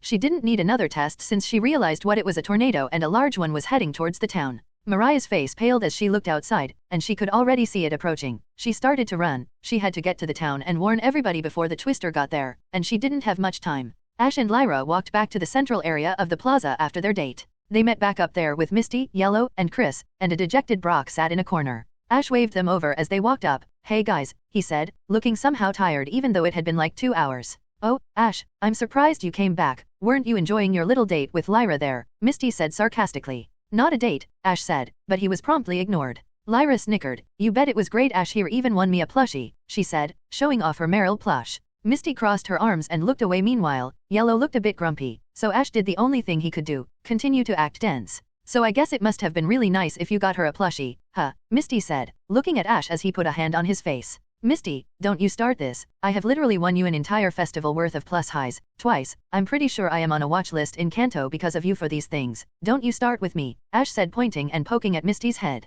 "And what's more, since I cannot seem to be able to do that," Ash said as he reached into his bag and pulled out 2 plushies. He handed a Doduo plush to Yellow. "Here because you don't complain." Yellow was surprised for a moment, but she slowly reached out and took it, burying her head in the bird and mumbling, "Thanks, Ash." Then he held out the second plush he had, a Totodile plush, and he held it out to Chris. "You want it?" Chris shrugged and took it. "Sure, why not?" Misty stood there for a moment. Ash had brought 2 more plushie, and one was supposed to go to her, but she opened her big mouth. She shakily held her hands out. Wait, I dash. Lyra was enjoying this too much, so she joined in. "Hey, why are we all standing here? Let's go sit down. The contest is about to begin." "You know what, good point. Let's find some seats," Ash said as he went over and grabbed the slumped over Brock and started dragging him along. Everyone followed as Misty was there, still shaking at the surprise that just happened. "Misty," crying Aquaface. Eventually, when they sat down, and Misty stopped crying to join them, they sat down as they watched the curtains rise and a row of many sunflora standing, and they could also see Ethan and Sonrisa. Then the judges walked out. There were 3 in total, and one stood out to him, a man with periwinkle hair, James.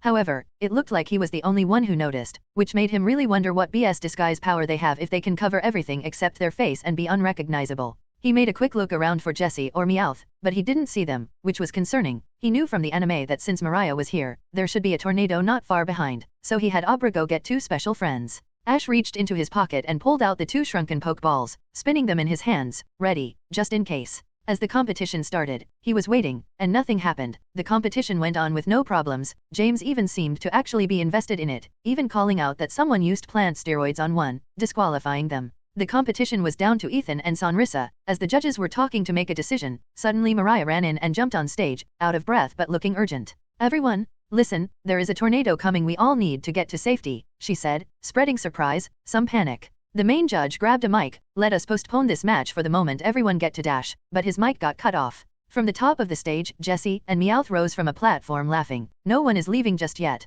Meowth said as he pressed a button as the mirrors turned down, shooting sunlight into all of them, and the Sunflora's heads became too big to move, then around the plaza, making it so people can't get out. James did not know about this plan. After he told them he was going to be a judge, they said it was okay, and they would take care of the rest. He yelled, "What are you doing? This isn't the time for this. There's a tornado." But they were too high up, they didn't hear James's warning. "Now then, if you want to leave, surrender all your Pokemon," and then Jessie started but was interrupted. Suddenly, the tornado came up from behind them. They didn't see it, but when they did, it was too late, and it picked them up inside of it. The tornado didn't stop as it started tearing through the town. People were holding on, and some were going under the stage to take shelter. The Sunflora were still too big to move, but as the tornado approached one of the towers, it sucked it in, breaking it, and started sending a shower of broken glass inside the tornado. As it came down, the gang was about to run under the stage like everyone else, but when they reached out to grab Ash's arm, they saw that he was already gone and running toward where the glass was falling and where the tower was starting to fall. He took the 2 Pokeballs out, throwing them out, and another from his belt, releasing Fearow, Pidgeot, and Nidoking. As they came out, he yelled out, "Nidoking, take care of the tower with Stone Edge, Fearow, take down the other ones, and Pidgeot, take care of the tornado." They all nodded as they went their separate directions. Nidoking stomped on the ground as he created a tower of rock that blocked the incoming glass and shot up, creating a structure to catch the incoming tower. It crashed down, cracking the stone, but it stood as the tower didn't fall on anyone.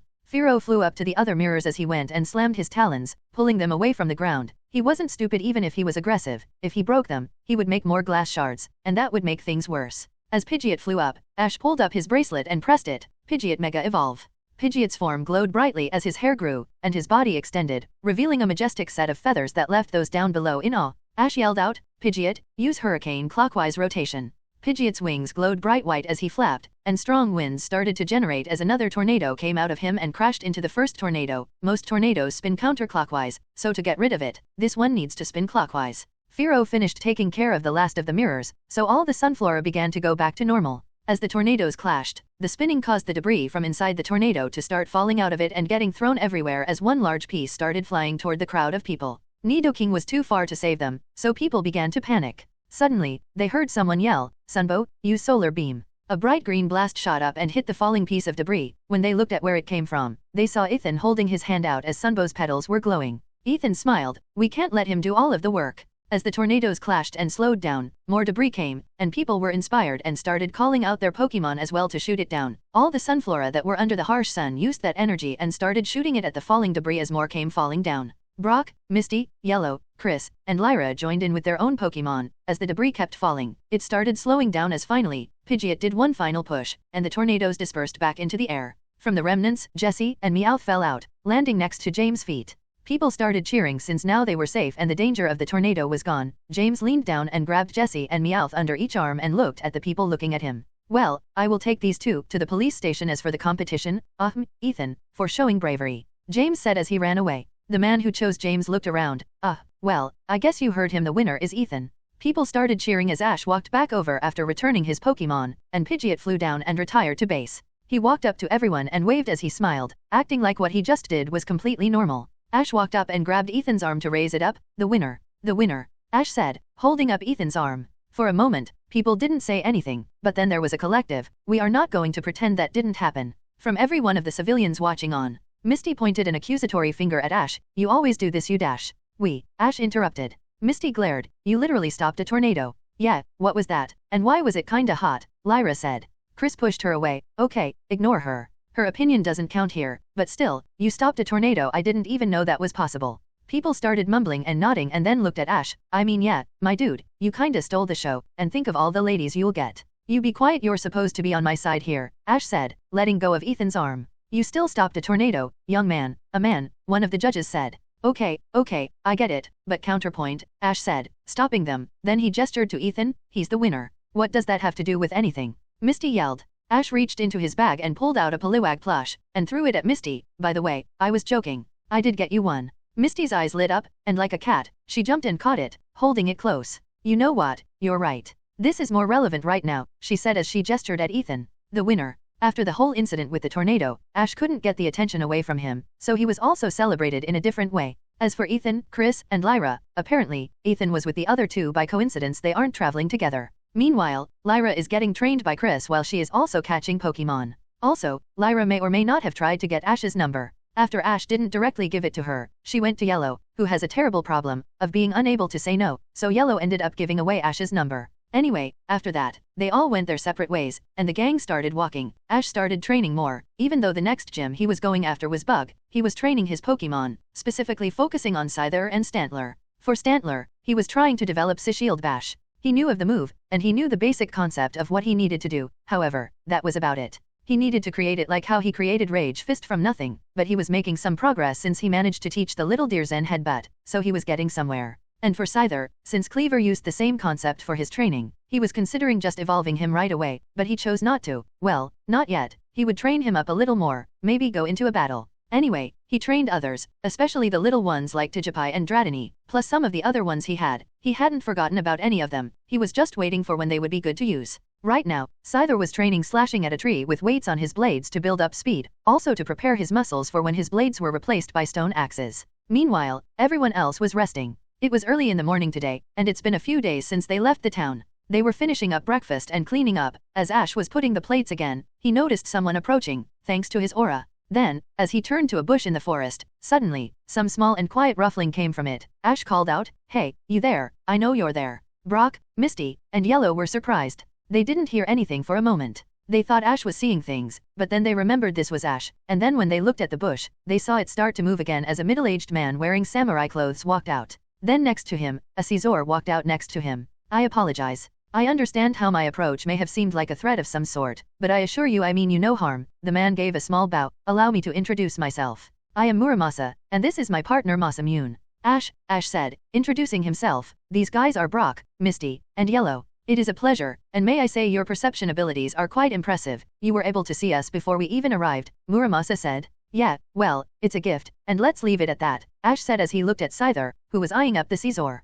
"So, is there a reason you wanted to speak with us?" Brock asked, walking forward. Misty leaned forward, looking annoyed. "Yeah, it's rude to sneak up on people you know. My apologies, but I wanted to ask for a battle. I noticed that Scyther and wished to do some special training with my partner," Muramasa said. Ash knew full well Scyther wanted to fight Masamune, but there was a problem. He was outclassed in the highest order. Ash actually did some research in history when he was in Oak's school, and Muramasa isn't just an old man, he is the former Steel-type Elite Four member. Ash sighed, "Are you sure this will hardly be a fight? Scyther here was only born a few months ago, and I only started training him a few days ago." Muramasa nodded in approval. "I see, so you can tell that I am overwhelmingly more powerful. I commend you. Most people your age would go head first. It is foolish to battle a fight you cannot win." Over in the corner, Brock, Misty, and Yellow were watching the exchange. Yellow leaned over. "Is Ash really saying no to a battle?" "Looks like it," Misty whispered back. Scyther looked annoyed, but deep down, he knew what Ash was saying made sense even if he wanted to fight. He was told by his father that he should always listen to Ash, he would make him strong, so he had to swallow his pride. Muramasa nodded and looked at Ash. He could tell he was a strong trainer from looking at his Scyther, and it seemed like he was wise for his age. He smiled. "Actually, if you don't mind, I may have something else that you may be more interested in." "I'm listening," Ash said as Scyther walked up, weight still on his hand blades. Muramasa led them through the forest until they arrived at a clearing in the center of the forest with a dojo where tons of students were training with their Pokemon. On the way, when they were walking, he explained the situation with his son, Shinjo. He wanted him to see Ash and try to get motivation. Shinjo was the son of Muramasa, and he had a database of every trainer that registered for the league at any moment. Any official league battle that was recorded would be put in his database, of course, if he was a normal kid. This would be illegal and a breach of privacy, but seeing as his father is Muramasa, a former Elite Four member, they had some leeway as long as it wasn't used for official league battles unless given consent by his opponent and isn't distributed, then he can keep it. Since he couldn't use it for league matches, which included the gyms, he had no motivation to challenge the league. He already believed he could win any battle given the right information and time. As they walked in, Muramasa was greeted with a bow from each of the disciples, greeting him. "We greet the master." Muramasa waved his hand, telling them to stand. "Where is Shinjo? I have someone he would like to meet." "Of course, master," one disciple said. "Young master Shinjo is in the main house, he is researching again." Muramasa nodded and gestured for the gang to follow him. As they walked, Ash couldn't help but think, young master, what is this Wuxia story? What's next? Is there a single female in this dojo who happens to be childhood friends with Shinjo? ___. Meanwhile, Abra was sitting in a recliner back in Kanto. She was relaxing, drinking some juice, when suddenly she looked up into the sky. I sense a young master is courting death. What is it, father? A boy with purple hair said as soon as they entered the door. He wasn't even looking at them. This was Shinjo. Shinjo, there is someone here I would like you to meet, Muramasa said, stepping out of the way so Ash could step forward. Shinjo sighed. Seriously, father, another trainer, it isn't going to work. Shinjo said as he turned around, ready to dismiss his father when suddenly the trainer in question was Ash. Shinjo obviously knew about Ash. After all, he was the winner of the Indigo League, so he was obviously in his database. Shinjo, .. Muramasa introduced Ash. This young man is Dash. Father, do you seriously not know who this is? Shinjo snapped, looking annoyed at his father. I told you need to pay more attention and stay in touch with the league news. What, do you already know him? Muramasa asked. Of course I do. This is Ash Ketchum. He is the winner of the last Indigo League. Shinjo said. We literally watched the VOD of where his Caesar battled. Oh, I guess I didn't pay attention, Muramasa said sheepishly, scratching his cheek. Shinjo sighed into his hand. So why did you bring him here? Well, I wanted to show you someone around your age who is capable of battling without your database to show you do not need to rely on it. Well, don't bother, my database is the biggest formula to win. He may be more powerful, but if I am given enough time, I will surpass him soon enough, Shinjo said dismissively. What? So what is this database you talk so much about? Brock asked, leaning in. Shinjo smirked with pride. Well, let me show you. With this I am able to look through every team strategy and trainer of anyone who registers with the league. He pressed some buttons and pulled up Ash's starts, revealing a deep dive in all of his Pokemon he used. You see here, this shows every strength and weakness Ash has, albeit I have been stumped into finding a reliable way of winning due to his unpredictable nature and his ability to mega evolve his Pokémon, but given enough time I will be able to find one and surpass him. What if he has Pokemon that he hasn't used in a league battle yet? Yellow asked. Shinjo froze. Well, I suppose that might be a small flaw, but no matter, as long as I can find a pattern in the trainer's battle style, I can create a strategy to beat them. Oh really, what do I fall under then? Ash asked, smirking as he leaned over. Well, Shinjo said, looking away. Ash was really an anomaly. He had no clear style. He seemed to have a different one for each of his Pokemon, which just made analyzing him even harder. Ash chuckled. So you can't say you can beat me, can you? You rely on your database too much that you can't think outside the box like I do. Shut up, my database is only equipment. I am just a good trainer with or without it, it just helps me guarantee victory. Shinjo tried to defend himself. Ash smiled. Really, so when was the last time you won without that thing? Because it looks to me like what started as training wheels became a crutch. Shinjo looked flustered. Ash was right, he couldn't remember the last time he battled without his database, but he didn't want to admit it. What do you know, I bet I could still beat you. Why don't we battle then? I'll show you just how strong I am. People in the dojo and Muramasa were surprised. Shinjo never challenged anyone to a battle, he just accepted them and then won, but this time, things seemed different. Ash smiled as Scyther came running, looking at Ash as if demanding to be the one to battle. Alright then, how about it? I'll use Scyther here to make it fair, and you can use your database along with any prep time you need. Shinjo grit his teeth. Fine, if you want to be humiliated, I'll use every tool I have, and I'll beat you. A few minutes later, Shinjo was getting ready using every tool in his disposal. As he was about to leave the dojo, he looked over to a shrine room. He opened it, and there was a megastone and a keystone, his father's megastone. He was alone in the dojo, and his father was outside waiting for him. He thought about it and grabbed it, putting it in his pocket, and he walked out. Out there, Ash took off Scyther's weights and gave him a massage, putting some aura into it to let his muscles relax and recover from his training. As Shinjo stepped out, he held his Pokeball in one hand and his computer in the other. Very well, let's do this. He threw out his Pokemon, another Caesar. This one looked younger, in fact, it looked to be around the same age as Ash's Scyther. Blade is my strongest Pokemon. He was bred specifically for me from my father's Masamune. His speed, strength, stamina, and potential surpass any other Caesar. He is the most perfect Caesar in the world, Shinjo said. Ash and Scyther stayed quiet as they looked at each other, and they both thought the same thing but didn't say anything. Meanwhile, Abra was being held down. She wanted to teleport away, but Alakazam was holding her with drowsy. Release me, there is a young master that is a frog in a well. I must go and explain how shameless he is. Ash and Scyther shook their heads as Scyther stepped forward, brandishing his blades. You ready for this? Shinjo sat down, putting his computer on his lap. I'll show you, let's get this started. Blade use Metal Claw, Shinjo called out. Blade smashed forward, his claws growing and turning into silver claws as he approached Scyther, ready to slash at him. Not bad, but how about no first impression? Ash said calmly. Scyther dashed forward so fast he seemed to disappear, then he reappeared in front of Blade. Blade was surprised as he tried to slash down, but Scyther ducked then, as he did, his own blade glowed green, and he stabbed it forward into Blade's stomach. Blade was sent sliding back, clutching at his stomach. He had never been hit that hard before in one hit, and Shinjo felt a cold sweat drip down his head. He was frantically using the camera on his computer to try and form an analysis of Scyther before it was too late. From the side, Muramasa was sitting next to Misty, Brock, and Yellow. Yellow specifically had Pikachu with her as she had him on her lap along with Chucho. Who do you think will win? Brock asked Muramasa. Well, putting all my biases aside, Muramasa said, crossing his arms, although Shinjo's blade seems to be a little older and physically stronger, it seems like Ash and his Scyther have the advantage. Yellow nodded happily. Yeah, Ash is the very best, I know he can win. Pikachu plus Chucho, Pika Pie, amazed face. Misty was a bit farther back, seeing two big bugs fighting was making her uncomfortable, but she was still watching. I just hope the battle will be over soon. Muramasa looked around. All the students in the dojo were watching this battle. They were all speechless. After all, Shinjo had already beaten every person in this dojo, and it was never even close, but he couldn't help but think that something interesting would happen. Blade and Scyther clashed again, sparks flying from the claw and blade. Although Blade was stronger, Scyther was faster. Blade could tank Scyther's hits, but Scyther dodged his. Shinjo frantically was typing away on his computer, trying to complete the analysis of Scyther. As he did, he saw Scyther send another slash at Blade's chest. Blade use Fury Cutter, Shinjo called out, his frustration evident. Scyther spin around and Night Slash. As the last clash between the two happened, Blade's claws glowed green as it extended into a blade, and he pushed Scyther back, but as Scyther flew into the air, he spun around, quickly coming back down with a purple blade crashing back into Blade. People could visibly see Blade clenching his teeth, trying to push back Scyther as sparks started flying. Scyther had a smirk on his face in excitement.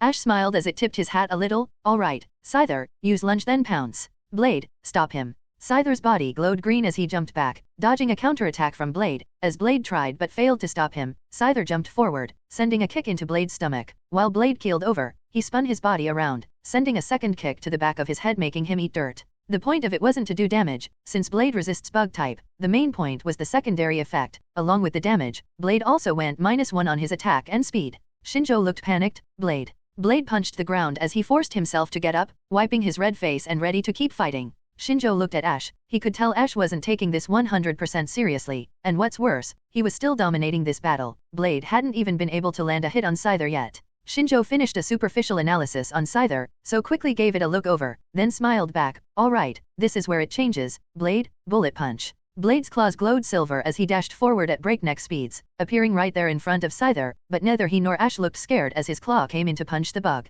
Ash smirked as he looked down, barely mumbling, quick guard. As Blade's claw came in quickly, the force behind it stirred up the dust from the dirt below them. Everyone watched closely, and then there was a connection as the dust shot up, but Scyther didn't go flying like most people expected. As the dust settled there, Blade's claw was shaking as it tried to push forward, but looking further up showed that Scyther's blade was glowing red and blocking his claw. What? Shinjo's eyes flashed with surprise. According to his analysis, that should have been the perfect chance. Ash gave a little smile. I never said I was going to make it easy. Did I now send him to the ground with brick break? Scyther spun his body around, making Blade stumble since he was still trying to hit Scyther. Then, as Blade was catching his balance, Scyther sent a hit to Blade's back, sending him right back down to the ground. Shinjo clenched his teeth. He realized Ash had much more of an advantage here, not just in experience but also in tactics. That last attack was a completely different style that focused more on strength over speed over the one that is optimal for Scyther, which is the exact opposite. Scyther jumped back over to Ash's side while Blade struggled to get up as he was next to Shinjo. Shinjo looked at his computer and thought back to what Ash said. What started as training wheels became a crutch.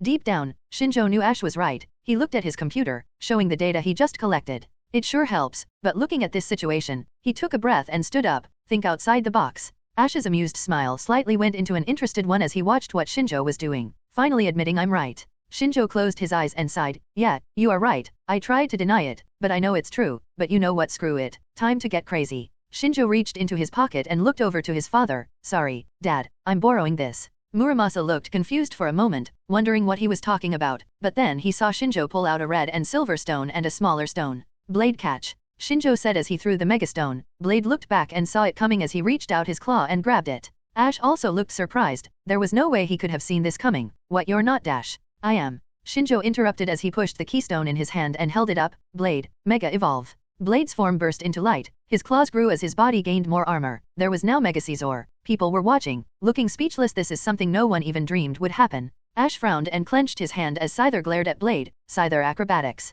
Scyther dashed quickly and dashed around Blade quickly, but Blade didn't move. He just stood there. As Scyther finally stopped, he delivered a strike directly at Blade's face, but Blade just tanked it. Blade stood there. He didn't even move back a little. Shinjo smiled. Let's try this out. Hard press. Blade's body released some steam as he quickly raised his arms and then slammed them together with Scyther's head in the middle, and since Scyther was at max HP, this dealt the maximum damage. Scyther felt the pain as he felt the ringing pain in his head, only to open his eyes to be greeted by a punch to the face, knocking him back to the ground over to Ash's side. Shinjo's eyes shined with joy. I can't believe it. Blade is brimming with power. This is amazing. With this power and my data, we can't lose. On the side, the gang and Muramasa were watching. Muramasa was still in shock to think that Shinjo had taken his old Megastone. He never thought this would be how it happened. He always planned on giving Shinjo his Megastone, but not like this. Brock crossed his arms as he watched. This isn't good. But Ash can still win, right? Yellow asked, looking up at Brock. Brock couldn't confidently answer. I don't know. Although Ash is more experienced, there is a point where brute strength is better than strategy. Misty looked down and yelled,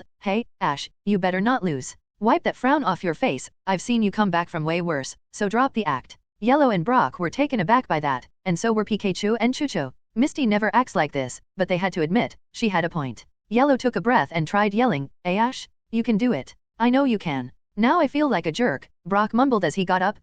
Ash, you have something saved, don't you? Pikachu plus Chuchu, Pika? Ash heard his friends. His frown turned into a smile as he chuckled. You idiots know me so well. Ash reached into his bag and gripped something. Hey, Scyther, you ready to knock their socks off? Scyther looked back as his eyes lit up. He knew exactly what Ash was talking about and nodded. Scythe. Flashback. Ash used the Pokédex and chose the his Y Dex, pulling up a picture of Cleaver and showing it to his Caesar and to Scyther. This is the form I want him to take, that is if he wants it, Ash explained when he was explaining how he was going to train Scyther. Scyther mom and Caesar looked at each other. They were both fine with it if that was what their son wanted, but they needed his opinion first, which they didn't even need to ask for as they saw Scyther's eyes sparkling. Ash smiled, good to hear you're on board, so let's get crazy. End of flashback. Shinjo and everyone were watching Ash, confused as to what he was planning. They looked at his hand, and it looked like he grabbed a stone. No, it was shinier, it looked more like obsidian. But in fact, both were wrong. This was one of the pieces of black augurite he had. Ash smiled. Only fair if I even the odds?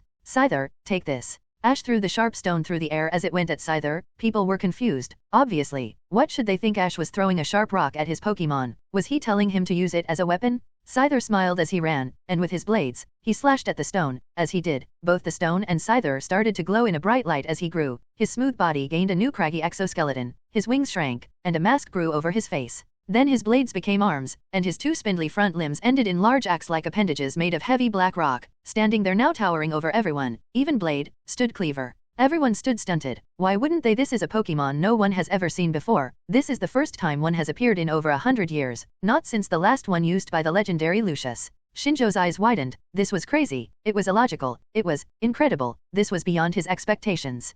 He had analyzed and had tons of battles, but this was the first time he could feel his blood pumping, his heart pounding. It was a feeling he never felt before, and it was intoxicating. Ash smiled, seeing people's reactions as he raised his arm. You're not the only one that can change forms. Meet the legendary formerly extinct evolution, Cleaver. Then, as Cleaver raised his axe arm and pointed it at Blade, Ash and Cleaver smiled. And I'm going to make you wish he stayed gone. Shinjo snapped out of his trance as he looked at his computer, hoping for anything, even a type, would be good, but nothing. The only thing he got was the legends and findings of professors who found a Cleaver claw preserved. Shinjo shook his head. It doesn't matter. Blade quick use metal claw. Blade formed a ball of energy in his claw as he then crushed it, coating his claw in energy, forming an energy claw, and he rushed forward and jumped, sending the slash at Cleaver's face. Even though it was super effective, and it looked like he did feel that, Cleaver didn't move. He just looked down as Blade watched him shrug off his attack. Alright, let's test this power out. Counter, Ash commanded. Dodge it quick, Blade. Shinjo said in a panic. Cleaver's eyes shined as he brought his new axe down.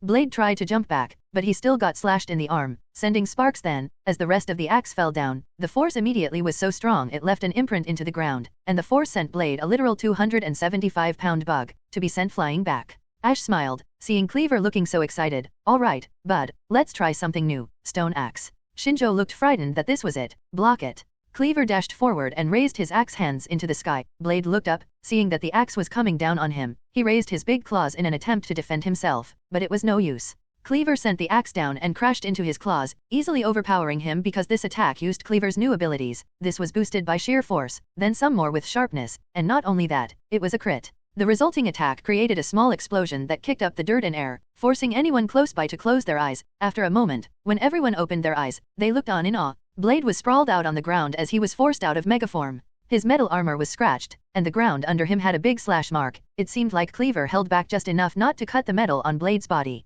Cleaver stepped back and turned around, raising his axe hand in victory and marveling at his new power. Ash walked up and slapped him on the back. I think you overdid it, bud. Cleaver scratched his head sheepishly with his axe. His now tiny wings fluttered a little. Cleave. He mumbled a half-hearted apology. People were still processing this. To them, Ash had just brought out a Pokemon that people didn't even know existed. The only people who knew a little were Brock and Muramasa, but those were from stories and legends they didn't think were true. They walked up, Brock, Misty, and Yellow walked up to Ash, who just gave a casual wave pretending nothing happened. Sup guys, thanks for believing in me. Yellow walked up, handing Pikachu back to Ash. Hey, that was amazing, Ash. I knew you could do it. Yellow was the one that probably had the least knowledge of Pokemon. To her, this was probably just another evolution, not an extinct form. But the same couldn't be said for Brock, who walked up looking at Cleaver. This is incredible. I don't know what to say. So this is Cleaver, that's its name. I only ever heard stories from the books I read my siblings, but to think it's real. So you gonna spill the beans how you knew about this? Because you cannot convince me this was an accident, Misty said bluntly. Well, you know there is this researcher, and I am working with him, Ash said, hiding the truth of his knowledge. Misty said, squinting her eyes. Okay then, care to tell us more, like a name? Misty, as close as I am, I don't think this is the time, Brock interrupted, pointing at people looking at them. Misty rolled her eyes. Fine, but this isn't over. I want an actual answer. That's two now. This is not a coincidence. Fine, I'll tell you more later. Just can you all keep this a secret for now, Ash said, getting a nod from the spectators. Meanwhile, Muramasa walked up to Shinjo, who was helping Blade up. When he saw his father approaching, he lowered his head. Father. Shinjo. Muramasa said looking at his son. I'm sorry I took your megastone without permission. I don't have an excuse. I'll take any punishment. Muramasa looked at his son and sighed, putting his hand on his shoulder. Very well, your punishment is that I want you to leave the dojo and go on your own journey, and you are not allowed to come back until I can see you have grown. Shinjo looked up at his father with surprise, but there was a hint of happiness to it. He expected to get Blade taken away for a while, maybe just being forbidden from coming to the dojo forever, but this was perfect. Okay, father. I'll do it. The next time you see me, it will be in this year's Silver Conference. Shinjo said, bowing. Also, this is yours, Shinjo said as he held out his father's megastone and keystone. Muramasa looked at his son and held his hand out over his, closing it. No, they are yours now. This is your journey now, so use them wisely. They served me well for years, so I know they will do the same for you. Shinjo looked up at his dad with tears in his eyes. Okay, father, I'll do my best. I won't let you down, and I'll make you proud. Muramasa put a hand on his son's shoulder. You already have. Shinjo wiped his eye as he looked at Ash. Well then, thank you, but I expect a rematch one day, and next time, Blade and I will win. Ash smiled and held a hand out. Then, see you at the Silver Conference. Yeah, the Silver Conference, Shinjo said as he took Ash's hand in a handshake. As the gang started moving again, Ash took the lead this time, and he started moving them slightly in a different direction. Where the next town was north, Ash was leading them northwest. The reason was obvious. As they set up camp for lunch in Route 33, it was Brock's turn this time, so as he was cooking, Ash was letting out his Pokemon, eventually letting Cleaver out again, which just made everyone else look at the big bug again. Misty yelled at Ash, from a safe distance since she didn't want to be close to such a big and scary bug. Ash, so are you going to tell us or not? How the heck do you find out and get that thing?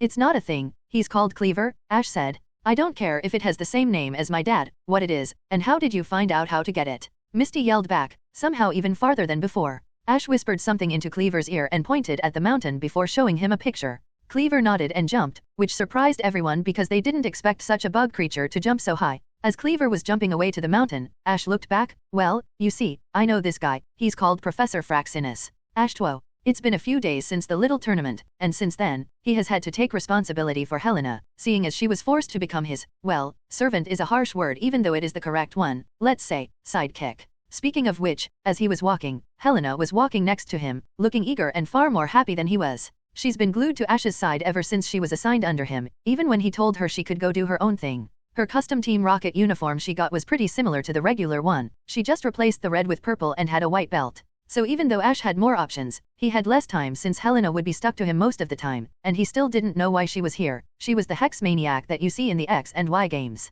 He did ask her a little, but she just said she wants to be more assertive and grow as a person. Most of all, she wants actual friends. As they were walking, Ash wanted to check out the egg station to see if he could get any good Pokemon, but the problem was that he couldn't be sneaky like he usually is with Helena here. He turned to Helena. Hey, I want to go check out the eggs. Okay, Helena said, holding her hands behind her back, still smiling. So I will go. I'll go with you, Helena said. Why? I want to see what's there, Helena said, making up an excuse. Ash sighed. Do you have credits to buy an egg if you want one? Helena said, looking away slightly. I mean, do I need to have them? Yeah, kinda. Besides, what happened to the Pokemon you got at the beginning of the tournament? Helena looked sheepishly and whistled as she looked away. Well, I may, or may not have, released it. Ash put his hand together and put it on his face, taking a breath. Why? It wasn't a ghost type, and I do already have a Pokemon, she said, playing with her fingers. Ash sighed, releasing there was only one way he could go and steal some more eggs. If I give you something, will you please let me go alone? I need to order a few things urgently before the next assignment. Helena looked surprised, but she was curious. Okay. Ash grabbed his bag and reached in, making sure she didn't see what was in there. As Ash was scuffling in his bag, Helena's shadow grew some eyes and started slithering around, slightly chuckling. Ash pulled out an egg and handed it to her. Here, it's an egg, it has a ghost Pokemon, take it. I don't care what you do with it, but I have some important things I need to do alone. Helena was taken aback as she reached out and gently grabbed the egg, hugging it close. Okay, but you didn't have to give me anything. We are friends after all, she said, even unsure of herself. As she was holding the egg, she suddenly saw her shadow extend towards Ash, and then it rose as behind Ash, her haunter, Steven, he extended, smiling mischievously as he changed his shape, becoming a more scary version of himself. Helena immediately feared that her annoying haunter was going to be himself again. As Ash started to turn around, Helena wanted to run up and stop him or yell at Steven, but she knew both were pointless, so she could only watch on in horror, getting ready to lose the closest she had. As Ash turned around, Steven immediately showed his scary face, trying to scare Ash, but even as he did, Ash's face remained neutral and unamused. As Steven was surprised that he wasn't scaring Ash, suddenly he felt a tap on his back. When Steven looked back, he was greeted by a Jengar who raised his fist and sent a shadow punch to Steven's face, knocking him out cold. Ash walked over, grabbed Steven by the scruff of his neck, and held him out to Helena. This yours? Yeah, Helena said, somewhat surprised about what happened. As she took Steven, she saw Jengar go back into Ash's shadow. Sorry about him, I don't know what goes through his head. It's fine, but just keep him on a leash or something. Like I said, I need to go fix some stuff, so I don't know, go find something to do, maybe meet someone, Ash said as he turned back around and started walking towards the egg room. Helena was left there standing, holding her unconscious Steven and the egg Ash gave her. She held onto them a bit tighter as she watched him leave, thinking how he wasn't scared. Back to the gang. And that's the story. Ash finished explaining his made-up explanation. It just boils down to Professor Fraxinus finding out about this, and he asked Ash for some field research. Of course, he didn't say anything about them being the same person. Well, I guess that kinda makes sense if you think about it, Brock said as he served lunch to everyone. Misty sighed as she took a bowl. But why do I feel like you're still holding something out on us? Oh, I am. I'm keeping a lot of things secret. I like you guys, but there are some things I'm not going to say, Ash said. Come on, you can't just say that kind of stuff and expect us not to want answers, Misty exclaimed. Nope, sorry. I guess you could say it's some secret family technique only people in my family can know about it. It's classified. I could tell you, but then I'd have to do something, Ash said, closing his eyes and nodding to himself. Misty and Yellow took a moment to process that. His family, the something he'd have to do if he told them. Their minds wandered to a different place, and both started blushing deeply, imagining Ash meant they could only know if they had become part of his family.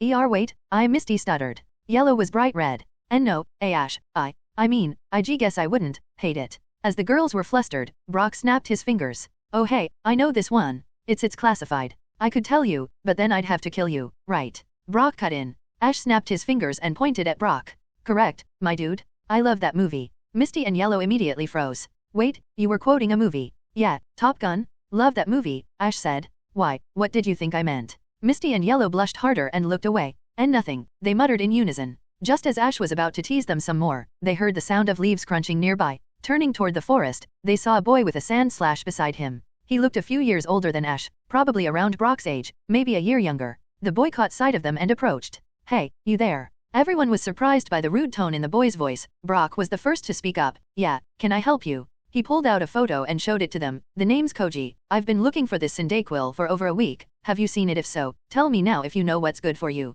Misty immediately broke out of her earlier embarrassment and got her usual angry look as she stomped up. Excuse me? Isn't that quite rude? Do you not have any manners? Koji scoffed and turned away from her. Shut up, I'm not here to make friends, so just tell me and make yourself useful for something. Have you or have you not seen this Cyndaquil? Misty was about to lose her temper. She raised her fist, ready to hit the boy on the head, but Ash stepped forward and placed a hand on her shoulder. Now, Ash said calmly. He's been searching here for a week. Even if he's rude, maybe we should tell him something.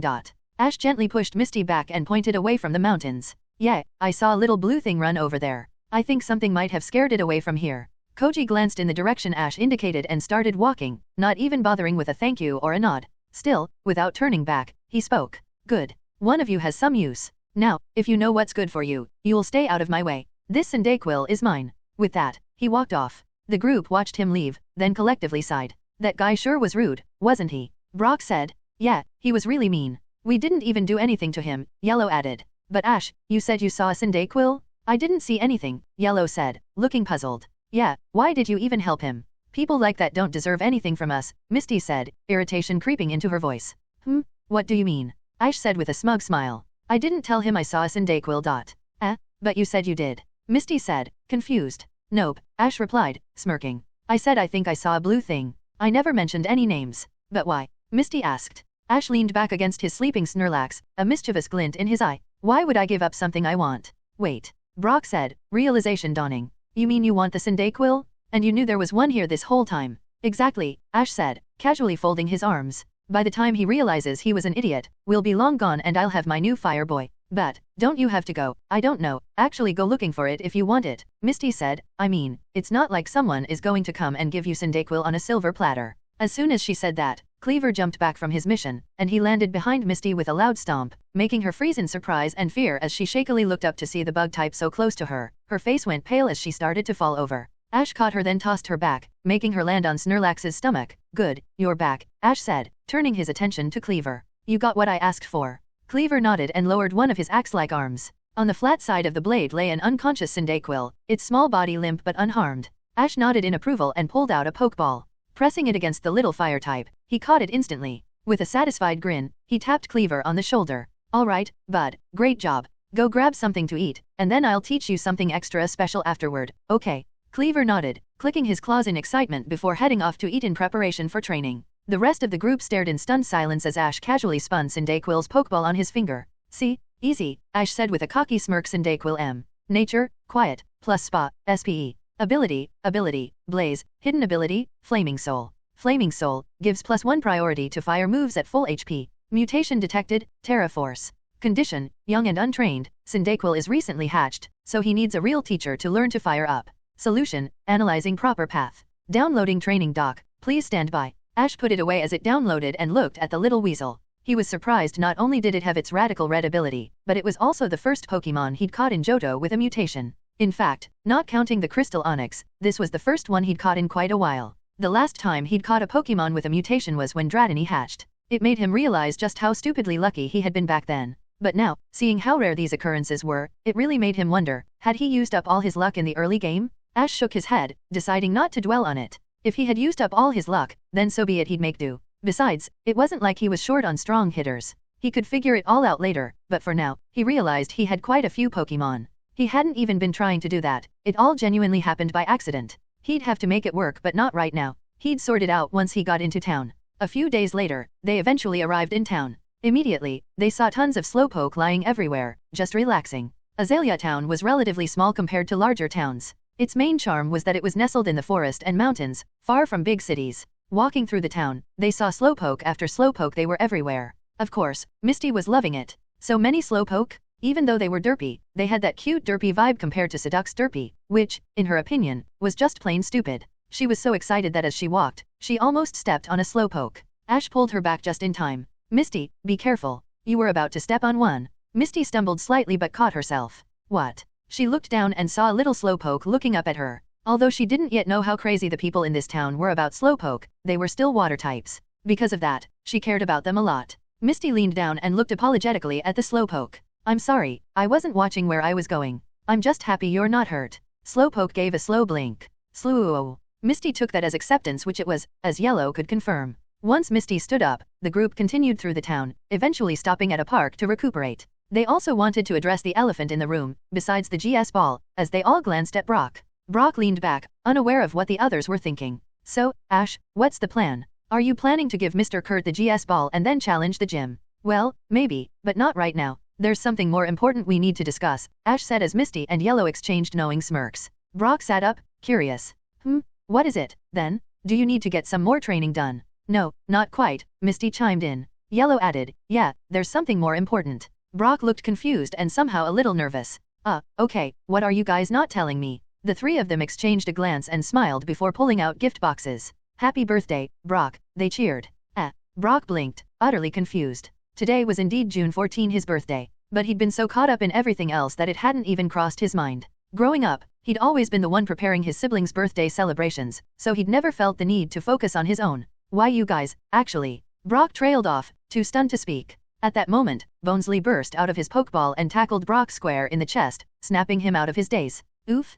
Thanks, Bonesley. I needed that, Brock said with a warm smile, cradling the little Pokemon in his arms. Ash walked up and gave Brock a pat on the back as Abra appeared on his shoulder. Come on, dude, you're 16 now, and you have your family. I may or may not have told them I was sending you back, so they've got something prepared for you. Yellow nodded happily. Yeah, you should go have fun and celebrate. We'd go with you, but we figured this is something you'd want to celebrate with your family, Misty added with a smile. So don't even try to argue, we already told your siblings, and they're expecting you. Brock didn't know whether to laugh or cry. You guys really are the best. He mumbled, taking the gifts they'd gotten him. Okay, I guess I don't have a choice. Ha ha ha, alright, I'll go back. See you guys tomorrow, then. The group nodded, and Ash gave him a salute as Abra teleported Brock away. Once he was gone, Ash stretched his arms behind his head. So, what do you girls want to do? I was going to train, but I doubt you'd want to come with me. The girls, still flustered from the incident a few days ago, clearly didn't want to be alone with Ash. Misty quickly spoke up.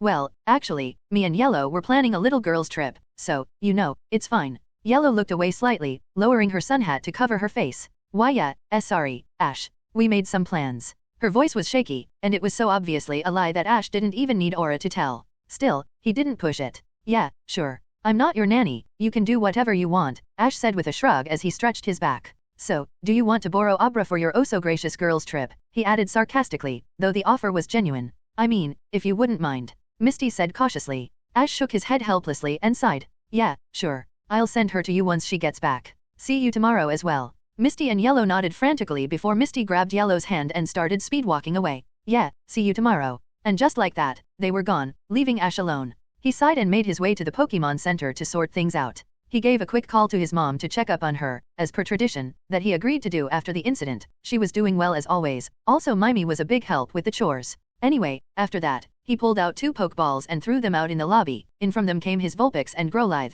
It's been a few days, and obviously, he has bonded with them a little and given them some training, but it's time to address something. Ash knelt down, Pikachu hopping off his shoulder and stepping aside. Vulpix still looked defensive and aggressive, his fiery gaze fixed on Ash, while Growlithe was much more relaxed. She seemed content, especially after being well-fed, and had no complaints. Looking at both Pokemon, Ash spoke softly. Alright, I need to ask you both something. I know we've been training together, but, do you actually like fighting?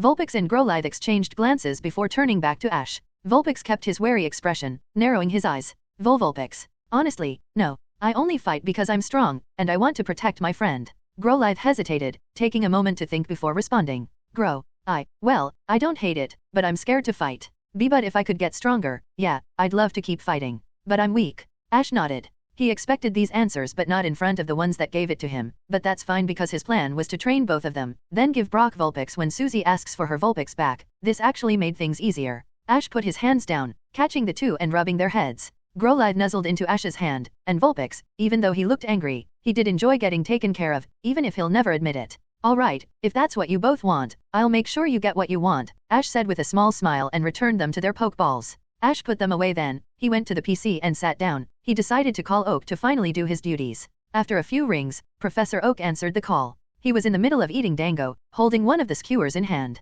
Hello, my boy, I was actually planning on calling you soon. Ash sighed, leaning on the desk as he saw Oak chewing. Do you only eat when I call you? He thought but shook his head and replied, oh really? What for? Oak finished one of the dango balls and grinned. Well, you see, the research paper we worked on about Annihilape's evolution was validated and accepted. It's been shared with researchers in other regions. Now, about your share of the funds, where should I send it? Ash smiled and shook his head. For now, give it to my mom. We both know she'll try to just save it for me, but tell her I insist she uses it. Oak nodded as he wrote something down on a note, then handed it to one of his assistants. Okay, so now that I have that, what can I do for you? Ash smiled. Well, let's just say I found something else. Oak nearly choked on the stick of the dango. Are you serious? But so soon, it hasn't even been a year since the last one.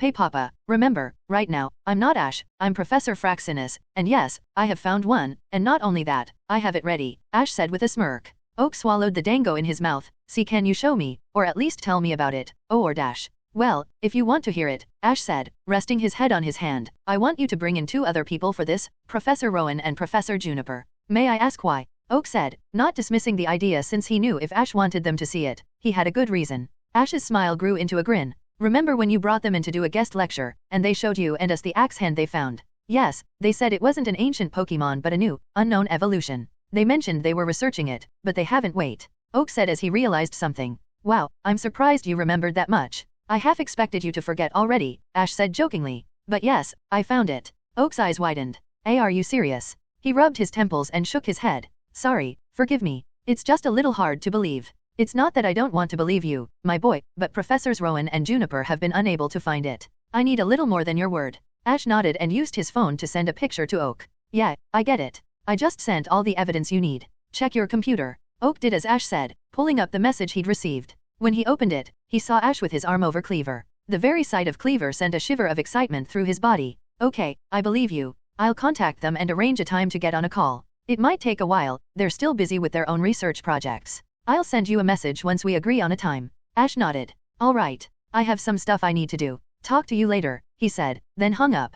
Pikachu walked back into the room with another bottle of ketchup likely stolen from the kitchen in the Pokemon Center. He hopped up to sit on Ash's shoulder again and started licking it up. Ash stretched his arms behind his head. He might as well go train. Cyndaquil wasn't at a level where he could fight the gym yet, so he should work on that. As Ash got up and started walking towards the door, he overheard two people wearing archaeology equipment. Hey, did you hear Bugsy went to the ruins? Really? What do you think he's doing? I mean, usually, he isn't researching bug Pokemon. Why would he go there? Do you think there's a new ground/bug type? First, obviously, there are already ground/bug types. But also, he's not there for research. Apparently, there was a cave-in, and we lost contact with some archaeologists. He went there to see if they're okay. Wow, Bugsy sure is the coolest. We really lucked out having someone like him as our gym leader. Yeah, Bugsy is super cool. I want to work harder, so maybe he'll notice me and praise me. The conversation went on in a cycle of praising Bugsy. Ash's eye twitched as he heard them idolize Bugsy so much. He walked out, shaking his head. What is this Krispy Kreme glazing?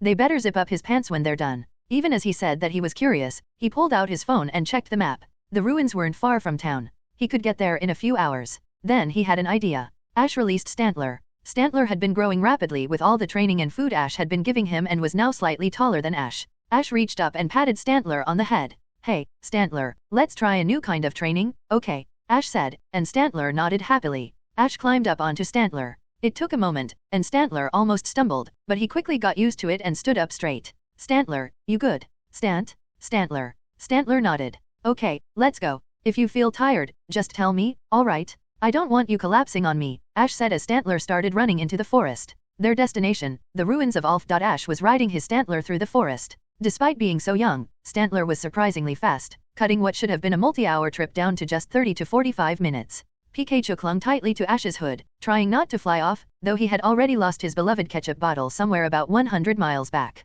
As Stantler continued running, they eventually reached a point where the dense forest gave way to an open area filled with ancient stone structures. Some of the stones were engraved with strange markings. Ash examined them as they passed, noting they weren't unknown symbols. Any good Pokemon trainer worth their salt knew the unknown language, and this definitely wasn't it. Stantler began to slow down, partly from fatigue but mostly because Ash instructed him to. They needed to start exploring the ruins carefully to see if anyone was nearby. Sliding off Stantler's back, Ash began walking alongside him. He took a closer look at the stone formations, trying to make sense of them, but came up blank. He shook his head. He is a doctor, not an archaeologist, after all. As he continued walking, a familiar voice called out. Oh, Ash. Ash turned and saw Ethan waving as he jogged over. Hey, didn't think I'd see you so soon. Ethan, what are you doing here? Ash asked, tilting his head. Well, I want to say I'm looking for something, but if I'm being honest, I'm lost. I was on my way to Azalea Town for the gym. Huh. How many badges do you have anyway? You said you started last year but took a break for personal reasons.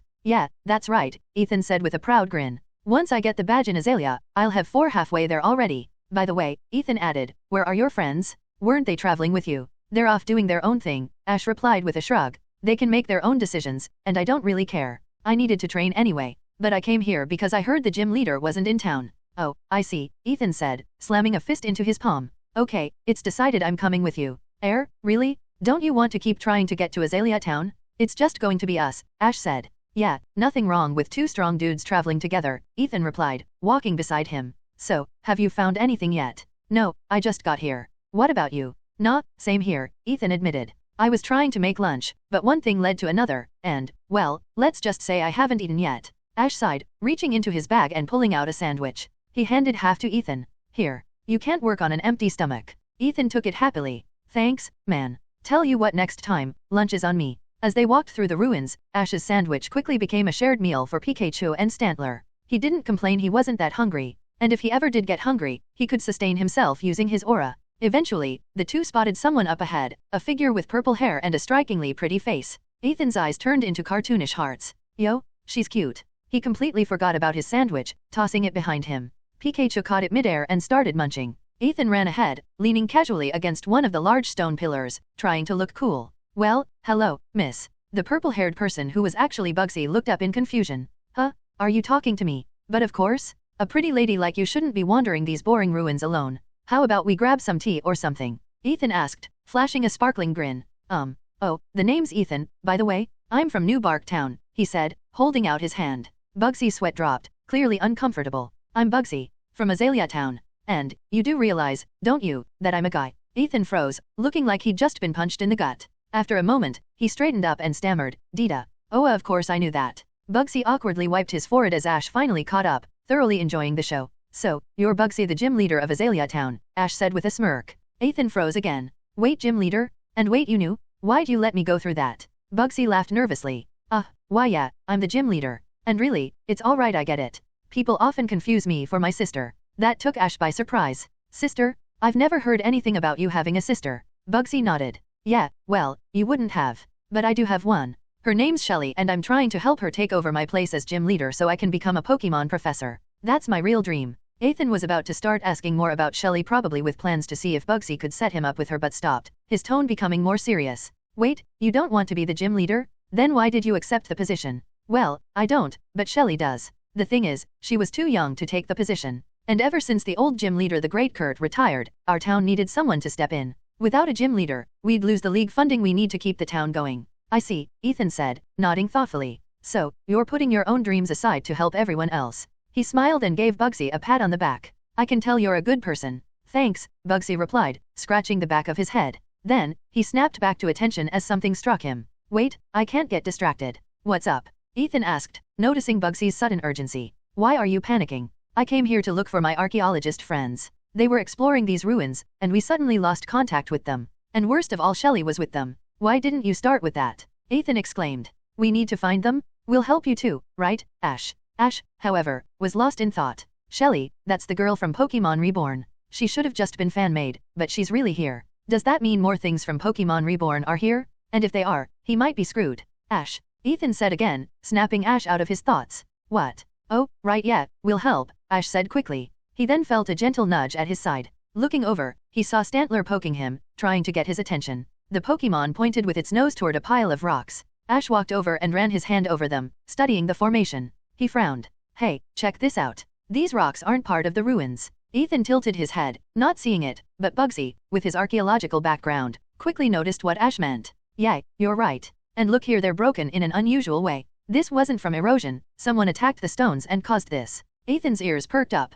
Then that must be where they are? We need to get in there. Bugsy nodded. Right. We'll start by carefully moving each of these pieces to preserve as much of the structure as we. Nope, that'll take too long. Abo, come on out. Ethan interrupted, tossing a pokeball. Out came Abo the Ambipom. Use dig to get us in. Abo jumped up, spinning and using its tail hands like a drill. It tore through the blockage, clearing a path to a deeper section of the ruins that not even Bugsy had known about. Bugsy was shaking. That was a CC cultural treasure. Not anymore, it wasn't, Ethan countered. Remember, someone else already destroyed the stone to cave it in. Besides, isn't finding your friends and sister more important? Without waiting for a reply, Ethan jumped through the opening and disappeared into the darkness below. I guess, but this still doesn't feel right. Bugsy muttered before reluctantly following him. Ash looked at Pikachu and Stantler, sighed, and jumped in after them, his two Pokemon close behind. As they fell, they landed in complete darkness. None of them could see a thing until Ash gave a sharp whistle, signaling Pikachu to use Flash. The area lit up, revealing that they were inside a hidden chamber. On the walls, symbols of unknown were etched in intricate patterns. Whoa, Bugsy murmured, staring in awe. This is incredible. I've only ever heard rumors about this, but it turns out they're true. What do you mean? What rumors are you talking about? Ethan asked, glancing at Bugsy. There was a theory that this place held ancient secrets no one had ever been able to uncover. But this proves it's real? I wonder what else this means. If this is true, what other legends might be real? Hey, snap out of it, Ethan interrupted, snapping his fingers in front of Bugsy's face. We're here to find out if your friends and sister are okay. Why yeah, you're right. I can come back and study this later. Bugsy slapped his cheek slightly to refocus. Let's get moving. Ash and Ethan nodded, and they began running, with Pikachu lighting the way. As they moved through the chamber, muffled noises echoed through the walls. It quickly became apparent that the place was a labyrinth. Ethan turned to Bugsy and Ash. Why don't we just bust down these walls? We could get through this so much faster. No, Bugsy exclaimed immediately. Absolutely not. These are sacred treasures. Besides, you have no idea what would happen. If we break these walls, the whole place might collapse on us.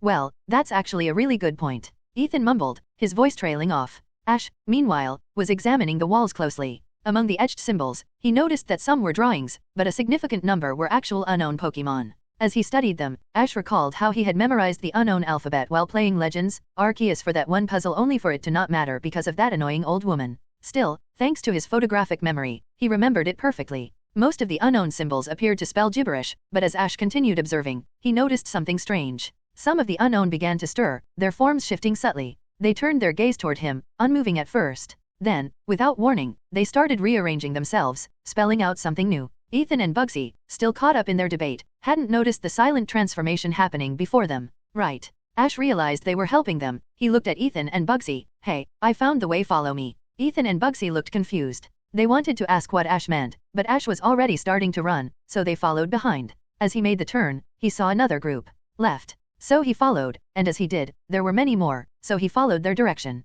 Straight. Left. Straight. Right. Right. And as he made the last turn, he was caught off guard as someone bumped into him, causing him to fall over since he was too focused on reading the unknown. Oof. Ash fell onto his back as he closed his eyes, and Pikachu fell off his shoulder. It was a good thing his bag was actually empty, otherwise, anything inside would have gotten crushed. As he lay a bit disoriented, he heard a soft whimper on top of him. When he opened his eyes, he saw a girl who looked to be around the same age as him, maybe a bit older. She had long purple hair that covered one of her eyes and a nervous expression, her face turning red as she realized she had just fallen on top of a boy. Ash recognized her from back when he played Pokemon Reborn. It was Shelly. As Shelly blushed from embarrassment, likely wishing she could disappear, Ethan and Bugsy caught up. Behind where Shelly had come from, the archaeologists were also running toward them. When everyone eventually met in the center, all they saw was an Ash who looked utterly done with life and a Shelly who seemed like she wanted to curl into a ball and vanish. As they were trying to process the situation, Ash narrowed his eyes, sensing something. He grabbed Shelly, pulling her close as he rolled to his feet, jumping up and extending his hand just in time to intercept an Epilogue that leaped out of nowhere, aiming a thunder punch at them.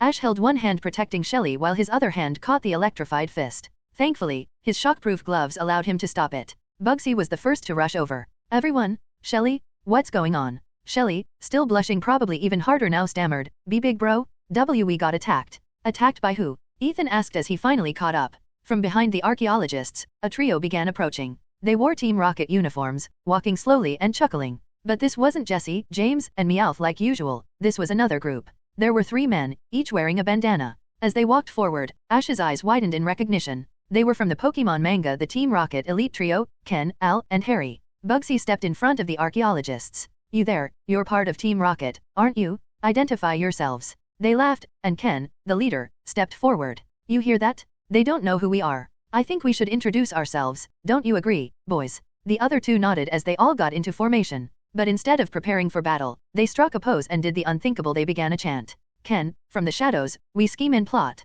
Al, "With strength and might, we'll take the lot." Harry, "Deception's our game, we'll never be caught." Ken, "We're the brains." Al, "We're the brawn." Harry, "We're the twist of dawn." All, "Team Rocket Elite, we're the top of the chain. Team Rocket's dream is our ultimate gain." Ash fell silent. He felt like he needed to punch these guys in the throat just for the principle of the matter. As the trio finished their chant, they smirked and stood up, walking in different directions menacingly with smirks on their faces. Here is the thing, thanks to Ashtuo, Ash knew about these guys, so he knows 2 things. 1, they all have a full team of 6 each, and 2, even though they are grunts, they each have the strength of an admin. Ash was confident he could beat them one-on-one, but he also knew they wouldn't fight fair. They'd gang up on him, and their years of teamwork made them experts in coordinated assaults. Facing them head-on was impossible, especially in the cramped, crumbling ruins. And none of that even mentioned the Epilogue Ash was holding with his bare hands while everyone else was too preoccupied to help. The only one who even noticed Ash struggling with the Epilogue was Shelly, who was standing behind him as he held her back, shielding her from the Pokemon's attacks. The Team Rocket Elite Trio smirked as they focused on the newcomers. "So, you kids made it in," Ken said with a sly grin. "But here's the thing, we've got the entrance blocked off.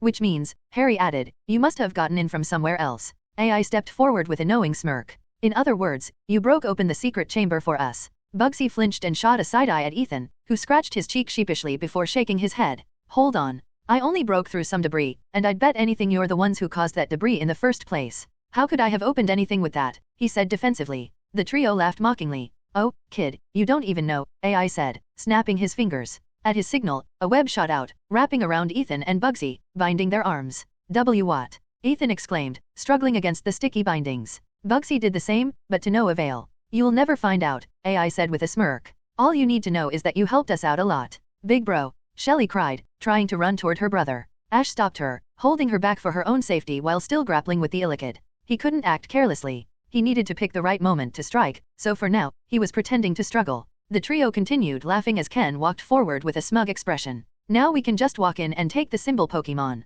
Our boss is going to be very pleased when we deliver them to him. Just as Ken turned to walk past them, Ash's struggling expression turned into a confident smirk. Hey, you forgot something. Ash called. The trio turned just in time to see Ash not only overpowering the Illithid but also using it as a weapon, pointing its head directly at Ken. The prongs on Illithid's head made contact, and all its built-up electricity discharged straight into Ken. What the gay? Ken screamed as volts of electricity coursed through him. While holding the Illithid, Ash whistled sharply, signaling Pikachu. Pikachu, who had stayed behind earlier, leaped into action. With its tail glowing brightly, it used Iron Tail like a blade, slashing through the webs, binding Bugsy and Ethan. As they broke free, Ash kicked Ken's leg to unbalance him and hurled the Illithid straight at AI, who was commanding his Spinnerack to shoot more webs. Ash grabbed Shelly, who was clearly too shaken to run on her own, and turned to the group. What are you waiting for? Get moving, now. The archaeologists nodded and began running back the way Ash and the others had come. Meanwhile, Ash dragged Shelly alongside him as he ran next to Ethan and Bugsy. Behind them, the Team Rocket elite trio was recovering and preparing to give chase. As they ran, Ethan glanced at Ash. Hey, why are we running? We can take them, can't we? Ash nodded. I think we could, but the problem is those archaeologists. I don't know if you noticed, but they have no way to defend themselves. Plus, if we fight in these ruins, they might collapse on us. Bugsy nodded in agreement. Ash is right. Even if we're confident we can take them, it's not worth the risk. Ethan sighed but nodded. I get it. So, what's the plan? We can't just keep running. These ruins are like a maze. I don't even know how you managed to navigate this place. I don't have time to explain, Ash said, his eyes scanning ahead. But if you really want to know, I'll give you an in-depth explanation once we're out of here. Suddenly, Ash noticed something and stopped in his tracks. He pushed Shelly forward. Keep running, he commanded before spinning around. Pikachu, counter shield. Pikachu leaped off Ash's shoulder, flipping through the air. Its tail sparked with electricity as it swiped down, blocking an incoming Psywave from the Girafarig Henry was riding to catch up with them. Ash gritted his teeth. These guys are persistent, he muttered, spotting Ken and AI not far behind. What do we do? Shelly asked, still shaking. Ash glanced around, trying to form a plan. Just then, he felt a familiar weight on his shoulder. Turning, he saw Abra finally back. It's about time, Ash exclaimed. He grabbed the fox and handed it to Shelly. Get out of here with the archaeologists. I can hold them off for a bit. Shelly froze. Wait, and no, we can't just abandon you here, you matter too. Bugsy placed a hand on her shoulder and gently pushed her back. He won't. I'll stay, too. Well, if you two are staying, then I guess I have no choice either, Ethan said with a smile, stepping next to Ash. Shelly gulped. She wanted to say something, maybe even declare she wanted to stay and fight with them, but she was scared, nervous, and didn't want to disobey her brother or let him down. Oh okay, Shelly said reluctantly, looking down. But promise me you'll all be safe. Please. Don't worry about it, we'll be fine, Ash said confidently as he stepped into the center, holding out a Pokeball and facing the charging Henry. Because I'll protect you. He threw the Pokeball, and out came Blastoise, who stumped on the ground, catching Girafarig mid-charge with a smirk. With a swift motion, Blastoise hurled Girafarig backward, sending Henry sprawling along with it. Henry and Girafarig skidded across the floor of the ruins, landing at the feet of Ken and AI. Gah, damn you, kid. You'll pay for that. Henry snarled. As Henry stood, his Girafarig staggered upright beside him. Ken released his Machamp, and AI let out his Gengar. Bugsy and Ethan ran up to Ash, each gripping a Pokeball. Don't forget about us, Ethan said with a grin. They threw their Pokeballs at the same time, revealing a Yanmega and Abo the Ambipom as they stood next to Blastoise. As they moved forward, the current matchups were Machamp vs Blastoise, Yanmega vs Gengar, and Abo vs Girafarig. Machamp and Blastoise ran forward first, grabbing each other's hands and trying to overpower the other with brute strength. Behind them, Yanmega and Gengar flew up to confront each other, while Abo and Girafarig clashed on the side.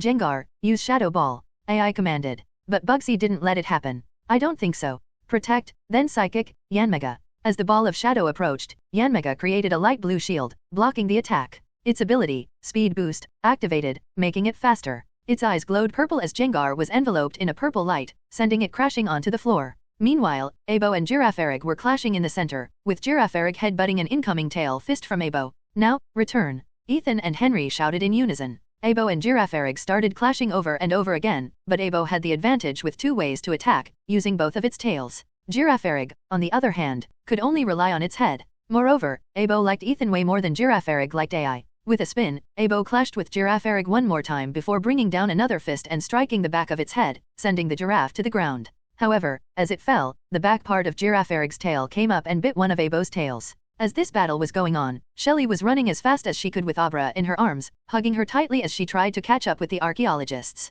When she reached them, she found the group catching their breath after so much running. She ran up to them. Everybody. Shelly, where's Bugsy and those other 2? The expedition team leader asked. They're holding off those bad people.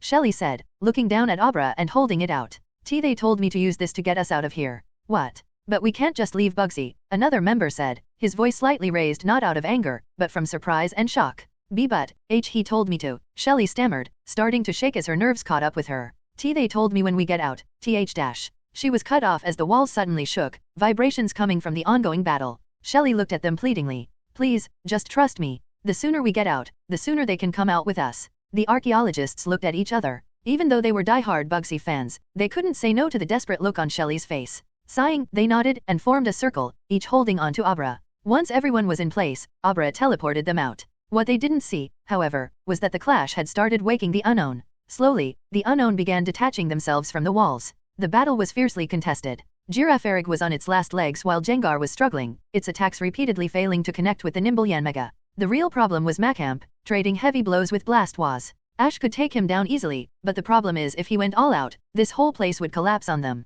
Ash took charge, pointing sharply at Macamp. Blastoise, use Ice Punch. Ken smirked, barking his own order. Macamp, counter with Brick Break. End this brat. Both Pokemon charged their attacks, their fists glowing with opposing energy. Icy Blue for Blastoise, Fiery Red for Macamp.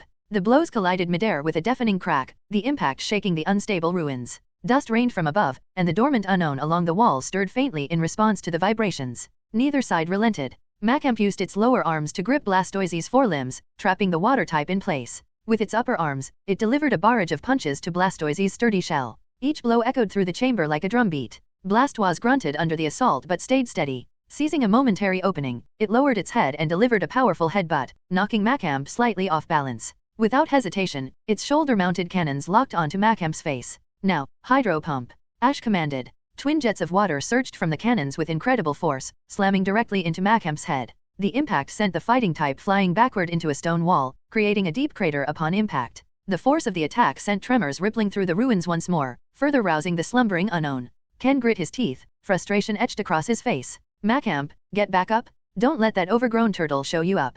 Ash stood firm, his gaze unwavering. Blastoise, stay on guard. We can't let them gain any ground. The ruins groaned ominously, cracks spidering along the walls and ceiling. The dormant unknown began to blink to life, their eyes glowing faintly as the vibrations of the battle disturbed their centuries-long slumber. As the trio struggled to hold their ground, the mysterious symbols on the walls suddenly sprang to life. The figures opened their eyes, pulling themselves free from the stone and beginning to hover in an eerie, synchronized dance. The group froze in shock. The symbols, they're not just about the Pokemon, Bugsy stammered. They are the Pokemon. Ken grinned smugly. Well, that makes things easier. No need to go looking for them anymore. The unknown began to move, forming a swarm that filtered toward the entrance Ethan had created. Their intent was clear, they were trying to escape into the world. AI, stop them. Ken barked. AI pointed toward the swarm. Gengar, don't let them get away. Shadow Ball. Gengar darted forward, but before it could act, Yanmega emerged from the shadows and delivered a powerful crunch, sending the ghostly Pokemon crashing back to the ground. Meanwhile, Ash glanced back and saw Abra reappear, safely tucked into his jacket.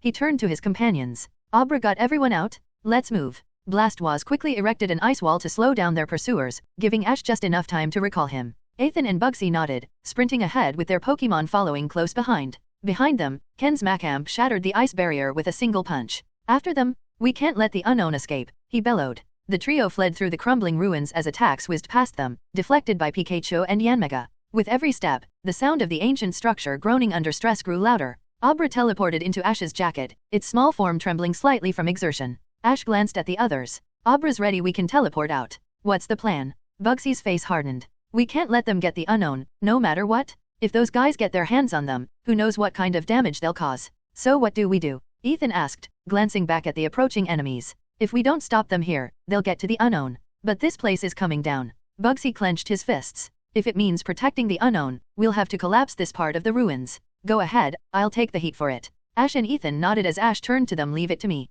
He stopped running, Pikachu leaping from his shoulder and landing in front of him. Sparks danced along the electric mouse's cheeks. Ever since he stole all that electricity from Raycow, Pikachu got stronger and got a new move. Alright, bud, Ash said, clapping his hands together. Let's show them what we've been working on. Ready? Pikachu nodded, electricity surging around him with an intense blue glow. The trio of grunts appeared around the corner, sending more Pokemon after them. Pikachu's electricity pulsed dangerously as Ash gave the command. Pikachu, thunderclap.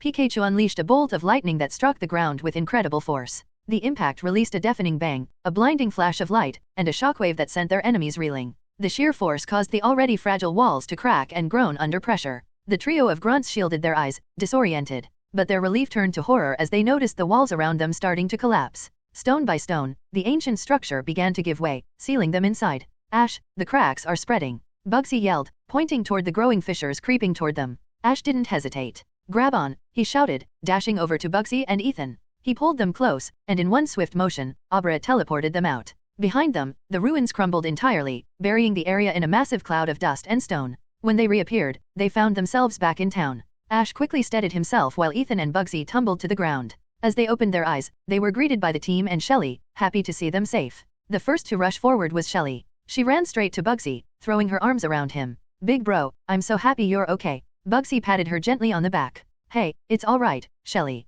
But Shelly shook her head, tears brimming in her eyes. I'm sorry for being such a useless sister. I just wanted you to notice me. But I messed up again just like I always do. Bugsy knelt slightly, resting a hand on her shoulder. Shelly, don't say that about yourself. You're not useless, and you're not a burden. I've never thought that, not even once. You're great, just the way you are. You don't have to prove anything to me or anyone else. Shelly's throat tightened as his words sank in. She had always been self-conscious, haunted by a nagging fear that she wasn't enough, that she was the source of Bugsy's problems. But hearing his reassurance now, it was more than she ever thought she deserved. A small, shaky smile formed on her face. Bugsy smiled back, then motioned toward Ash. But there's someone else you should thank. Ethan slid into view, grinning. Well, hello. Before he could finish, Bugsy calmly placed a hand on Ethan's face and shoved him aside. Not you. Ethan stumbled backward with a muffled protest as Bugsy continued. I meant Ash. He's the one who protected Shelly from that illithid, and we wouldn't have made it out without him. Shelly's cheeks flushed as she remembered how Ash had pulled her close to shield her during the attack.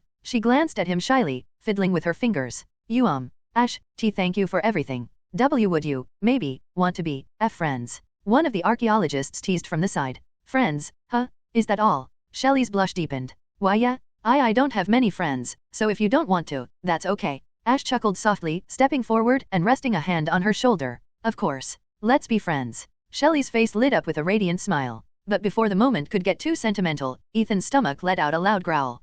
Sorry about that, Ethan said, rubbing the back of his head sheepishly. I guess I never did finish my lunch. The group erupted into laughter as Bugsy shook his head. Well, I suppose lunch wouldn't be the worst idea. What do you all think? You've been trapped down there for a while, you must be starving. Yeah, I could eat. Kinda. I'm starving. The archaeologists chimed in, one after another. Bugsy grinned and clapped his hands together. All right, then. Lunch is on me. The group cheered Ethan loudest of all as they headed off to enjoy a well-earned meal together. In a restaurant, as everyone was eating, Ash was sitting down, writing something. Next to him, Shelly was eating a salad, and across from him, Bugsy was eating a sandwich. Next to Bugsy, Ethan was stuffing his face. Under the table, Pikachu was enjoying a new bottle of ketchup as all the archaeologists sat around the restaurant, eating happily. After a moment, Ash finished and put the note he was working on in the center of their table. It was a full cipher for the unknown language, with a drawing of each unknown next to its corresponding letter. Here, I studied unknown back when I was younger. You can use this to decipher any of the writing with them, Ash said as the siblings looked amazed, and Shelly took a particular interest.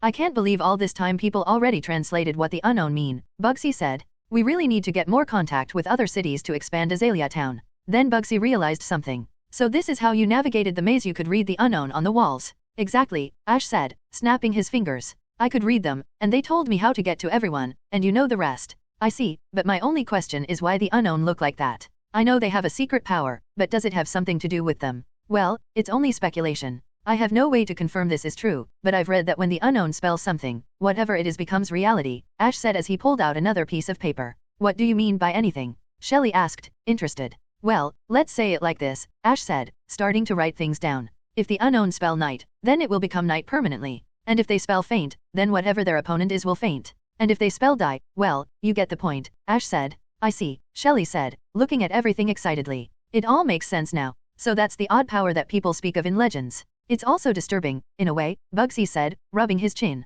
Team Rocket was after them, which means they knew about their power. I dread to think about what they wanted to use it for. Ash shook his head. Well, you don't have to worry about it. We stopped them, and the unknown escaped into the world. Maybe they got one or two, but they'll never be able to gather enough to do whatever their plan was. You're right, Bugsy said, feeling a little better, knowing that they had stopped their plans. All we can do now is learn more. After all, we have more than just those ruins, we have lots of other scriptures full of these that we can learn from. Yeah, there are so many books we couldn't read before, but with this, we can read them all. I can't wait, Shelly said excitedly. Ethan swallowed a mouthful of food. That's the happiest I've seen you look. Do you like books that much? Shelly blushed in embarrassment. Well, I like books, so I spend a lot of time reading and in the library. Really? Ash said, thinking about something. Have you read anything about the legend of Ramsay? Shelly's eyes lit up. Oh yes, it's one of my favorite stories, actually. She reached into her bag, pulled out a book, and handed it to Ash. I always keep it with me. And you know, they say that Bugsy and I are descendants of the great hero of Ramsay, Lord Yoshimoto.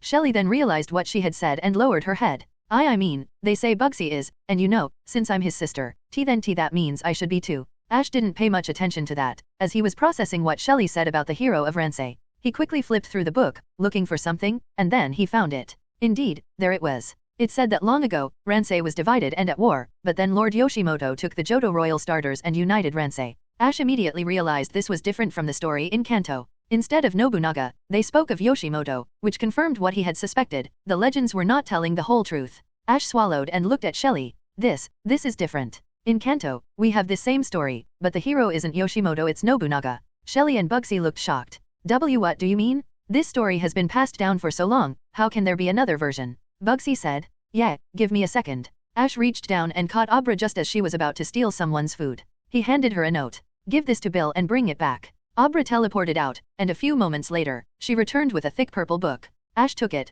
giving her his sandwich as she teleported away. Ash gave the book to Shelly. See, this is the one we have in Kanto. Shelly took it and started looking over it. After a few moments, she looked up at Bugsy. He's right, it's different. It barely mentions Lord Yoshimoto at all. What could this mean? Bugsy said. I don't want to say that you're a liar, but at the same time, this legend is the one we were raised with.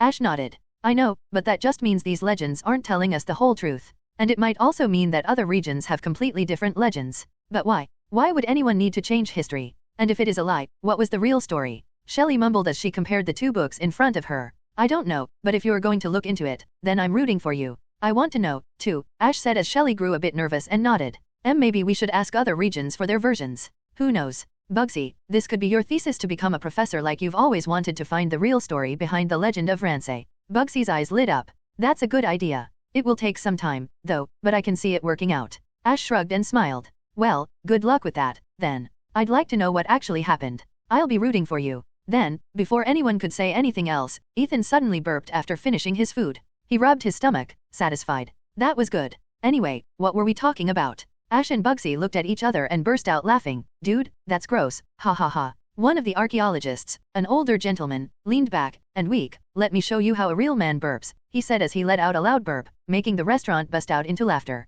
Pewter City. Musical note. Happy birthday to you. Musical note. Brock's family sang, with Brock at the center of the table. The cake was obviously store-bought. Brock was the only one with any skill in cooking, and they weren't going to make him cook on his own birthday. The day was full of laughter as they caught up. Let's just say that when Flint asked about what happened in the Orange Islands, things didn't go too smoothly. After the cake was cut and laughs were shared, they sat down. Brock was sitting with Flint and Forrest as the others had tuckered out and were asleep in the living room. Brock held the egg on his lap, rubbing it soothingly. He could tell it was just about to hatch. It was probably just waiting for something. Based on everything he'd read about eggs, it had shown all the signs of readiness, as though waiting for a specific catalyst. Flint took a sip of coffee. So that egg of yours hasn't hatched, huh? I have to ask, are you sure it's even alive? Of course it is. I can feel it. Besides, Ash gave it to me. He wouldn't give me a dud, Brock said as he wrapped the egg in a blanket. By this point, there was no reason to keep it in the incubator anymore. Man, you were always the domestic type, but I never thought you'd be the mama kind, Forrest teased his brother. Brock chuckled. Yeah, speaking of which, any word on Mom? Flint lowered his cup. Well, sigh, I'd be lying if I said I knew. She said a while ago she'd try to be here, but I tried calling her and, nothing. I see. Brock said. He was used to his parents missing birthdays, but this time, with Flint here, he had hoped that maybe, just maybe, they could celebrate his birthday as a family. What's with you two? Forrest asked, looking at Flint, who seemed more upset. You and Mom just dump everything on Brock. I know Brock said he forgave you, but I can't help but feel like he just said that for the sake of our siblings. Forrest. Brock said. I don't know what you mean. I said I already forgave Father, and Mom had her reasons too. No, Brock, Flint said, looking down. Forrest has a point. Even when you left, I felt like you were holding back. I fully expected you to hit me, yell at me, even cuss me out. But I think you didn't, for the sake of your siblings. Brock wanted to deny it, to say he didn't mind, but in reality, he couldn't. He knew that if his siblings hadn't been watching when Flint came back, that's exactly what he would have done. Forrest leaned on the table, looking annoyed. And Mom, I can't believe her. She's been gone. She said she was looking for you, but now I feel like she just left because she wanted something else.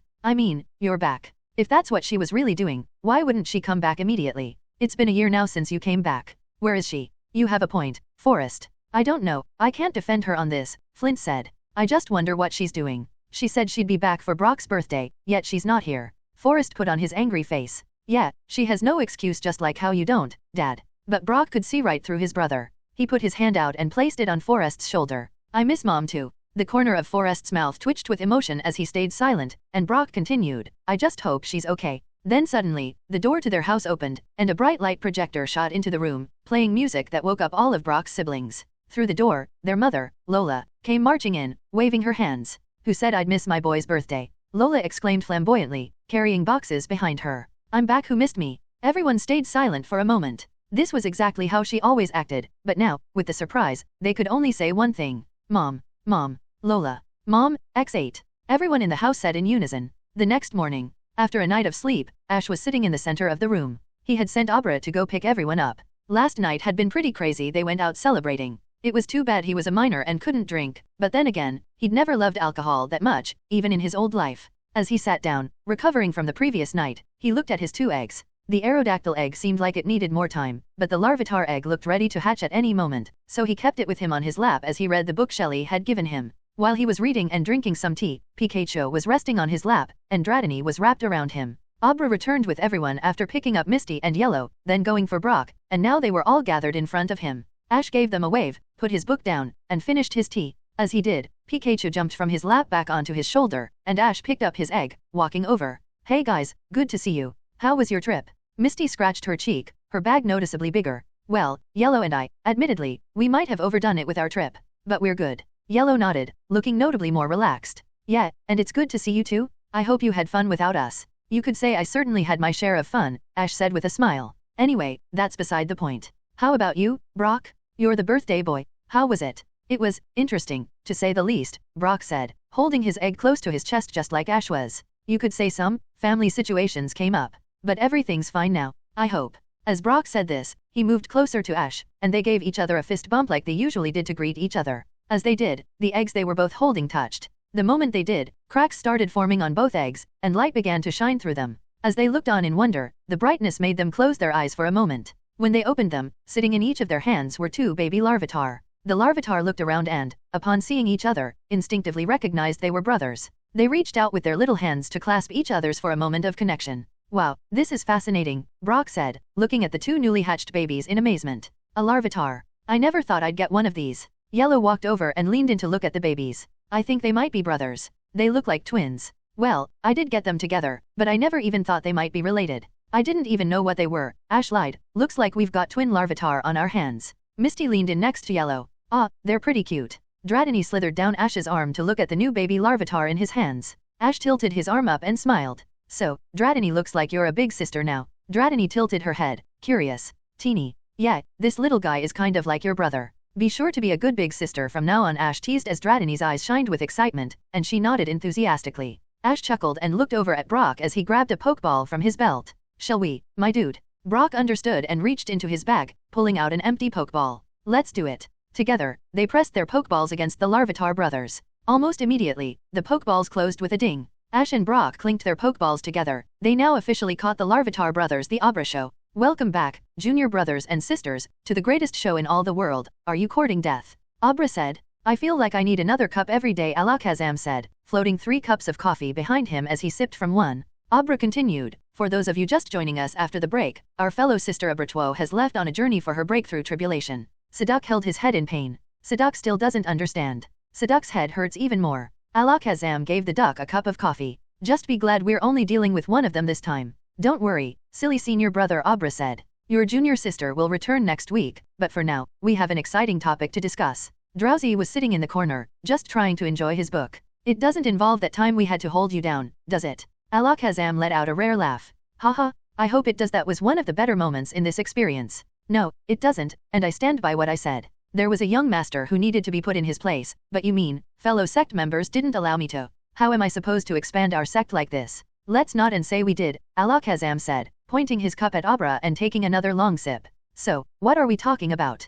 Can we get this over with quickly so I can finish my book? Drowsy asked. Very, very wise junior brother. You must go back to reading the sect techniques, but for now, let's talk about it. There seems to be a mystery in the legendary Azalea realm. Oh really? No, what could it be? Alakazam said, not taking Abra's words seriously and fully expecting another made-up story. You see, the Azalea realm has the legendary beast, Slowpoke, whose yawns can cause tsunamis. Just one bite of their tails could allow you to jump into the breakthrough immortal realm. Literally no one says that. You say that. No normal person or Pokemon says that, Alakazam said, pointing a finger at Abra. Yeah, I've read a book on Azalea Town and the legends of the Slowpoke, but there's nothing on that, Drowsy added. Silly brothers, that just means you're all frogs in a well, unable to see the world as it is. Allow me to educate you, Abra said, pulling out a book half as thick as she was tall. They all looked at each other. Sadok feels like Sadok would actually rather die. I'm right there with you, Alakazam agreed. Back with the gang. After the gang caught up, they decided to head out to find Kurt and finally hand over the GS ball. Finding Kurt wasn't hard. He was well known as the Pokeball maker and also the former gym leader of Azalea Town before Bugsy took over. As they walked out of town, they took the path leading just outside of Azalea. The main issue was that it took a few minutes since Kurt's property was far from town, so he could be close to the mountains where the apricorns grew. As they walked, they saw a house in the middle of a field. Approaching, they heard the sound of hammering, like metal being struck. Following the noise, they made their way around to the back. The first thing they noticed was a Shuckle lounging around on the porch. Looking further to the left, they spotted two figures. The first was a familiar face with red hair, Silver, only this time he was alone. The second was an old man with slicked back hair in a blue kimono, hammering away at a small, glowing red disc on an anvil. He was intensely focused, so much so that he didn't notice the gang approaching. Silver noticed them, raising his eyebrows and giving a slightly awkward wave. Hey, Ash, and, Yellow. They walked up, and Ash gave him a thumbs up.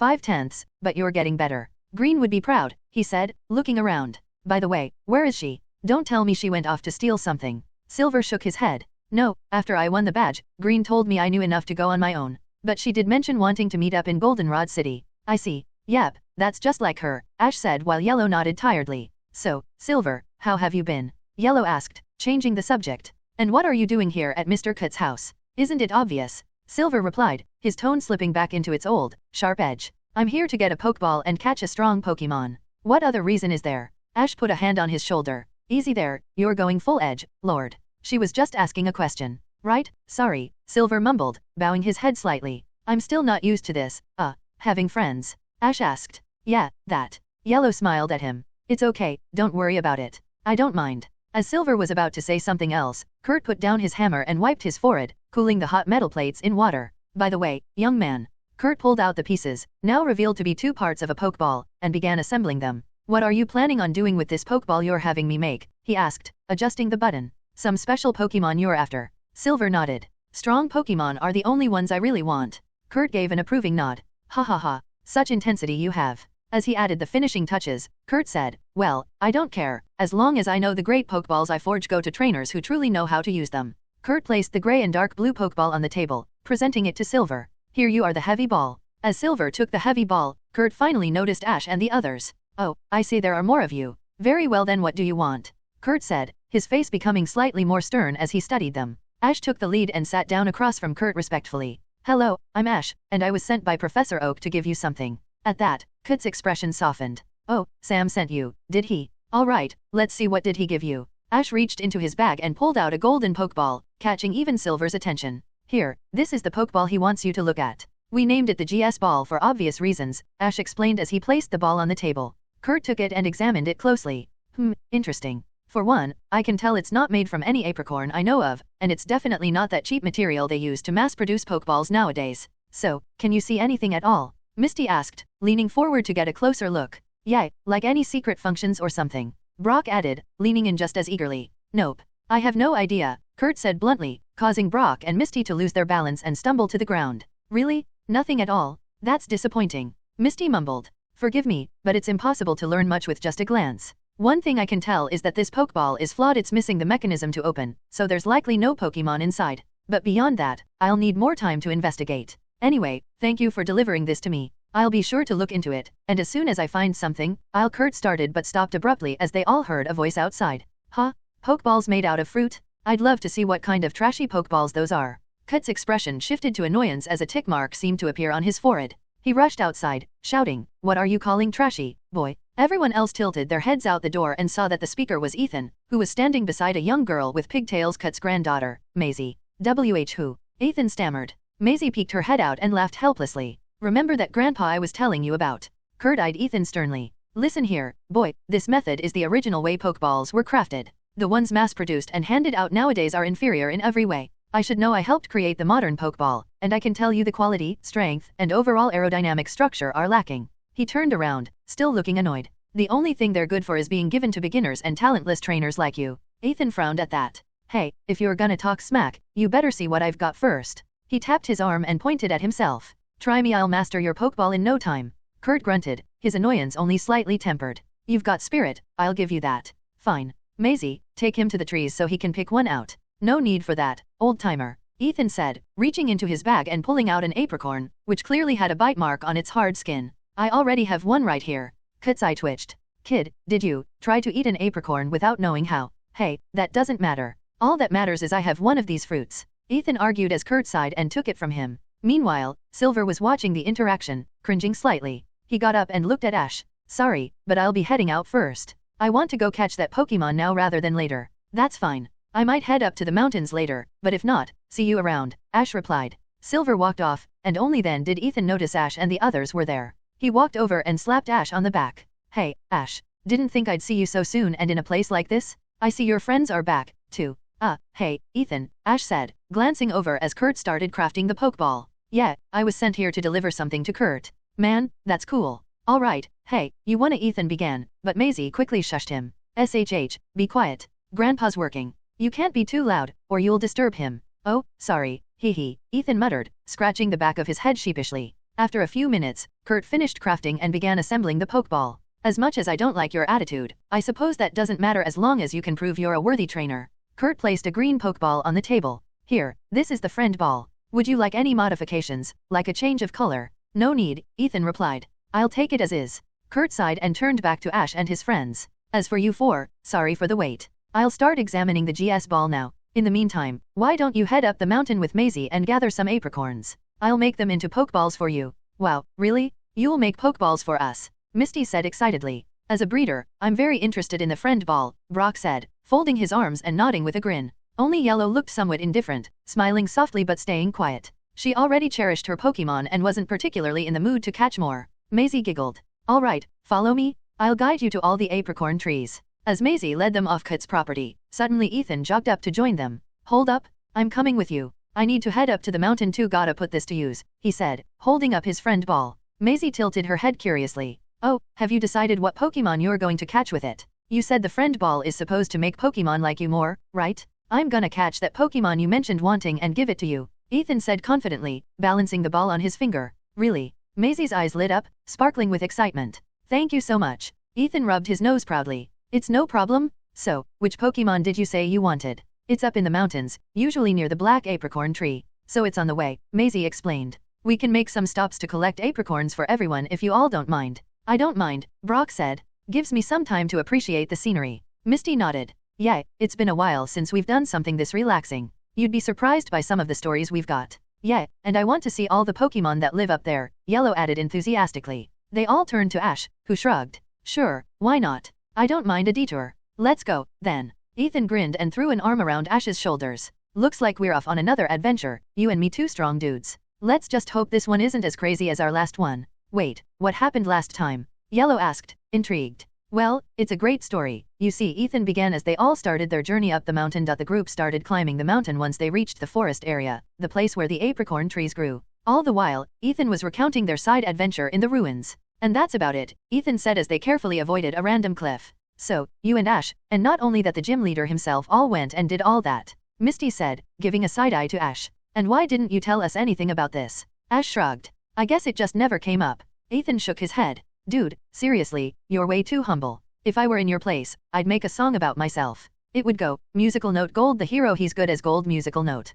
Well, you get it, I'm not the best at singing. You know, I'm suddenly grateful Ash keeps things to himself now, Misty said, imagining the alternative. Agreed, Brock added. He didn't dislike the way Ethan was, it's just that after everything he and Ash had been through, it would be strange if Ash acted so goofy. Can you even imagine that? Maisie caught their attention. Hey guys, we're here. Look around, this is where all the trees are. As everyone looked back at the young girl, she pointed to the different trees. Okay, listen up. The apricorns come in black, blue, green, pink, red, white, and yellow, and each of them can be made into one type of Pokeball: heavy, lure, friend, love, level, fast, and moon. She smirked. That is, as long as you use only one. But if you mix and match, you can make even more options. For example, if you mix blue and red apricorns, you get great balls, and if you mix black and yellow, you get ultra balls. And obviously, they're far better than the ones you can buy. Everyone looked amazed at Maisie's knowledge, and Ash was taking notes since he was already growing apricorn trees in his dimension. He'd bought the saplings in Celadon City as a special order through Erica, who had gotten him one of each. They were already bearing fruit. As they continued walking and looking around, most of the apricorns didn't catch anyone's interest. When they got to the pink apricorns, Brock wanted to run up to them. Love balls were interesting to him for all the wrong reasons. Needless to say, one spray from Poliwag later, and they moved on. As they kept going, they saw some blue and black apricorns, but on their way to the yellow apricorns, Maisie stopped them. Wait, we can't go any further. Look, she said, pointing at a tree. Looking closer, they saw a bunch of pineco hanging on the branches, resting with their eyes closed. Wow, those look pretty scary, Yellow said as she checked her Pokédex, which showed their tendency to explode at the slightest provocation. Yeah, they look like grenades, Misty said, peeking over Yellow's shoulder. Then, noticing their typing, she added, yuck, and they're bug types. Even worse. Hey, what's wrong with bug types? Bugs are cool, Ethan said, resting his hands behind his head. Even the gym leader here uses bug types. Misty shivered. That was not something she expected. The gym leader uses bug types? But I thought they'd be water or psychic specialists with all the slowpoke around. Nope, bug specialist, Ash confirmed. And yet, they're pretty cool. I know, right? Brock said, stepping in front of them. I want one. How are you going to make sure it doesn't blow up on you? Ethan asked. That's the fun part about being a breeder in training. It's a challenge I need to pass, and I'm looking forward to it. Brock said excitedly. Ash stayed silent as he pulled out a Pokeball. You wanna borrow Venusaur to use sleep powder? Yes, please, Brock replied shamelessly, taking the Pokeball and completely ignoring his earlier speech. Needless to say, one quick sleep powder from Venusaur and the pineco were out like a light, so Brock easily took his pick and caught one. This time, he didn't waste a fastball on a Pokemon with a speed of 15. After they gathered the apricorns they wanted for Pokeballs, the group regrouped to discuss their next steps. Alright, Ethan said enthusiastically, now that we've bought what we need, Maisie, take me to where that Pokemon you want is. Maisie looked slightly conflicted. I know, but shouldn't I help everyone get off the mountain first? I mean, they don't have to get involved in this, right? We don't mind, right? Brock said, looking around at everyone. And it's not like it's hard to see where we came from. I can see Kat's house from here. Yeah, besides, you helped us get these apricorns. The least we can do is be here for you when you get your first Pokemon. Misty said, clapping her hands. Maisie's face lit up with a bright smile. Thank you. Okay, let's go then. I'll show you the way, but be careful, it might get dangerous. Ethan grinned, walking beside Maisie and holding a friend ball. Don't worry about us. We're all strong enough to take care of ourselves. As they climbed further up the mountain, they started to see steep rocky cliffs. Ethan almost slipped down one when Ash grabbed him by the collar of his jacket just in time. Thanks, Ash, Ethan said, catching his breath. Don't mention it, Ash replied, helping him steady himself. So, Maisie, what's this Pokemon you're looking for anyway? Ash asked. Oh, she's called Teddy Ursa. She's this round, cute Pokemon with adorable little ears, Maisie said, smiling and holding her cheeks as she pictured the cute cub.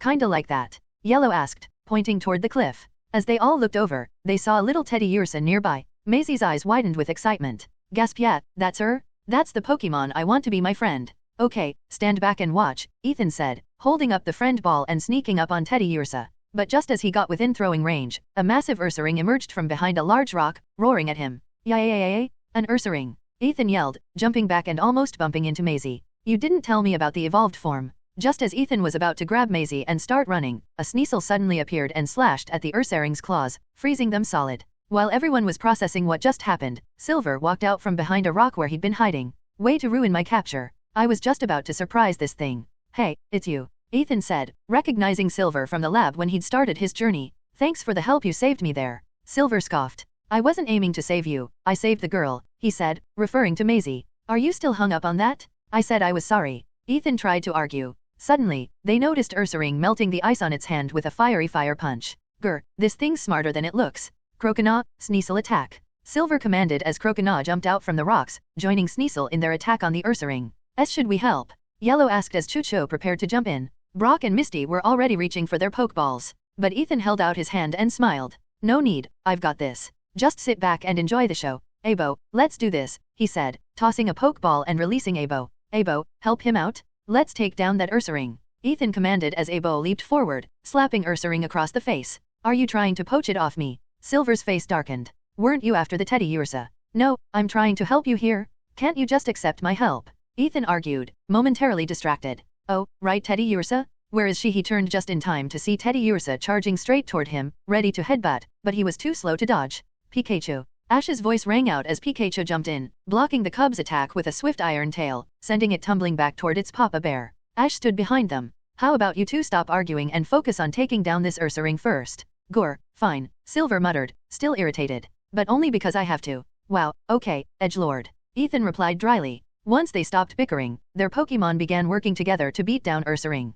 Realizing it was being pushed back, Ursaring glanced around and spotted a new target, the defenseless Maisie. With a furious roar, Ursaring dashed forward. At first, it looked like an attack on the group, so they dodged easily. But then they saw its real target, Maisie. Just as they were about to shout a warning, Ash sprinted forward, grabbed Maisie, and slid underneath Ursaring, causing the bear to plunge its claw into the ground. Looks like I have to do this myself. Pikachu, use Ash started, but then he noticed something alarming. Ursaring smirked, pressing its claw deeper into the rock, causing the cliff they were standing on to crack. They tried to scramble out of the way, but it happened too fast. Only Brock, Misty, and Yellow managed to escape safely. Ash, Silver, Ethan, and Maisie started to plummet down the cliff along with the two bears. Ash, Brock, Misty, and Yellow cried out in unison, horrified as they watched their friend fall. As they fell, Ash called out, "Don't worry about us. Get back to Kurt, we'll meet you there." They lost sight of him as he and the others disappeared below. Despite their concern, they took a breath. It was Ash, after all, he'd handled worse, right? Meanwhile, Ash held Maisie protectively as they plummeted toward the ground. He glanced at Silver and Ethan. Get close to me, now. They nodded and pulled themselves and their Pokemon closer to Ash, who reached for a Pokeball on his belt and threw it toward the ground below. As the Pokeball opened, releasing Snorlax, who landed with a soft thud and continued snoozing, allowing them all to land safely on his soft belly. The same couldn't be said for Ursaring. Ursaring fell hard, clutching Teddy Ursa close to shield her from the impact. It hit the ground with a loud thud but, being a powerful Pokemon, still managed to get up. As they all stood, Silver clenched his teeth. Even after all that, this thing is still up. Ash jumped down, returning Snorlax to its Pokeball while still holding Maisie. Can you guys handle this, or do I need to step in? Ethan stretched his arm behind his head, smirking. Don't worry about it. Just focus on protecting Maisie, we've got this. Silver grunted but gave a nod of agreement. Fine. Let's do this. Croconaw, Sneasel dual ice punch. Croconaw and Sneasel leaped forward, their fists glowing a frosty blue. Ursaring raised its claws to block, but when the punches landed, Ursaring's hands froze together in an icy grip. My turn? Abo, return. Ethan commanded. Abo charged forward, flipping into the air and bringing down a powerful tail fist directly onto Ursaring's face, toppling the bear over. The little Teddy Ursa hurried over, anxiously shaking her father. After a moment, Ursaring struggled, breaking free of the ice with brute strength. Ethan raised a friend ball, and Silver readied a heavy ball. So, I'm guessing you want big, bad, and stubborn, Ethan said. And you're after the little one, Silver replied. They nodded in unison. Right, they said together. They tossed their Pokeballs through the air. Ursaring, noticing the incoming balls, rose up and swiped at them. A normal Pokeball might have shattered, but these were reinforced, merely bouncing back. Ethan and Silver were about to look for another approach when Ash called out, "Don't worry about it, I've got this." Near Ash, Pikachu suddenly appeared, holding a thin thread. Unbeknownst to them, Pikachu had been busy setting up a electrowave the entire time they'd been down there. The Pokeballs landed in the web, and Pikachu pulled the strands tight, sending the balls flying back. They ricocheted off each other in midair, catching Ursaring and Teddy Ursa off guard and forcing them into the Pokeballs. After a few rolls, the balls settled with a ding, signaling the capture. Ethan and Silver approached, each grabbing their respective Pokeball. Hey, we did it! Nice job, dude, Ethan said, holding out a hand for a high five from Silver. But Silver was already walking away, giving a nod of acknowledgement to Ash as he headed toward the forest. Ethan's eye twitched. I said I was sorry. he's still upset about that. Ash shrugged, setting Maisie down. I mean, you did accuse him of stealing and, on top of that, tried to flirt with what's essentially his sister. So yeah, he's not exactly a fan. Ethan sighed and looked down at Maisie, handing her the friend ball. Here's your Teddy Ursa. I think you two will get along great. Maisie took the ball, releasing Teddy Ursa. As the little cub appeared, she knelt down, eyes sparkling. Will you be my friend? Teddy Ursa tilted her head, then nodded happily, prompting Maisie to scoop her up and hug her tightly. Ash sighed, looking up the path they'd come down. So, how about we get off this mountain? Ethan tapped Ash's chest lightly with the back of his hand. I'm out, you take it from here. I did my part, he said, waving as he walked away. See ya, Maisie. Bye, Teddy Ursa. Maisie looked up at Ash. So, how do we get out of here? Right on cue, Abra appeared on Ash's shoulder. We take the Abra Express, of course, he said, picking up Maisie and her new Teddy Ursa. In a flash, they teleported out. Dash. Meanwhile, and that's what happened. Brock finished explaining to Kurt why Ash and Maisie hadn't returned with the rest of them. Kurt looked stern, though his worry was clear. So, where are they now? I don't care, Brock started, but suddenly, Ash and Maisie appeared in the middle of the room, Maisie holding a delighted Teddy Ursa. Oh, hey, everyone. Hi, Grano. Maisie's voice trailed off as she saw her grandpa's expression, and she shrank back. Bad girl? How many times have I told you that doing that isn't safe? Kurt said angrily. Maisie shrunk down, making herself small. I'm sorry. Kurt took a breath and put a hand on Maisie's head. Well, it's all right, Kurt said, putting on a big smile. I'm just glad you're safe. You'll take good care of that Pokemon, won't you? Then he turned to Ash, Brock, Misty, and Yellow. As for you four, I'm sorry things didn't go exactly as planned. But my offer still stands. Hand over the apricorns you collected, and I'll turn them into Pokeballs. As they gave the apricorns to Kurt, a low rumble sounded. They turned to see it was coming from Maisie's stomach. She blushed, embarrassed. Sorry. I guess I still haven't had lunch. Everyone chuckled, and Brock stepped up. How about I whip something up? I'm kind of hungry, too. Maisie's face brightened. Okay, follow me, I'll show you the kitchen. They started to follow her but noticed Ash sitting down. Hey, Ash, you coming? Yellow asked, holding Choo-Choo in her arms. Nah, I already ate before we met back up, Ash replied, then nodded toward Pikachu. But feel free to take this guy, he's always hungry. Pikachu opened his mouth to protest, but his stomach betrayed him with a loud grumble. Grumbling, he hopped over to Yellow, accepting his fate. Oh, all right then, Yellow said, turning to follow the others to the kitchen. Once everyone else had left, Kurt got to work, lighting the furnace and preparing the apricorns. Ash stepped closer, watching intently. Hey, Kurt, could I ask you something? Kurt looked over, curious. Sure, what do you need? Would you teach me how to make Pokeballs? Kurt paused, halfway through handling an apricorn. What? Ash anticipated his reaction. I know it's not easy, and I don't expect to master it. But I've already taken some classes in Pokeball crafting with Professor Oak. You could ask him. Kurt's gaze softened a little, though he still looked doubtful. You really think a few classes can prepare you for this? I've spent my whole life studying and crafting Pokeballs. I'm not saying I'll be a pro, Ash replied. I just want a chance to prove myself. Kurt considered this. Given everything Ash had done recently from saving Maisie to bringing him the GS ball, he decided to give him a chance. Alright, but on one condition. Kurt placed a box of apricorns in front of Ash. One of these apricorns is ripe enough to make a Pokeball. The rest aren't.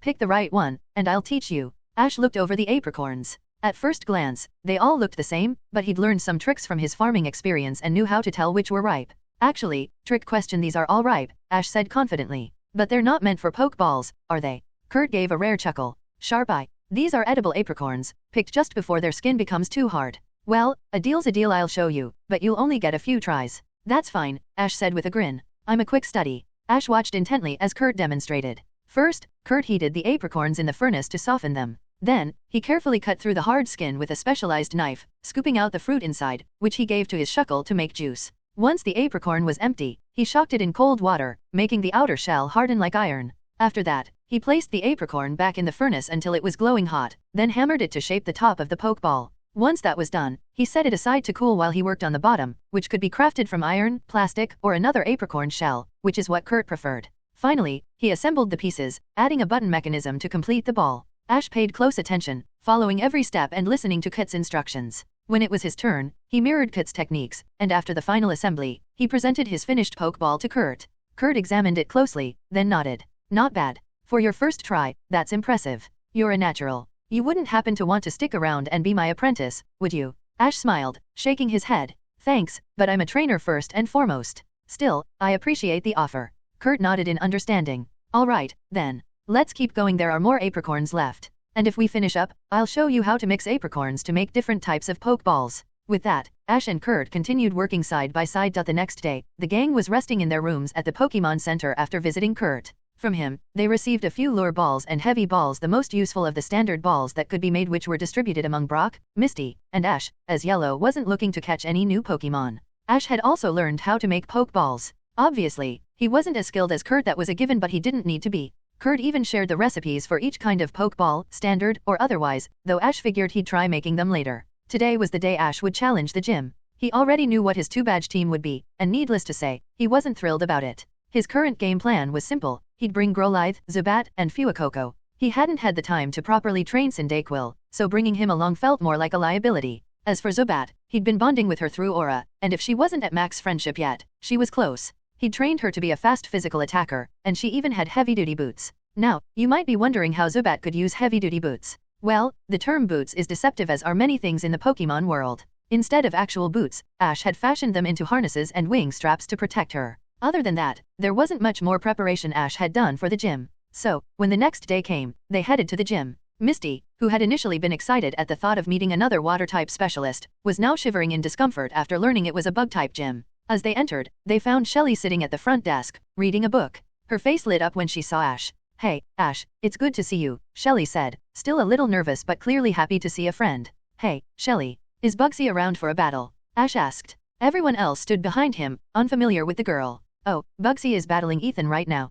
He got here early and challenged Bugsy a few minutes ago. They might be done soon, you're welcome to check," Shelly replied. Then, her expression brightened further. "Oh, did you like the book I gave you? It's one of my favorites. I hope you liked it." Before she could continue, Misty cleared her throat loudly. "Ahem. We're here, you know." Shelly's cheerful demeanor shifted back to her nervous one under Misty's annoyed gaze. Oh, I am sorry." Ash waved dismissively. "Don't mind her, Shelly. She's just annoyed that this is a bug-type gym." "Hey, just because it's true doesn't mean you have to say it," Misty shot back, crossing her arms and looking away. "So, care to introduce us?" Brock asked. "Right," Ash said. "Well, this is Shelly, a friend I made while you guys were gone. And, Shelly, these are my friends, Brock, Yellow, and the grumpy one is Misty." "And nice to meet you," Shelly said, awkwardly holding out her hand. "Oh, hi. Nice to meet you too," Yellow replied, returning the handshake with her own equally awkward one. As the two introverts stared at each other, unsure how to proceed, Brock leaned closer to Ash. "Is it just me, or do they act alike?" "Oh,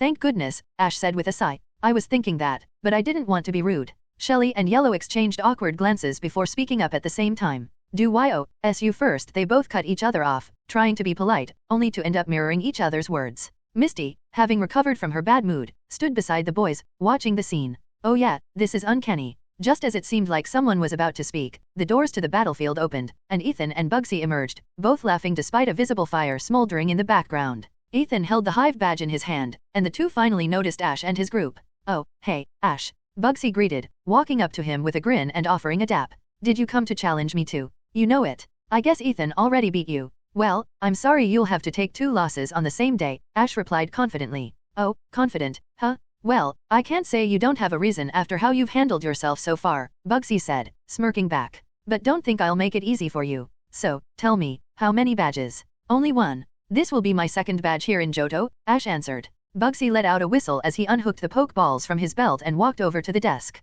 "Wow, I sure hope you're using different Pokemon. I don't think I could even beat that Pikachu of yours with this team," he admitted, swapping out 3 Pokeballs to prepare for the match. "Yeah, I'm using a different team. I just started training them," Ash said, casually scratching the back of his head. Ethan smirked. "Oh, this is going to be good. I think I'll stick around to watch if you don't mind." Bugsy glanced at the rest of Ash's group and gave a friendly wave. "Hey there, you must be Ash's friends. Well, I hope you enjoy the match. I'll try not to beat him too hard in front of you all." Shelly hesitated but raised her hand. "You follow me. I'll take you to the bleachers." The group followed Shelly as Ash and Bugsy entered the battlefield. The arena had a forest-like setup, with dense foliage and a canopy that gave the place a wild, natural atmosphere. Ash and Bugsy walked to opposite ends of the field, holding their Pokeballs at the ready. "All right," Bugsy called out. "Standard rules, 3-on-3, you can switch out, but I can't. Everything else is as usual. You ready?" "Ready when you are," Ash replied, his confidence unwavering. "Then let's go. Shuckle, you're up,"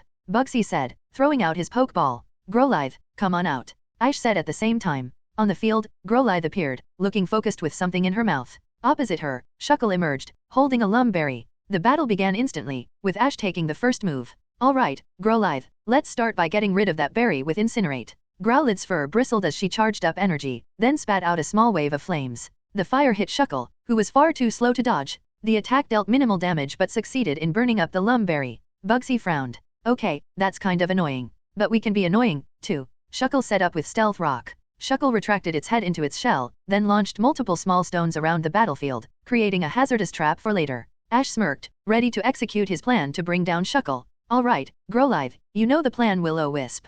Growlithe's body glowed as 5 small, ghostly flames formed around her, spinning rapidly. With a howl, she launched the flames at Shuckle, striking it directly and leaving the Pokémon burned. Oh no, you're going to chip away at me, Bugsy groaned, looking exasperated. You're the one using stall tactics. You don't get to complain, Ash shot back as Shuckle took damage from the burn. Fair enough, Bugsy admitted. And I'm going to keep stalling? Shuckle, use sticky web. Shuckle retreated into its shell again, launching a sticky, glistening web that spread across the battlefield, creating a hazard for Ash's team. Alright, Growlithe, let's do as much damage as we can. Fire spin and keep moving. Ash called out. Growlithe barked in acknowledgement and began sprinting around the field, skillfully dodging the sticky web and stealth rocks. Flames swirled in her mouth before she unleashed a spiraling inferno that engulfed Shuckle, adding more chip damage on top of the burn. Bugsy frowned, realizing Ash's strategy. 2 can play that game? Shuckle, use Toxic, Rapid Fire. Ash countered immediately. Growlithe, keep running, don't let it touch you. Shuckle began launching deep purple globs of poison across the battlefield, aiming to catch Growlithe.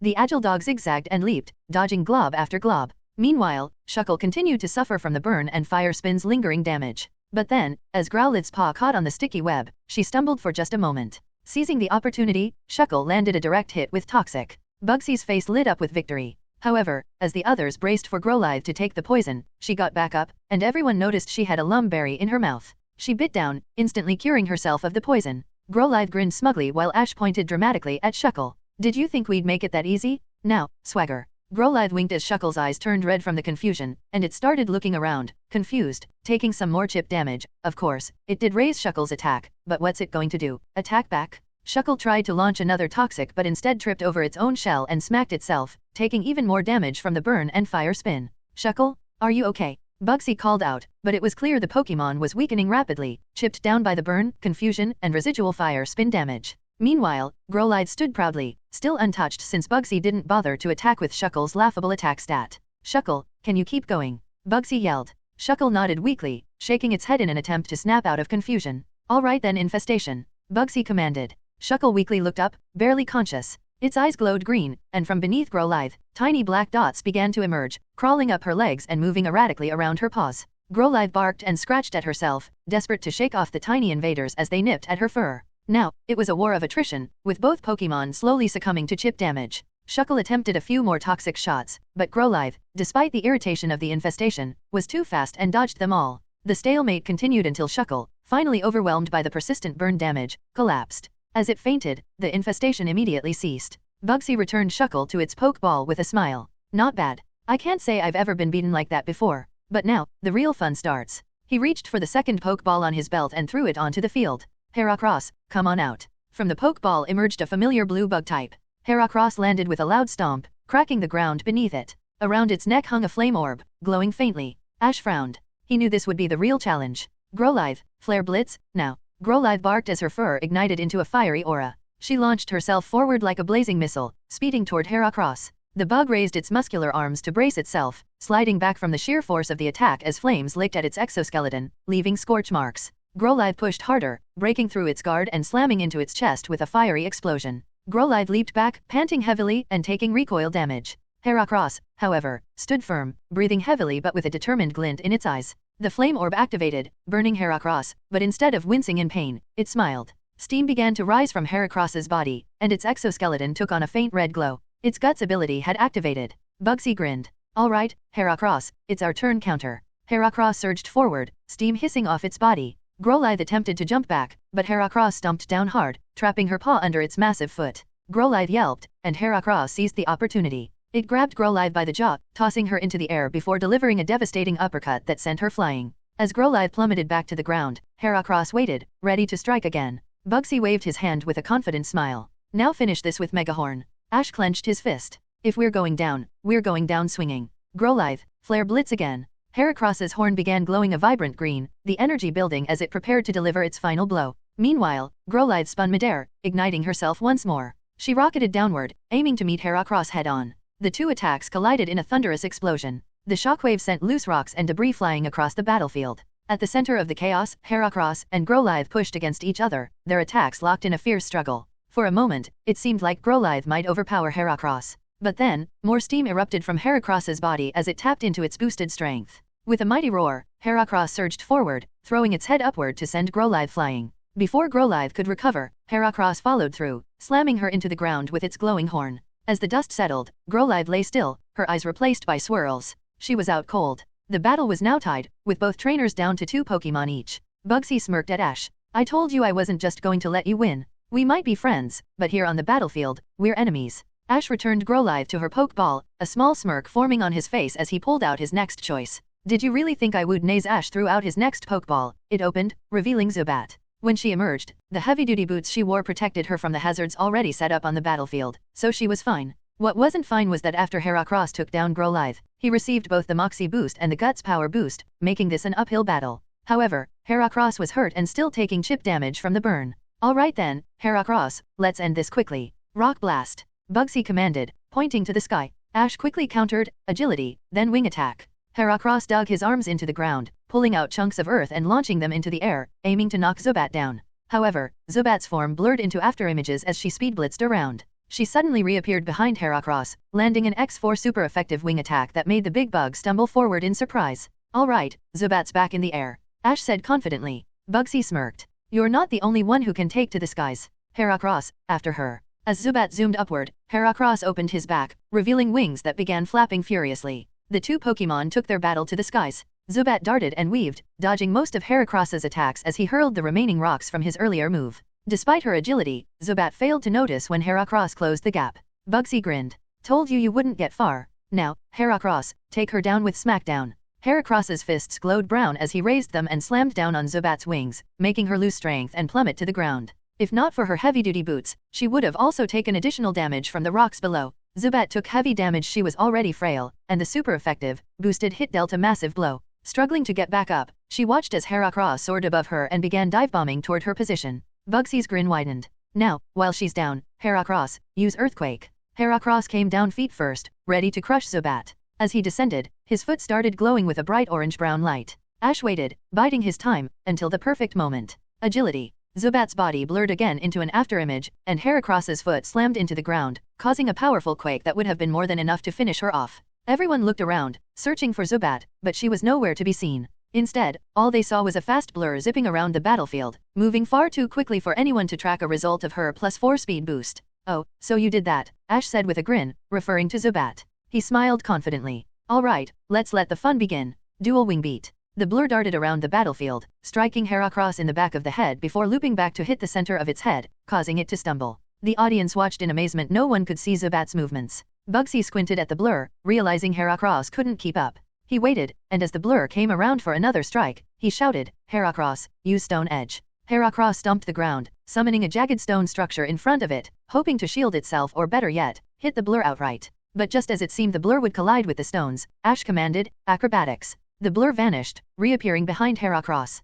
Except this time, it wasn't Zubat. It was a Golbat, and Golbat struck Heracross with a devastating blow. Grab her now, Bugsy ordered. Nope. Dodge, then another wing attack. Ash said calmly. Heracross lunged to grab Golbat, but she spun gracefully, her back brushing against Heracross before darting to the opposite side. As she moved, Golbat began to glow, her form shifting again. With all the aura Ash had poured into her and their bond at maximum friendship, Golbat evolved once more. Her wings separated into 4 segments, her body grew larger, and her skin turned a deep purple. In the span of this battle, Zubat had evolved twice, now becoming a Crobat. The audience gasped in disbelief at the incredible transformation. The evolution didn't slow her down. Crobat appeared on Heracross's other side and struck with another powerful wing attack, sending Heracross stumbling. Heracross was already weakened, and the burn continued to sap its strength. Bugsy gritted his teeth, desperate to regain the upper hand. Use Facade. Meet them head-on with Cross Poison. Ash countered.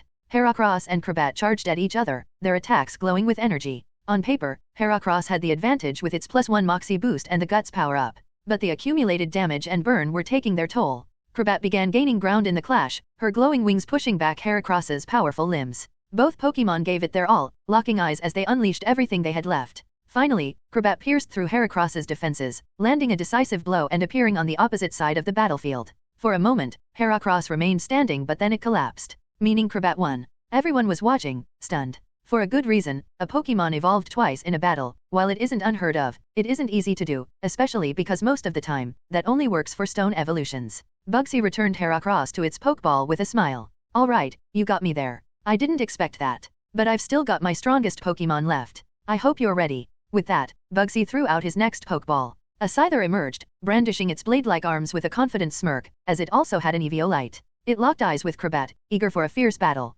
Crobat, while not at 100%, hovered in the air, determined and ready to fight. And Scyther was just itching to fight. Ash took the first move. Alright, Crobat, aerial ace attack now. Crobat's wings glowed white as she dashed forward, ready to attack the large bug. However, Scyther raised its blades, meeting Crobat's wings head-on and clashing. Scyther, let's do this. Knock her back, then use Swords Dance. Bugsy commanded. Scyther used its blade to push back, causing Crobat to stumble and catch herself before she fell. In those few seconds, Scyther's blades glowed as spectral swords appeared around it, spun, and then disappeared. Now, Scyther, rush up and use Dual Wing Beat. Bugsy commanded. Ash held his hand out, pointing towards the incoming bug. Stop it with Poison Fang. Scyther rushed forward, its wings glowing as they freed themselves from its back. Meanwhile, Crobat's fangs glowed purple. As they met, Scyther landed the first wing strike, but Crobat dodged the second and bit down hard. Both Pokemon took damage. Scyther glanced at the bat biting it and raised its blade, which glowed red, using Brick Break over and over. Though the move was resisted, Scyther focused solely on getting Crobat off.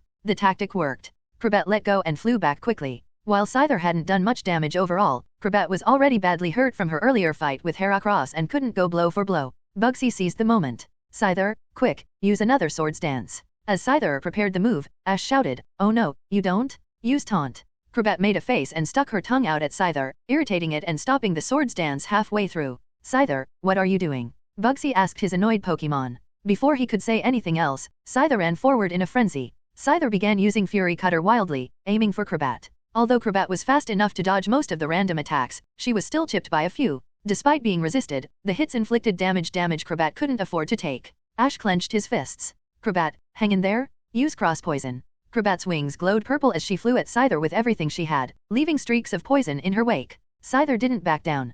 Counter with Psycho Cut. Bugsy commanded. Scyther's blades began glowing purple as its wings flapped, lifting it into the air to meet Crobat head-on. The two Pokemon clashed in midair, their attacks colliding in a brilliant flash of light. The force of the impact sent shockwaves across the battlefield. As their attacks ended, both Pokemon fell toward the ground. Scyther had taken more damage, but Crobat was in worse shape. She weakly flapped her wings, fatigue finally catching up to her. Alright, let's finish this with one more Psycho Cut. Bugsy commanded. Ash took a deep breath and pointed toward the incoming bug. Let's take it down with us, brave bird. Scyther soared into the skies again, its wings glowing purple. Crobat, diving down with her body seemingly igniting into flames, prepared to meet it head-on. When they clashed midair, the force of their collision sent debris flying from the ground below. For a moment, they seemed evenly matched, but there was a clear difference. Scyther was fresher, with more stamina left, and it looked like it was winning. However, Crobat had already accepted that she was going down. As Scyther's blade descended, instead of clashing, she dodged to the left. Her wing took the full force of the hit, causing her to falter, but she pushed forward with sheer determination.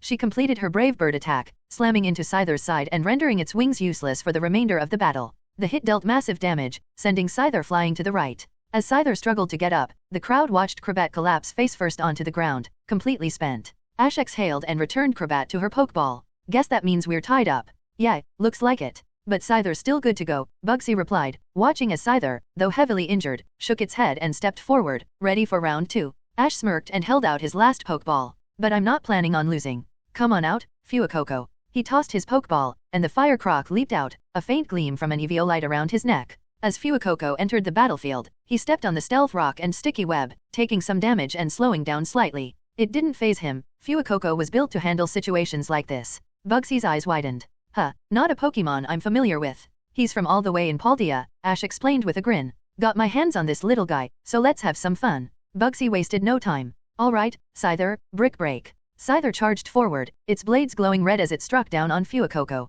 The little Fire Croc didn't even flinch, tanking the hit like a champ. Ash smiled. Now jump back and use Will-O-Wisp. Fuecoco raised his head, summoning 5 purple flames that hovered around him. With a small roar, he sent the flames forward. They struck Scyther, knocking it back slightly and leaving it with a burn. Not again, Scyther, Psycho Cut. Bugsy commanded. Scyther charged forward, its blades glowing as it brought them down onto Fuecoco. Once again, Fuecoco didn't dodge, it was tanky enough to handle the hit.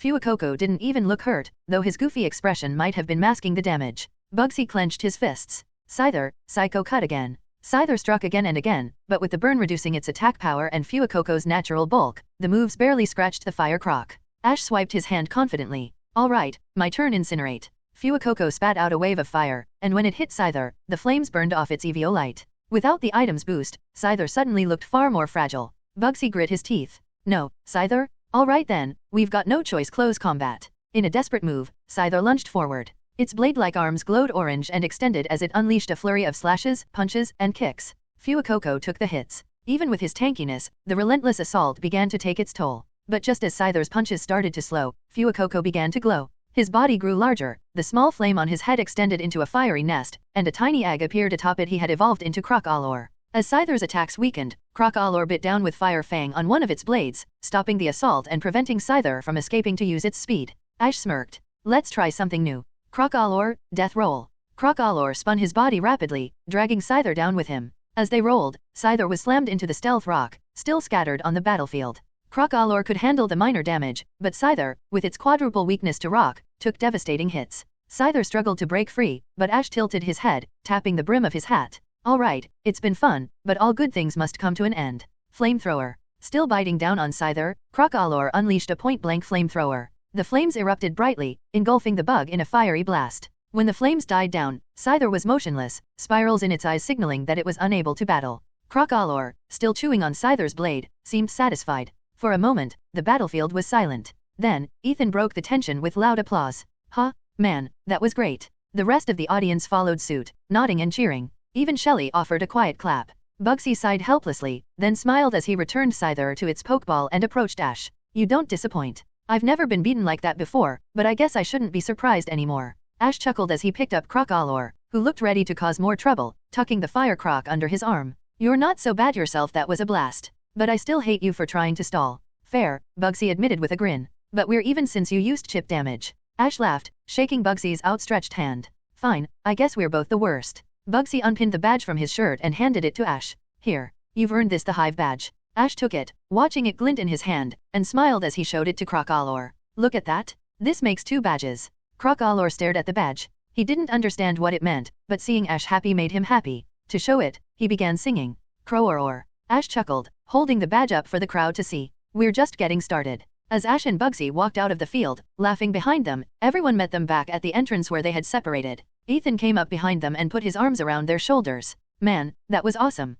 Makes me want a rematch against you, Bugsy. Well, unless you want me to use my 7-badge team to make it fair with that Tiflosion you have, I think I'll pass, Bugsy said, chuckling. Alright, you got me there. But next time, I want that battle, Ethan said, then turned to Ash. As for you, we haven't battled before, so I'm curious. Well, you're going to stay curious. I don't have my full good team, most of them are just new Pokemon I'm training up to go through Johto with, Ash said, pulling away from Bugsy's arm. Alright, fine, I guess I'll wait for now. But mark my words, one day, we'll have that battle, Ethan declared. Misty cut in. Okay, that's enough. Battle this, battle that. Enough with the battle talk? Can we talk about something else? Sure. How about we celebrate? And yes, my treat, Ash said. You guys can go ahead. I want to ask Bugsy something. Ethan, catching Ash's subtle hint, smiled. Yeah, that reminds me, I also need to ask him something. Really? Do you want us to wait? Yellow asked. Shelly fidgeted nervously with her fingers. Why yeah, we don't mind waiting. Alright guys. Nah, it's fine. You guys will probably get bored waiting on us, Ash replied.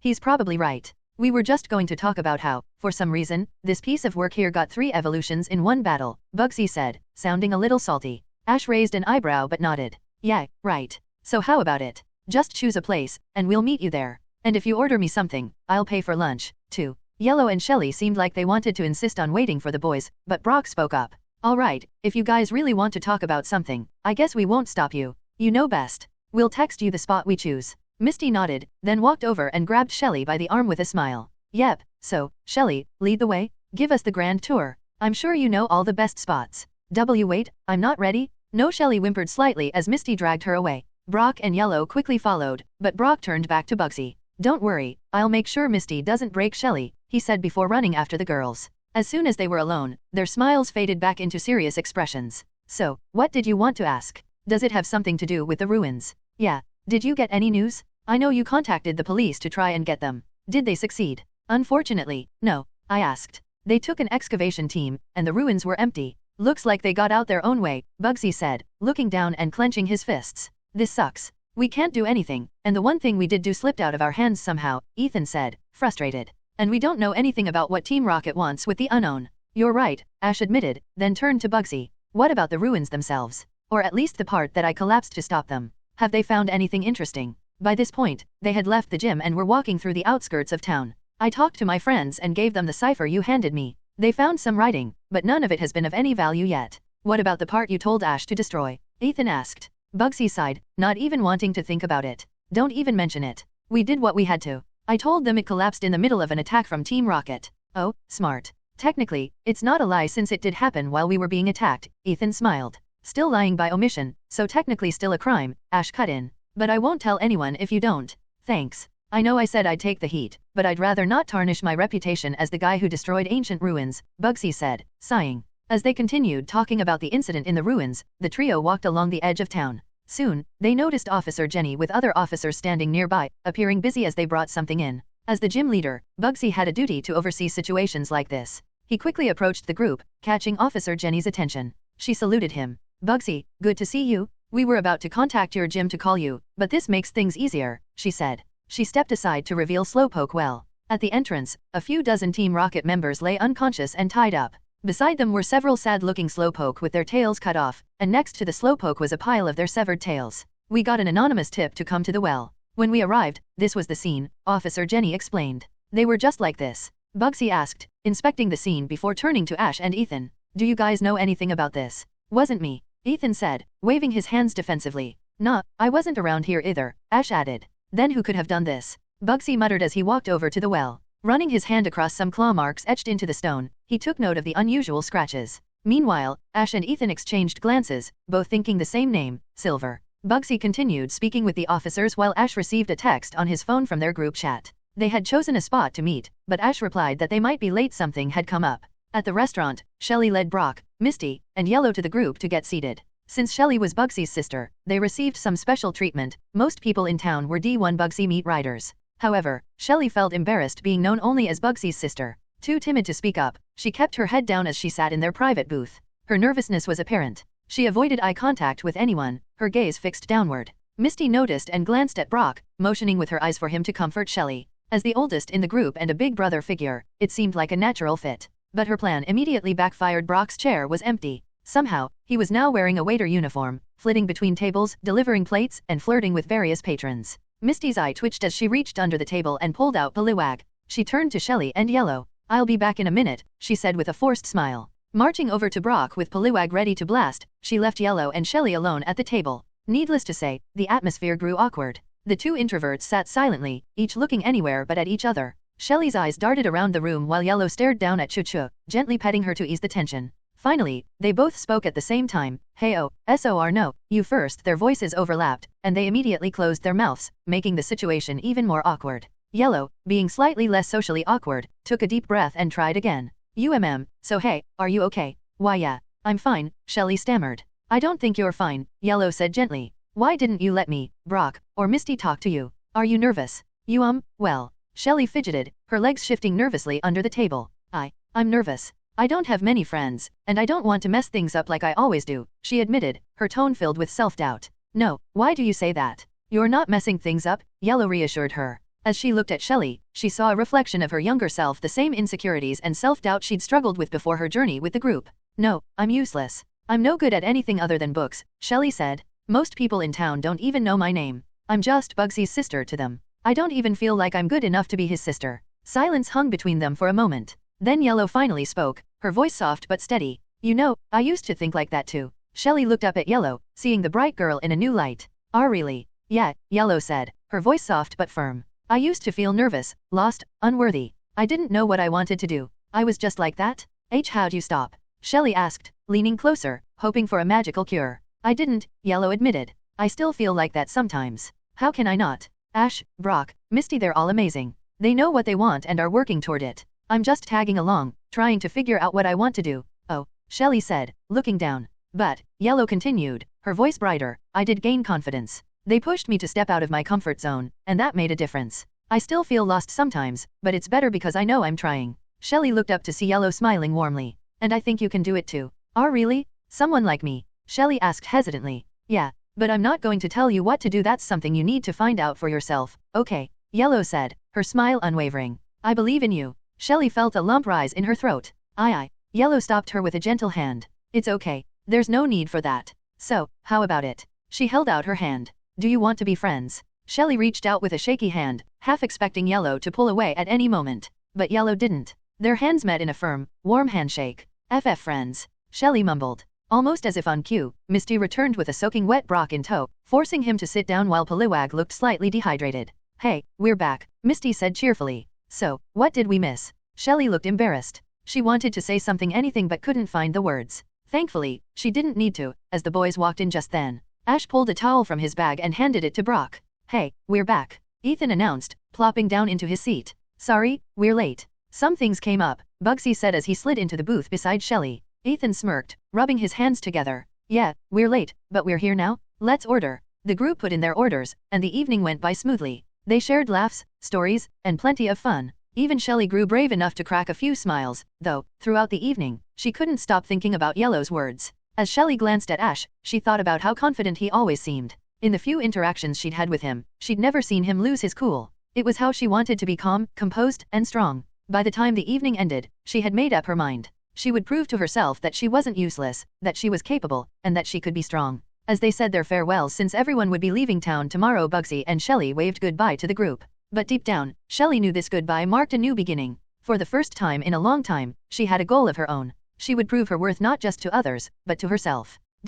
Late at night, Shelly was in her room, quietly packing her bag. 5 Pokeballs hung from her belt as she carefully folded clothes and tucked away all the equipment she thought she'd need. She paused for a moment, looking at her reflection in the darkened window, before zipping the bag shut with a determined nod. Tiptoeing through the quiet house, she crept to the front desk and pulled out a piece of paper. Shelly began to write, pouring her feelings into the note, but halfway through, the soft click of a light switch startled her. She spun around to see Bugsy standing there, looking surprised but not upset. Oh, big bro? I didn't think you'd be up this late, she stammered, quickly moving the note behind her back. I could say the same to you, Bugsy said, crossing his arms and raising an eyebrow. What are you doing up? And what's with the bag? Shelly froze, unsure of what to say. She opened her mouth to make up an excuse but stopped herself. Bugsy wasn't stupid, he'd see right through her. Finally, with a deep sigh, she admitted, I wanted to leave. I was going to leave a note so you'd know. Bugsy's expression softened, and he walked closer to glance at the half-written letter on the desk.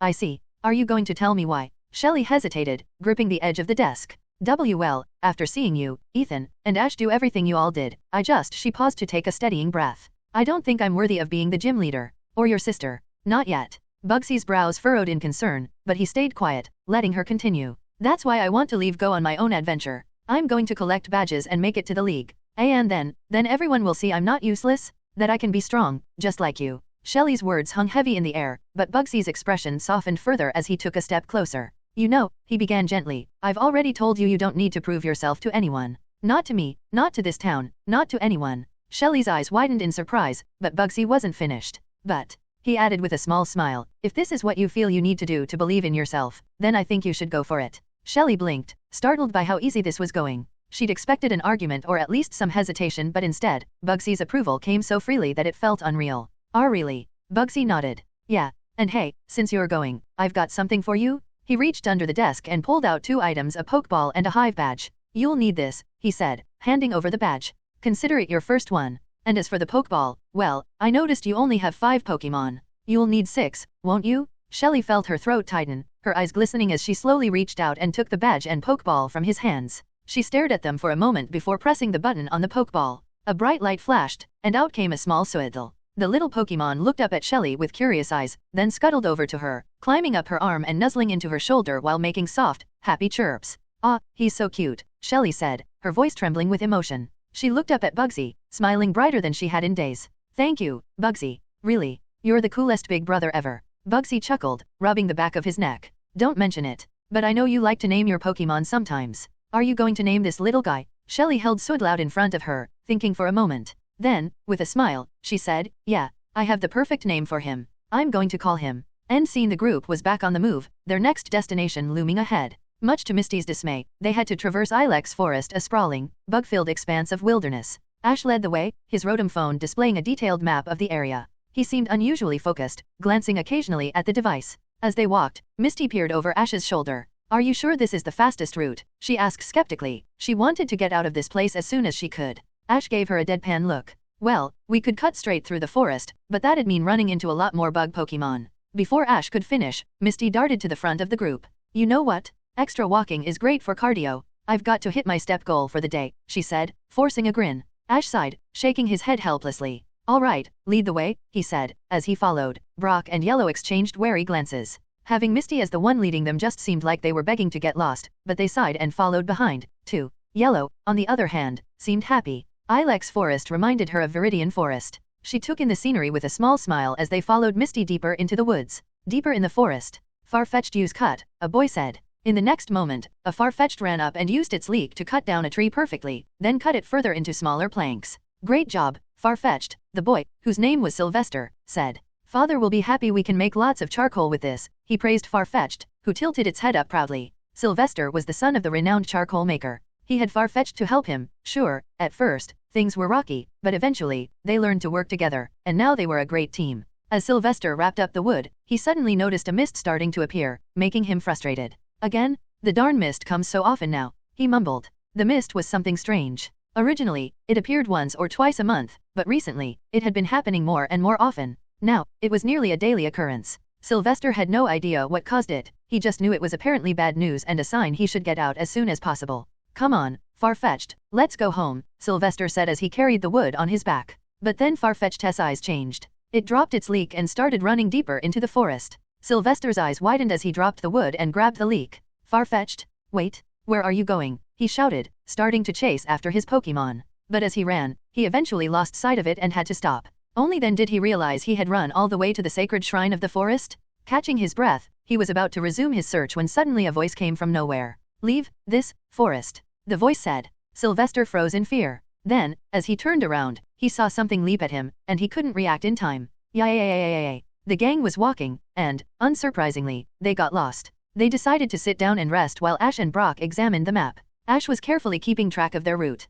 It was very important to him that they visit the shrine, so he was determined to find the most direct path without unnecessary detours. As they studied the map, Ash spotted a path to the shrine, but it involved cutting through rough terrain. Just as Ash was about to look for another route, the gang suddenly heard a scream. Yay! They all looked up in surprise. What was that? Brock asked immediately. It sounded like someone screaming, Yellow said, glancing around. And it sounded like they were in pain. Where did it come from? Misty asked as she got up and stood next to Yellow. Ash heard where it came from. It was near the shrine. He pointed to the north. I think I heard it coming from there. Then what are we waiting for? Let's go, Brock said, quickly leading the way, with everyone following close behind. As they moved through the forest, the terrain became increasingly dense. Along the way, they passed several bug types, which caused Misty to squeal and run faster, eager to escape that part of the forest as quickly as possible. In her haste, Misty stopped paying attention to where she was going. As she barreled ahead, she suddenly tripped over something and fell face first into the dirt. Gah, what the heck was that? Misty exclaimed in frustration, rubbing her head. When the rest of the group caught up, they saw what Misty had tripped over, a beaten and unconscious Farfetch'd lying on the ground. A Farfetch'd, Yellow said, kneeling beside it. Not far away, they noticed a young boy lying unconscious as well. Hey, are you okay? Brock called as he ran over to the boy. He carefully flipped him onto his back. Ash crouched beside Brock and checked for a pulse. He's alive, at least. But what could have done this to him? I don't know, Brock said, shaking his head, but we need to get him somewhere safe to rest. He hoisted the boy onto his back with practiced ease. Meanwhile, Yellow had placed her hands over the injured Farfetch'd, using her power to try to heal its injuries as much as possible. Ash gently picked up the Farfetch'd and turned to her. Come on, it's okay. We need to get them somewhere safe. No matter how much you heal them, they're not waking up right now, he explained gently. Oh, I see, Yellow said, looking sheepish. She wasn't used to her power being limited. Normally, it solved problems like this easily, so this situation felt strange and frustrating. Let's go, Brock cut in. We need to find a safe place first. Then we can figure out what happened. They nodded and started moving through the forest. As they did, they noticed a strange mist beginning to flow around them. At first, they didn't pay it much attention, assuming it was just something natural about the forest. As they continued running, Ash noticed something odd. Even though they were heading east, they somehow kept moving north directly toward the shrine. This was strange for many reasons, but most of all, because, while reaching the shrine was important, the injured boy required immediate attention. Ash tried changing direction, but no matter what he did, they kept veering north. Eventually, they emerged into an opening where the shrine stood, its structure covered in vines, though some vines appeared to have been recently torn away. As they reached the clearing, they prepared to keep moving, but suddenly, the boy in Farfetch'd began to grow heavier, unnaturally so. Brock struggled to keep the boy on his back while the mist thickened, swirling ominously around them. Is he getting heavier? Brock asked, his steps faltering under the unexpected weight. Ash's eyes widened in realization. He recognized what this meant and what the mist signified. Brock, get him off your shoulders. Ash shouted, throwing Farfetch'd off his own arms without hesitation. Before anyone could react to Ash's warning or the fact that he had just tossed a Farfetch'd, the boy flipped off Brock's shoulders, using Brock's head as leverage to launch himself. He landed gracefully next to Farfetch'd, who also recovered and landed perfectly on its feet. As they stood, mist poured out from their bodies, and a Jengar materialized behind them, grinning wickedly. A Jengar? So it was a Jengar making him heavier, Brock said, reaching to his side to grab a Pokeball. He pulled out Kabutop's Pokeball and prepared to battle. Jengar let out a chilling laugh, holding out its arm. Farfetch'd, its broken leak in hand, leaped forward to attack. Brock released Kabutops, who raised its sharp blades just in time to block the strike. However, this Farfetch'd was far stronger than it should have been. It was clear Jengar was enhancing its strength. As Brock struggled to hold the bird off, Ash caught something moving in the corner of his eye. He darted forward, covering his arm in aura just as a Houndoom lunged from the bushes, jaws aimed at Brock. Ash intercepted the Firehound, holding it back by its mouth. It's not just Jengar, we've got more company. Ash shouted as he wrestled the Houndoom. From the side, a sticky web shot out and wrapped around Misty's ankle, pulling her into the air. She screamed as she was yanked up into a tree, where an Ariados stood on a branch, its red eyes gleaming. Behind Yellow, a small bird poked its head out, a Delibird. Yellow turned, and her expression softened. Hey, you need to go. This place isn't safe, she said gently, trying to shoo it away. The Delibird tilted its head cutely, then reached into its tail, pulling out a gift. Bird. For me? Oh, thank you, Yellow said, reaching out innocently. But before she could take it, Chuchu, the Pikachu perched on her shoulder, narrowed her eyes and dashed down Yellow's arm. She swiped the present with her tail and threw it to the ground. The moment the gift hit the dirt, it exploded. Yellow froze, staring at the Delibird, which now chuckled mischievously. Yellow, get away from that thing. Ash yelled. He hurled Houndoom to the side as Pikachu leaped from his shoulder, winding its arm for a powerful brick break that struck the Firehound squarely. Ash grabbed a stick from the ground and infused it with aura before throwing it like a dart at Ariados. Though it wouldn't cause serious harm, Ash aimed for its eye. The stick struck true, making the bug recoil in discomfort and release its grip on Misty's webbed-up body. Misty fell headfirst, screaming, "Ah! Ash, grab me! Grab me! Grab me! Grab me!" She shut her eyes tight, bracing for impact, but Ash managed to catch her just in time. Usually, Ash would have made a cheeky joke about Misty falling for him, but now wasn't the time. These 4 Pokemon weren't just random threats. Ash recognized what their presence meant and it wasn't good. Ash, Misty said, looking at his face. His expression was one of deep frustration, something she had never seen, even during his most intense battles. It was so unlike his usual carefree attitude that it unnerved her. Ash set Misty down gently and tore the sticky webbing off her. Not the time, Misty. We need a plan. Now. What do you mean, we need a plan? Do you know something? Misty asked as she stumbled to her feet. Before Ash could answer, the Pokemon on the battlefield suddenly jumped aside. From their positions, a man emerged from the mist. At the same moment, Jengar released its hold on the boy, causing him and Farfetch'd to collapse limply onto the ground. The man stepped forward, his appearance both ominous and surreal. He wore a black cloak and a strange white mask, his long white hair flowing like smoke around him as the mist spiraled unnaturally at his feet. His voice, when he spoke, was chilling, eerie and almost otherworldly. Stay away from this forest. Ash, Misty, Brock, and Yellow regrouped quickly into a protective line as they stared down the man.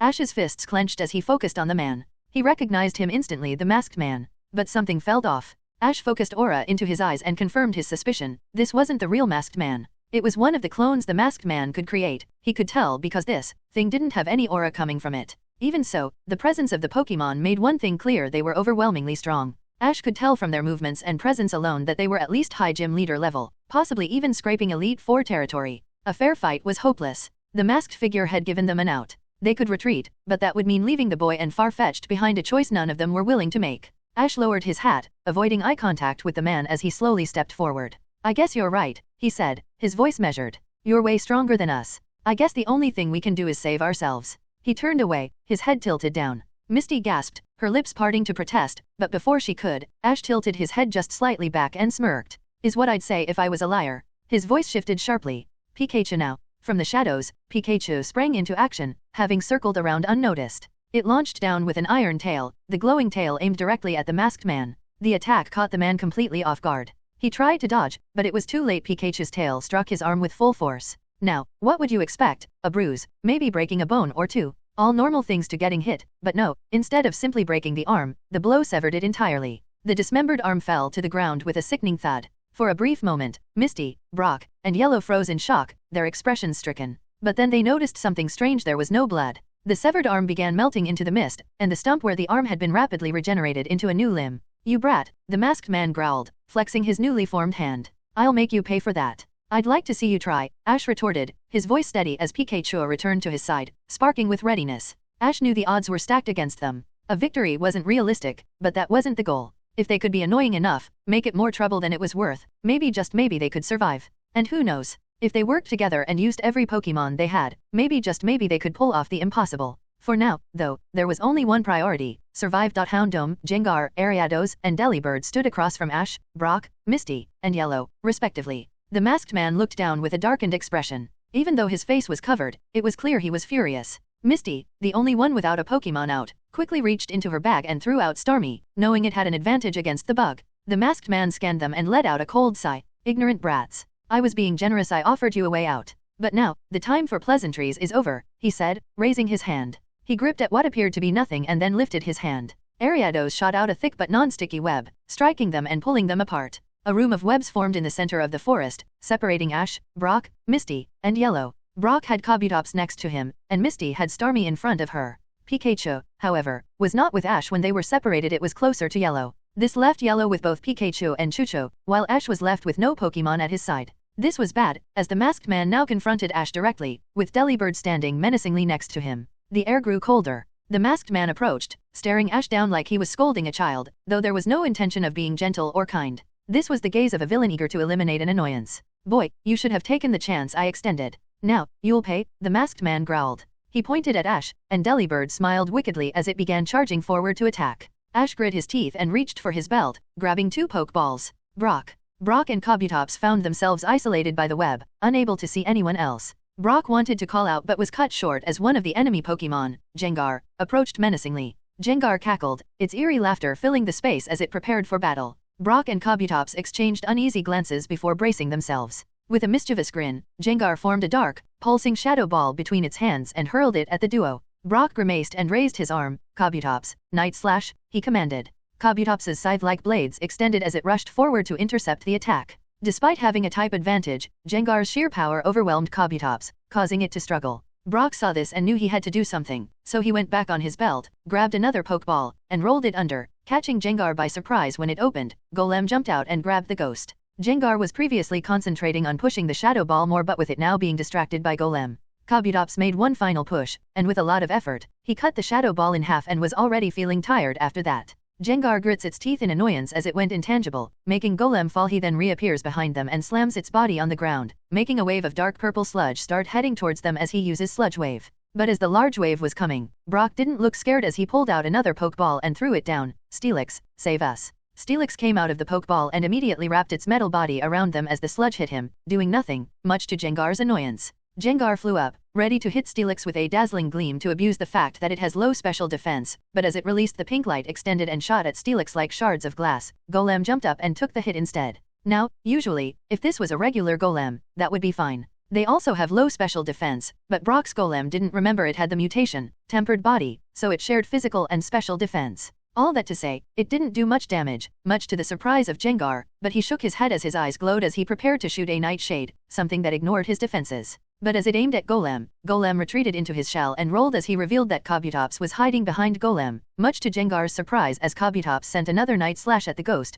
getting a direct hit and a crit. Gengar opened its eyes only to see a large metal tail from Steelix come down and hit it across the face, sending it slamming down to the ground. Gengar fell and clenched his chest as he looked angry at the 3 Pokemon and boy that he was facing. Brock looked at Gengar, and for a moment, he believed that this battle wasn't as hopeless as they thought. Yellow was with Pikachu and Chucho. They looked at the web wall and looked around, finally seeing that the boy and his Farfetch'd were on her side. She wanted to run up to them to help them get to safety, but then, at that moment, Pikachu and Chucho started behind them, stopping Yellow. From behind, Houndoom marched up with fire, leaving his nose as he stared them all down, especially Pikachu after that elbow drop he gave it. Houndoom bit as his teeth started glowing red with flames as he started running towards them to use Fire Fang. Yellow looked panicked as she scrambled to find her Pokeballs, but Pikachu and Chucho looked at each other and nodded. Pikachu dashed to the side while Chucho stepped in front of Yellow, raising her tiny hands to her face, squishing her cheeks together to make a cute expression as she used Charm, hearts radiating around her and hitting Houndoom. Houndoom hesitated, momentarily disarmed by the display, willingly taking a -2 attack drop. At that moment, Pikachu returned with a charged Volt Tackle, slamming into the dog's face. Houndoom staggered but remained standing. However, he didn't expect Chucho to dart in with a quick attack, leaping onto his back and wrapping her arms tightly around his neck to use submission. Thrashing wildly, Houndoom tried to shake Chucho off, but she held firm. Pikachu then charged in again, this time channeling his Volt Tackle into a powerful punch, lightning crackling as it struck Houndoom square in the face. Yellow was stunned by how well Pikachu and Chucho worked together without her giving any orders. Shaking off her surprise, she finally grabbed the Pokeballs she had been searching for. She threw them down, releasing Omni the Omastar and Gravy the Golem. Extending her arm, she called out, Omni, Gravy, please help Pikachu and Chucho. Omni and Gravy exchanged a nod. Omni leaped onto Gravy's arm, and Gravy hurled Omni with all his strength toward the fire dog. Houndoom was just about to launch a blast of fire to get the two electric rats off of it, but then, out of nowhere, Omni came in flying and wrapped his tentacles around Houndoom's maw, forcing it open as he launched a hydro pump point blank in Houndoom's mouth. That not only extinguished the fire, but the pressure and smoke left behind caused Houndoom to start choking and coughing all the while. Chucho didn't let go and kept using submission. As Houndoom looked up, it saw Omni release its grip and fall, only to reveal that behind him, Gravy ran up and was now face to face with Houndoom, too close for Houndoom to react. Gravy's arm glowed red as he sent a hammer arm directly to Houndoom's throat, making Houndoom feel the pain and cough some more. Yellow stood by. She took a breath and decided to trust her friends to take care of Houndoom as she ran to the side to get the boy and his far-fetched, but things didn't seem hopeless. Misty and Starmie were separated, and there weren't any other Pokemon around, so they started walking slowly, trying to navigate the maze. Misty was creeped out of her mind, looking around. She didn't know what to do, especially with the possibility of a bug type nearby. Just the thought made her shiver. As she walked, a figure scurried across the webs behind her. She quickly turned around, only to see nothing. Misty gulped as she grew even more unsettled. She kept moving, yelling out, Ash, Yellow, Brock. But her voice was muffled, almost as if the web was specifically designed to prevent those trapped in it from calling out to others. She could hear muffled sounds in the distance, but she couldn't make out what they were. Misty took a deep breath, stepped back, and pointed at the wall of the web. Starmie, use rapid spin. Starmie spun its body and flew through the air, crashing into the web, trying to break through or cut it. But nothing happened, as Starmie was bounced back. Misty watched Starmie fall to the ground and sighed. Well, it was worth a shot. She mumbled. As she looked around to find another way, the sound of skittering came again. She turned, only to see nothing once more. Gulping, she resumed walking with Starmie close by. As they moved deeper into the maze, they stopped to assess their surroundings. While their backs were turned, a large spider slowly lowered itself on a web hanging behind Misty and Starmie. Misty and Starmie froze as they felt something breathing down their backs. They glanced at each other, then slowly looked behind them only to be greeted by the face and commissary of Ariados. Misty screamed, jumping back and falling onto the ground, scurrying to crawl away. Starmie, do something. Starmie responded immediately. Its gem glowed as it shot a power gem at the bug. Ariados was hit directly, but it shrugged off the attack, releasing the web it clung to and flipping gracefully onto the ground. It stared them down. Misty gulped. Starmie, use power gem again and again. Get rid of that thing. Starmie obliged, firing multiple beams one after the other from its gem, all aimed at Ariados. Ariados, now that it was ready, wasn't as easily hit as it web-siped around, dodged, and scurried around the area. Even though Ariados would be considered the weakest Pokemon, the Masked Man's Pokemon, it made up for it with this web prison. In this domain of webs, Ariados could control the momentum of any battle. Its webs were nearly unbreakable, and it could maneuver this domain easily, and no one could even hide since it had such good control over these webs that it could even feel when someone breathed on one of its webs. Ariados flipped around and swung. As it reached the top of a tree, it charged up and spit out a sludge bomb, shooting it at Starmie, getting a direct hit and knocking Starmie down, but still struggling to get up. Misty saw that Starmie went down and was struggling, and Ariados was now climbing down the tree to go get her, so she frantically went to her belt and grabbed Gyarados' Pokeball. Let's see how you like this, go Gyadash. Before she could throw out Gyarados, a Pokeball at her side popped open, and Psyduck emerged. Misty stared at Psyduck for a moment, more surprised than angry. It had been so long since Psyduck had done that she had almost forgotten it was even a habit. Shaking her head, she threw Gyarados' Pokeball anyway. The large blue sea serpent roared as it appeared. Ariados, however, didn't flinch as it advanced. Misty stood up and took a deep breath, lightly slapping her cheeks to focus. Alright, let's do this. Starmie, use Power Gem. Gyarados, use Waterfall. And Psyduck, well, make yourself useful. Starmie's gem glowed as Gyarados' tail did the same. As Gyarados slammed its tail onto the ground, a wave of water erupted, obscuring Starmie's bright beam. Ariados was caught off guard since the beam came from behind the water, so it was hit by both attacks. Psyduck, meanwhile, looked around nervously. Holding its head, Psyduck managed to finally have some control over his power, so as he concentrated, his eyes glowed as he used confusion, lifting a rock and flinging it at Ariados' back. but that did little more than irritate Ariados. The spider scurried faster, shooting a stream of webs that ensnared Misty and her Pokémon. Gyarados' mouth and tail were bound, Starmie's gem was tightly wrapped, and even Misty's arms were immobilized. Ariados began pulling them in. The only one spared was Psyduck, whom Ariados didn't even consider a threat. Misty glanced back at Psyduck, who was panicking. "Psyduck, do something," she yelled, then silently crying as she realized her only hope was put on this duck. "I'm doomed" was the only thought going through her head as she shook her head. She couldn't give up hope yet. "Psyduck, get your biggest headache," Misty yelled as they were trying to resist Ariados. "Come on, what makes your head hurt? What don't you like the most?" Psyduck thought for a moment. A certain yellow fox crossed its mind. Psyduck shook its head in terror. "Why? No, please, anything but her? Psyduck will do anything." Misty saw Psyduck holding its head, and hope sparked in her eyes. "Yes, Psyduck, think about that. If you don't get us out, I'll find out what it is and make sure you face it as punishment every single day." Psyduck's mind snapped. Every day, having to deal with Abra every day. Psyduck had once jumped off a building to escape her, and she had still dragged it back. No, it was too much. Psyduck's head throbbed, and it began to scream. "PSSSYYYY." Psyduck slammed its head against a tree repeatedly. "Sysy. No.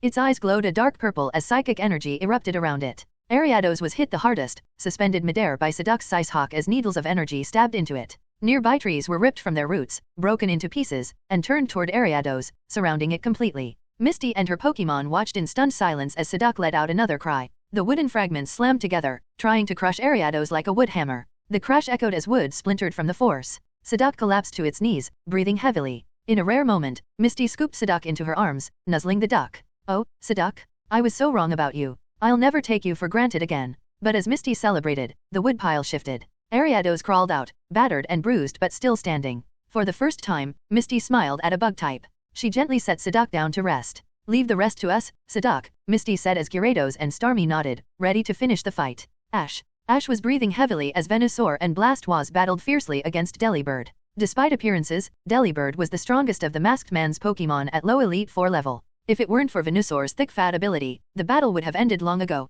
As for Ash, he was in no better condition. The Masked Man had taken a direct approach. His arm had transformed into a long, sharp spike, and he was relentlessly trying to cut Ash down. Ash dodged attack after attack. He had tried blocking once, but the blade melted through his defenses, reforming instantly and nearly impaling him. Now, his sole focus was evasion. Ash was the one in the most trouble, and that wasn't even a question. He couldn't hit the Masked Man because this body wasn't even real, it was a copy that the real one controlled remotely. And with Venusaur and Blastoise, they were holding Delibird back. They couldn't exactly say they were winning, but they could say they could hold it off enough so that Ash didn't have to worry about it. Why hadn't Ash thrown another Pokémon into the fight? Well, funny story actually, he tried, but when he reached the Masked Man, he left a deep slash on his hand whenever he tried. He wasn't giving Ash the chance to call another Pokémon. All Ash could do now was dodge, bide his time, and wait for the opportunity he knew was coming. All he could do was dodge as he waited. He was waiting for something he knew was coming. He just needed a few more seconds. The Masked Man's spike arm extended suddenly, grazing Ash's cheek and leaving a thin line of blood. "You're persistent, I'll give you that, brat," the Masked Man sneered as his arm retracted. "But face it, you can't beat me. Not you, and not your worthless Pokémon." As he spoke, Delibird ascended into the air and unleashed another icy wind, freezing Venusaur and Blastoise' feet to the ground as the ice crept upward. The Masked Man smirked, his arm transforming into another blade. "It's over," he declared, raising his arm. "You've lost, and now you'll lose much more." Despite the threat, Ash didn't flinch. His eyes darted to a faint light glowing in the distance. The moment he had been waiting for had arrived. Just as the blade was about to come down, a bright light illuminated the forest, causing the Masked Man to pause mid-swing. He turned his head toward the source of the glow, his mask concealing any reaction. Pulling his arm back, he muttered to Delibird, "Leave them. It's here, we need to move quickly." He signaled Delibird, which immediately abandoned its efforts to encase Venusaur and Blastoise in ice. Together, they approached the shrine, emitting the radiant light. The thing he came for was his ultimate goal. But Ash was ready as he smiled, raising his wrist, and he revealed his keystone. "Time to get serious," he said, his voice steady. Both Venusaur and Blastoise nodded. Their megastones glimmered, one hidden within Venusaur's flower, the other tucked inside Blastoise's shell. Ash activated the keystone. Mega Evolve. Mega Evolution energy surged as Venusaur's flower glowed brilliantly, and Blastoise's cannons extended and gleamed. As the Masked Man and Delibird were walking, they saw the bright light illuminating the forest. As they turned back, they saw a vine come out and grab Delibird by the foot, pulling it back fast, and when they looked back, they saw Mega Venusaur pulling Delibird back. And right next to him, Mega Blastoise held his hand cannons out, charging a flash cannon as Venusaur swung the bird to him, so he shot a point-blank flash cannon, sending the bird into a tree as Blastoise and Venusaur went after it. Ash took advantage of the chaos, charging toward the Masked Man. With a powerful kick, he struck the mask, leaving a crack across its surface. The masked man stumbled back. Out of all the things, if Ash destroyed the mask, then he would win because, without the mask, the real one couldn't give orders to this clone, but as much as the masked man wanted to retaliate, he couldn't, not with this chance. Knowing the stakes, the masked man ignored Ash's assault and sprinted toward the shrine.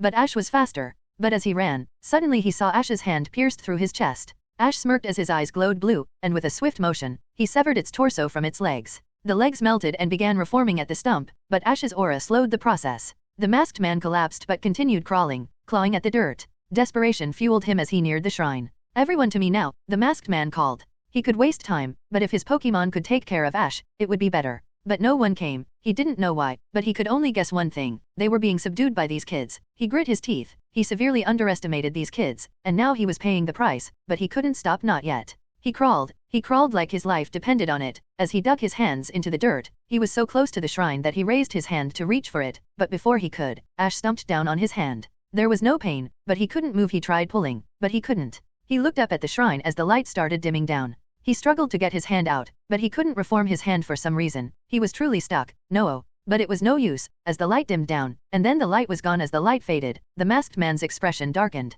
The crack on his mask seemed to grow a little bigger, with a chip falling off where his eye should be, revealing that there was truly nothing behind the mask, just a husk being controlled. The masked man's hand, which was being stepped on by Ash, began to morph. Ash quickly moved his foot as the hand transformed into a spike that tried to puncture his foot. Ash jumped back suddenly, and the masked man lunged at him more violently than before, no longer caring about restraint, as he yelled, "All of you, back to me, now." Gengar was breathing heavily, struggling to keep up. Thanks to its intangibility, it managed to escape some dangerous situations that could have meant its doom, but it was still standing. On the other side, Brock and his Pokémon were also getting tired. Even though it seemed like they were winning, it was taking everything they had, and it was a toss-up whether they or Gengar would go down first. Just as they prepared to attack again, Gengar heard something, a muffled yell. Frowning, it stared at Brock before going intangible and phasing through the webs, leaving Brock alone. Was this a victory, or something else? Yellow was helping the boy, and his Farfetch'd lean against a tree. Meanwhile, Houndoom was being tag-teamed, choking on its own smoke from Chuchu's submission, or being drenched with water from Omni.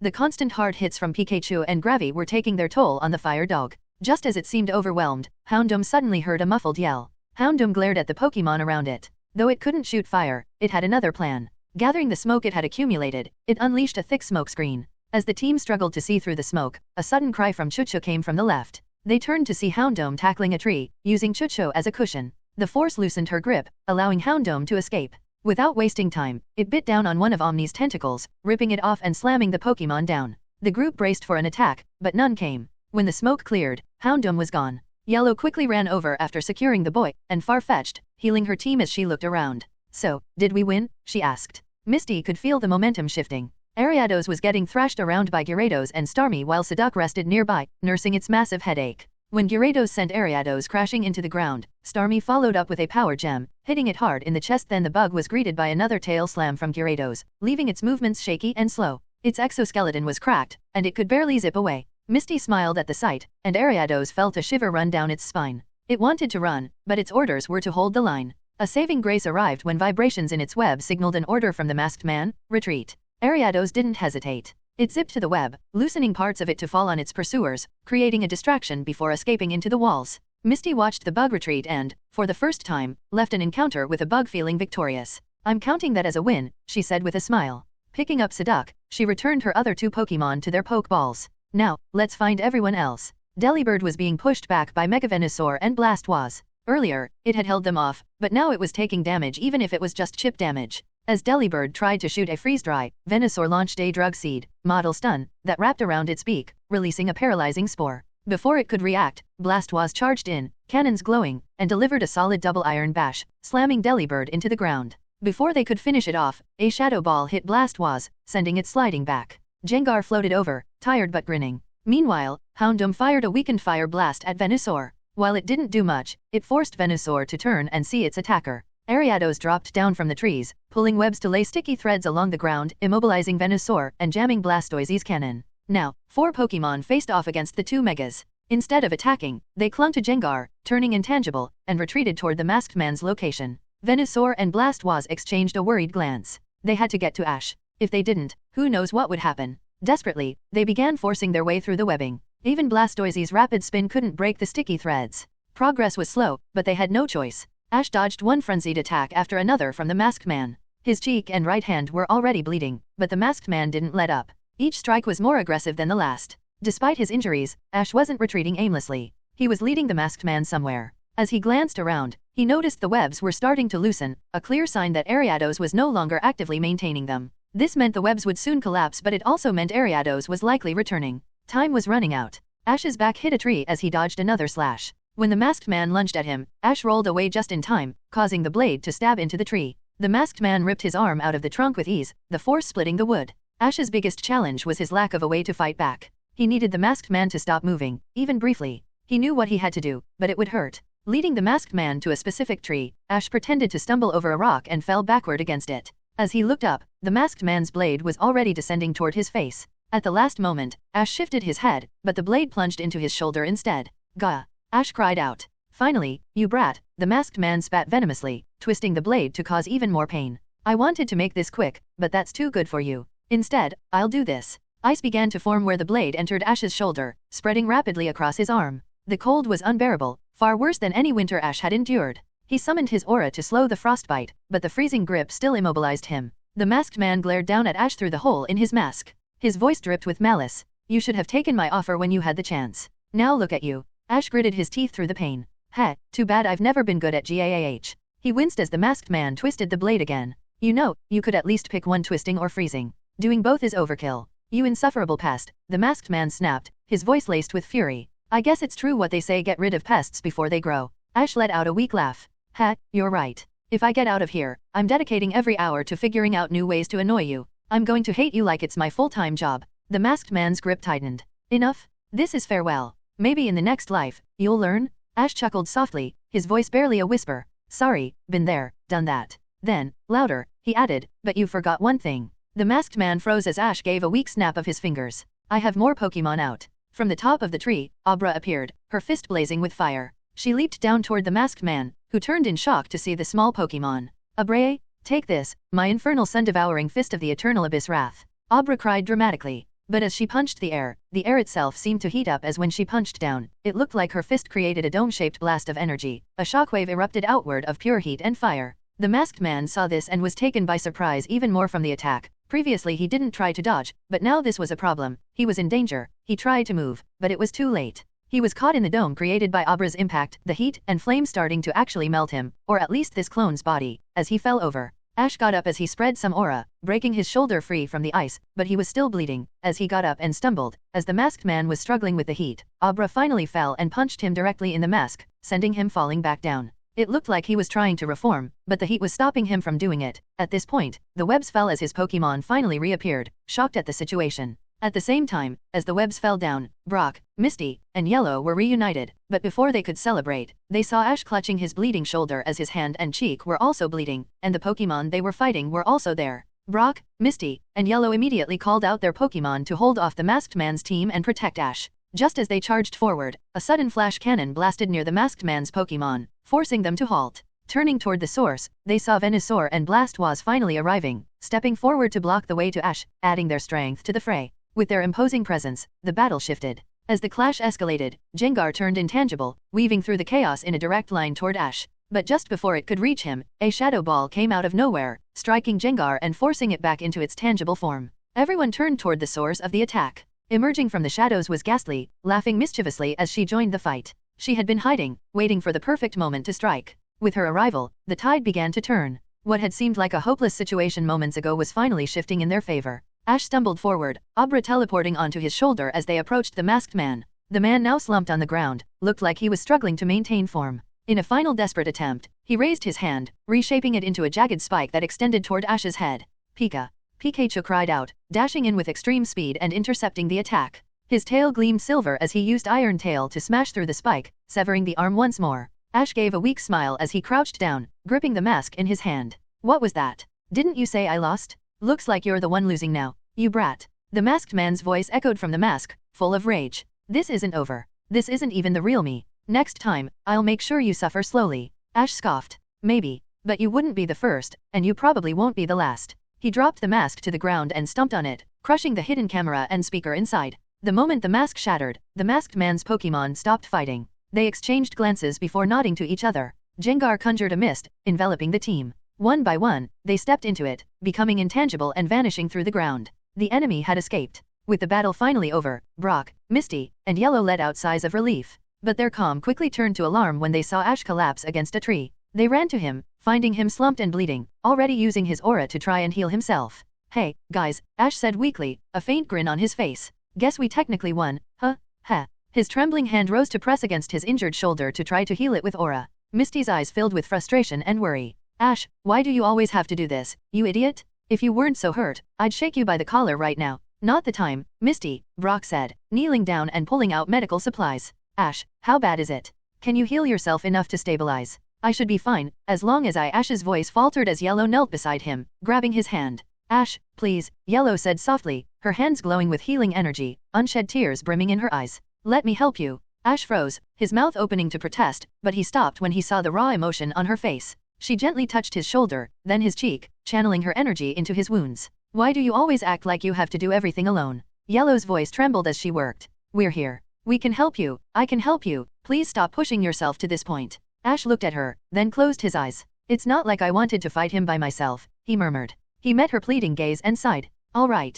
I'll try to let you help more next time, but I can't promise anything. All I can promise is I'll try." Yellow let out a small, shaky smile, seemingly satisfied with his response. Once she finished healing him, she wrapped her arms around him in a tight hug. "Thank you. Please. I don't want to see you hurt like this again." Ash hesitated for a moment before leaning into the embrace as Pikachu also walked over and nuzzled into him. "I'll try, that's the best I can do," he whispered. "Yellow is right, you do this a lot, you know," Brock said, crossing his arms. "Look, I get it. You're not out there looking for trouble, but when it shows up, you always try to fix it yourself. Yeah, it's something noble and stupid about you," Misty added, noticing Ash still had blood smeared across his face. She rummaged through her bag and pulled out a handkerchief, holding it out to him without meeting his eyes. "Here. At least clean yourself up?" Ash sighed, taking it with a faint smile. "Thanks, but I'm not sure how much good that'll do," he said, gesturing to the gaping hole in his jacket before wiping the blood off his face. "I'll patch up your jacket for you," Brock offered. "But you should take off your shirt too so I can." "No, it's fine." Ash cut in quickly, his tone unusually firm as he began to stand, albeit unsteadily.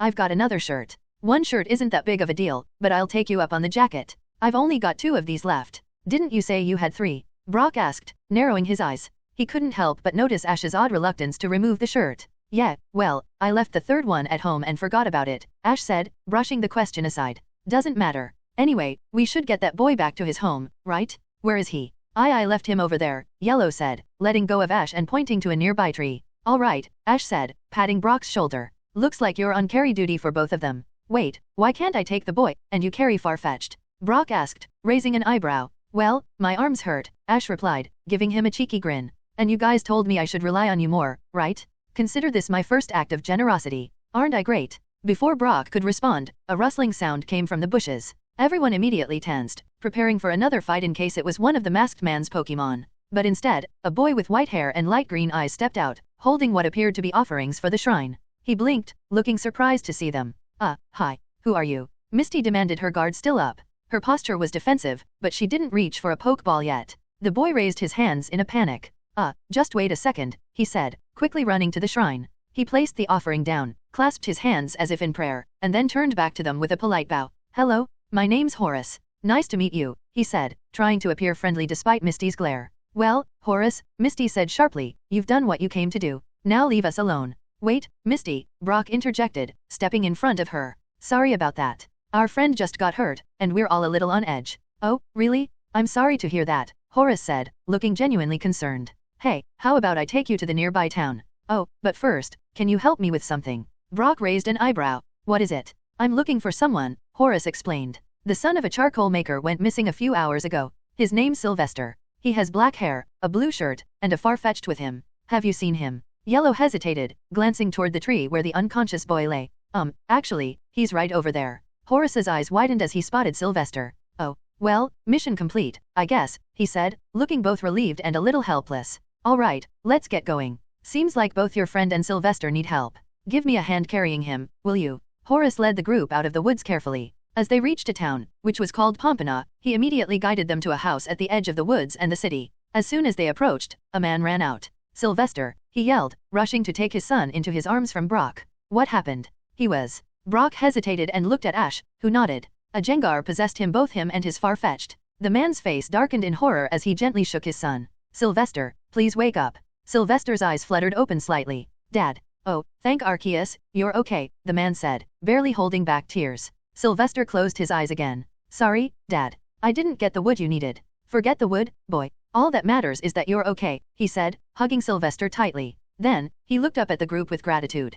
Thank you so much. Is there anything I can do to ever repay you? My son means more to me than anything. The group was about to decline the offer, but he spoke again. Don't give me that look. If there was a Jengar, that means you must have fought it off. I can only imagine what it took. I can see your friend there is hurt too, he said, gesturing at Ash. Please, let me give you something. They sighed. They couldn't exactly say no now that he had pointed out Ash's injuries. Even though the Jengar wasn't responsible for them, they couldn't tell him the truth. Okay, how about some charcoal? Brock suggested. Of course. How much do you want? No, scratch that, you can have as much as you need for as long as I live. Wait, let's not get too generous, Brock immediately said.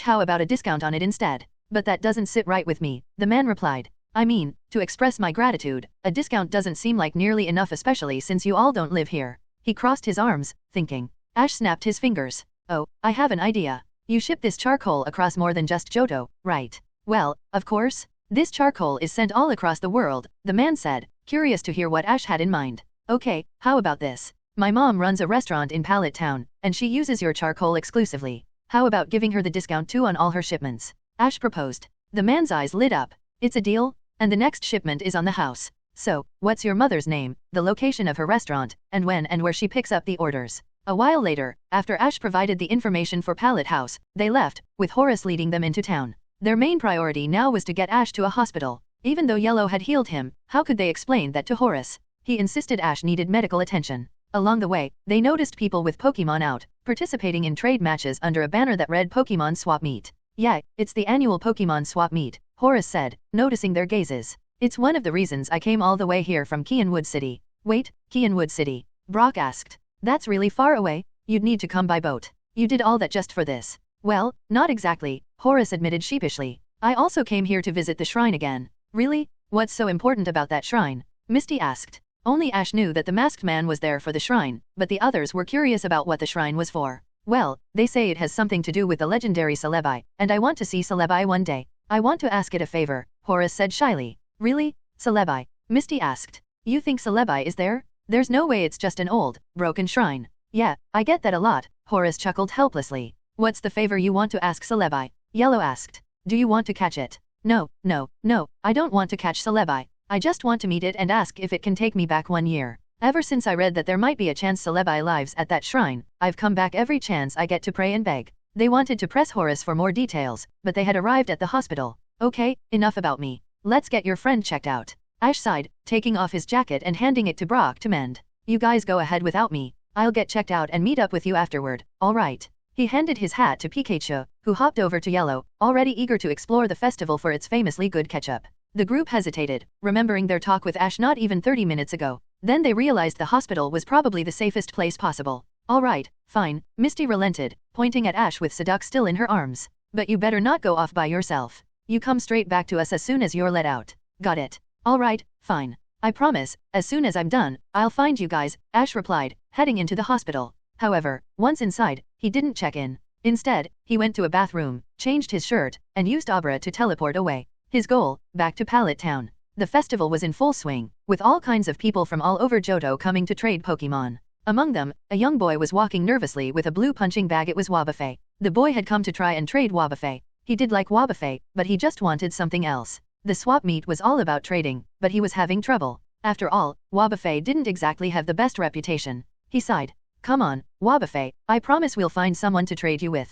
Woobuffet. As they kept walking, a trio was sitting on a nearby bench, dressed in casual clothes, reading. They had come after hearing about the Pokemon swap meet and were already thinking about how they could take advantage of the event. Of course, it was Jessie, James, and Meowth. Meowth smirked. So, are we ready to start our plan to get as many Pokemon as we can? But of course, James said. We'll be in and out, and no one will suspect anything. Yes, I can't wait. Maybe with this one, we can cheer up the boss. He's been in such a bad mood, I think. I can never tell with him, Meowth admitted. He always has that your dirt look, but sometimes he's actually nice to us, I think. Yeah, me and a few others are working on seeing if we can translate his cold glares, but it's been a failure since no one can really tell. Well, experts like the executives, but no one's stupid enough to ask them for help. But alas, it's just a dream, James said, shaking his head. Well, whatever the dream is, my point still stands, Jessie announced, leaning in. Let's get ready. Fill me in on everything. We can't fail this time. Just then, a wild Venonat appeared out of nowhere and started sniffing Jessie, who was sitting at the edge of the bench.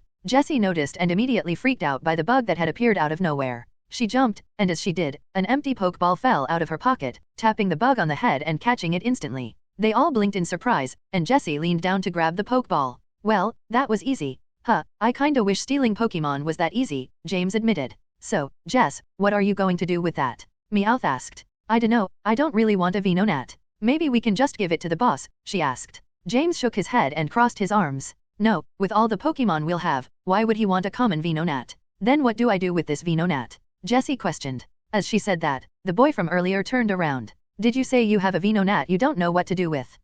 Yeah, that's right, kid. Who are you? Jessie asked, eyeing the Wobbuffet behind him. Oh, sorry. I'm Benny, and this is Wobbuffet, the boy said. Wobbuffet saluted them. Woo Buffett. And if you don't know what to do with that Venonat, then please trade with me. I promise I'll take super good care of it, and Wobbuffet is strong, I promise. Benny said, bowing. They looked at each other and shrugged. I mean, sure, not like I care about this Venonat, Jessie admitted, leading Benny to a trading station. Benny looked excited as he held out Wobbuffet's Pokeball. Did you hear that? You're going to have a new trainer. Woo Buffett. Wobbuffet said as he went into the Pokeball. They placed their Pokeballs on the trading machine, and the trade was completed. Jessie now had a Wobbuffet. Benny held Venonat's Pokeball and thanked Jessie again before running off happily, leaving the trio behind, still confused. James looked at the Pokeball. I guess you have a Wobbuffet now. That's pretty rare, I guess. Jessie sighed and clipped the Pokeball to her belt. Whatever, we can deal with that later. For now, let's start. Yeah, and nothing will get in our way. Ha ha ha. Meowth laughed as they joined in.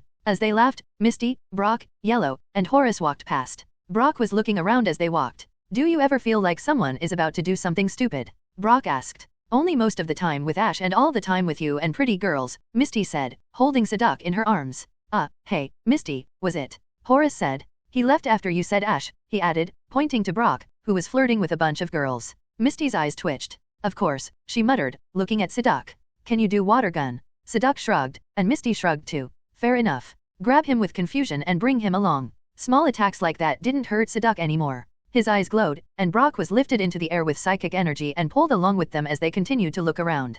Ash had returned to Pallet Town, intending to visit his mom. However, it was the lunch rush at her house, and he didn't want to get in her way. Instead, he decided to take care of something else first. He walked through town and arrived at Professor Oak's lab. As he entered, he was greeted by Professor Oak, who had been expecting him. Oak had already set up a video call with Professors Rowan and Juniper and prepared the additional scyther Ash had requested. Ash nodded, slinging off his bag and pulling out a lab coat. He donned it, placing goggles around his neck, as he transformed into his researcher persona, Professor Fraxinus. He carefully placed 2 pieces of dark rock, resembling black glass, on the table and began setting up his workstation. Oak approached, examining the rocks closely.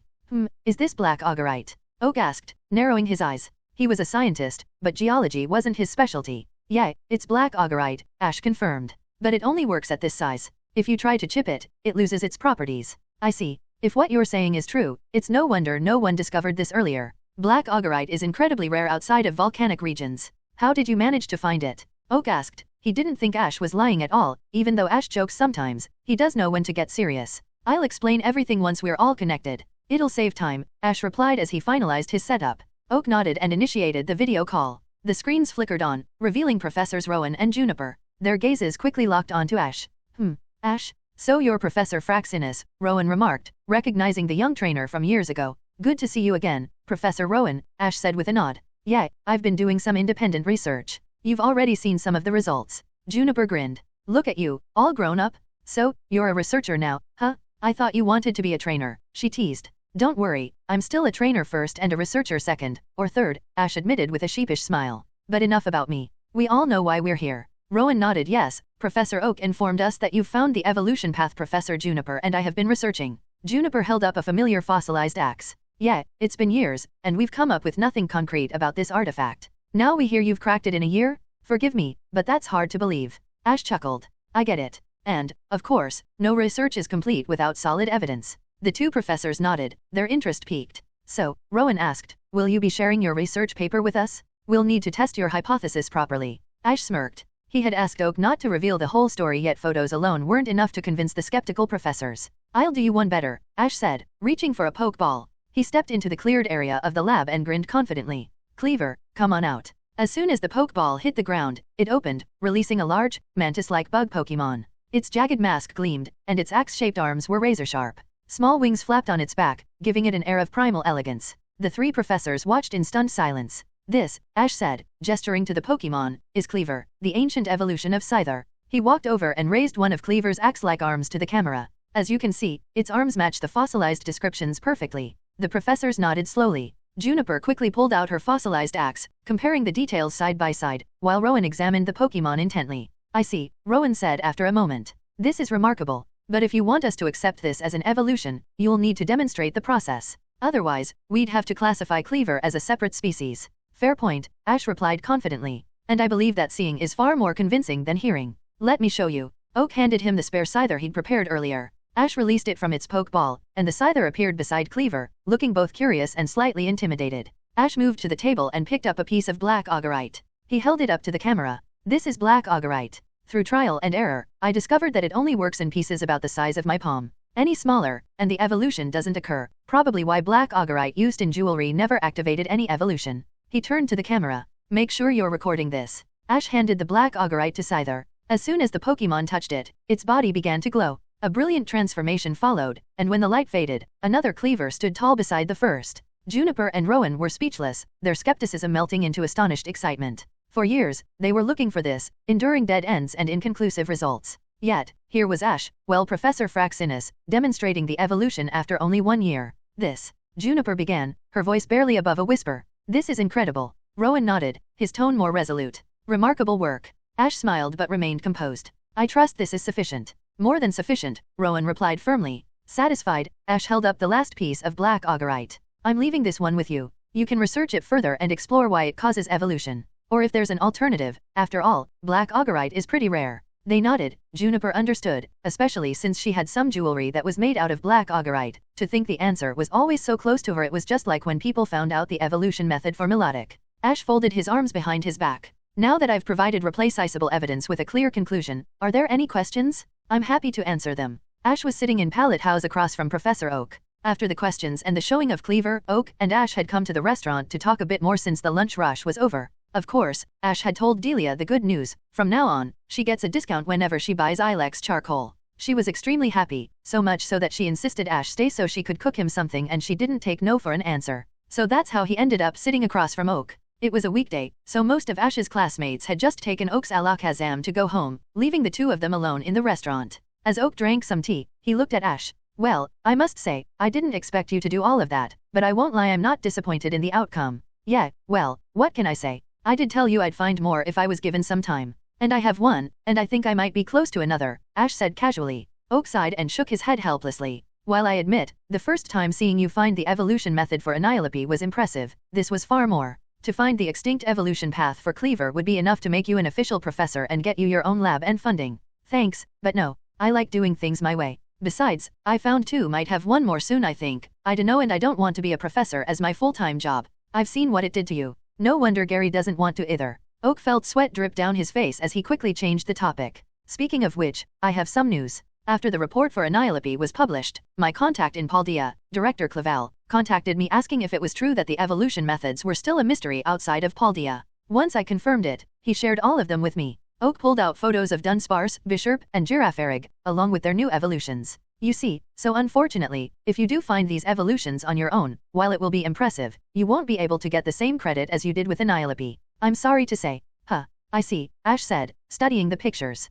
Meh, oh well. It was bound to happen eventually. Besides, I'm sure I'll find a different one, like I did with Cleaver. Oak gave a helpless sigh at Ash's dismissal of this. If he were in Ash's shoes, seeing his research be rendered obsolete would definitely upset him. In his mind, he didn't believe Ash could find something as impressive again. Sure, Ash had proven himself before, but this seemed impossible even for him. How could Ash possibly find a new evolution? It just seemed all too improbable. But before Oak could say anything, Delia walked over carrying several plates filled with all of Ash's favorite dishes and set them in front of him. Here you go, Ashy. And don't worry, there's plenty more. Thanks, Mom. It looks delicious as always, Ash said as he started to dig in. He didn't have the heart to tell his mom he was supposed to get lunch with his friends at the festival, so he just ate and thought of a way to get out of his lunch plans with them. Back with the gang, Misty, Brock, Yellow, and Horace were sitting in the stadium, watching the Toros battle royal at the festival. The winner was a boy with a combat breed, Paldean Toros. There was no rule stating it had to be a Cantonian Toros, so it was fine. As the participation medals and the first place award were being handed out, Yellow leaned back in her seat and sighed. Hey guys, do you think Ash is okay? He has to be, right? I mean, we dropped him off at a hospital, Horace said, slouching in his seat. Well, Misty started, moving her hand uncertainly in front of her. Pikachu, sitting nearby, mimicked her skepticism. Probably. We can just say probably, Brock finished. He did get a stab wound in his shoulder. There's no way he was fine after that. Even after Yellow he stopped himself, realizing he shouldn't say that. Wrapped up his shoulder, Misty quickly interrupted, shooting Brock a look. Yeah, she got some bandages and used them to wrap his shoulder up, Brock. Misty added through gritted teeth. Before they could continue their conversation, a net suddenly dropped from the top of the stadium, grabbing and separating the Toros from their trainers. Just as people were trying to process what was happening, a robot descended into the center of the stadium. Voices echoed from the robot. Prepare for trouble, and make it double. To protect the world from devastation. To unite all peoples within our nation. To denounce the evils of truth and love. To extend our reach to the stars. Wobbuffet. Hey, what are you doing? I didn't send you out. You may be part of the family now, but you can't interrupt us. Wobbuffet. Don't give me that. I'm the only Pokemon that gets to be part of the motto. Wobbuffet. As the chant devolved into bickering, the crowd grew even more confused. But Misty, Brock, and Yellow immediately recognized the culprits as Team Rocket. Without hesitation, they jumped over the railing into the stadium and released their Pokemon, Gyarados, Steelix, and Chucho. Pikachu, of course, was with them too. Horace looked down at them, startled. Hey, what are you guys doing? Several nearby spectators turned to look as well. Misty pointed accusingly at the robot. That is Team Rocket. They're here to steal all of the Pokemon. We need to fight back. Horace and the people around him looked shocked, but after glancing back at the net full of trapped Toros, they quickly believed her. I'm helping you out, then. Horace declared, jumping down into the stadium and sending out his Chikorita. One by one, other onlookers saw their initiative and decided to join in, throwing their Pokemon into the stadium as well. One after another, trainers sent out Pokemon until a small army was assembled. Jessie, James, and Meowth, who had been too busy arguing to notice at first, suddenly turned and stared wide-eyed at the field full of ready-to-battle Pokemon. Is it too late to just go? James asked nervously. He got a collective headshake in response. Team Rocket Base. The masked man walked through the halls. Even though his expression was unreadable, he radiated an aura of anger and frustration. The reason was obvious: he had been so close to finally fulfilling his plan. What plan, you may ask? Well, it should be obvious: to capture Celebi. Why does he want that? To that, he would say, none of your damn business.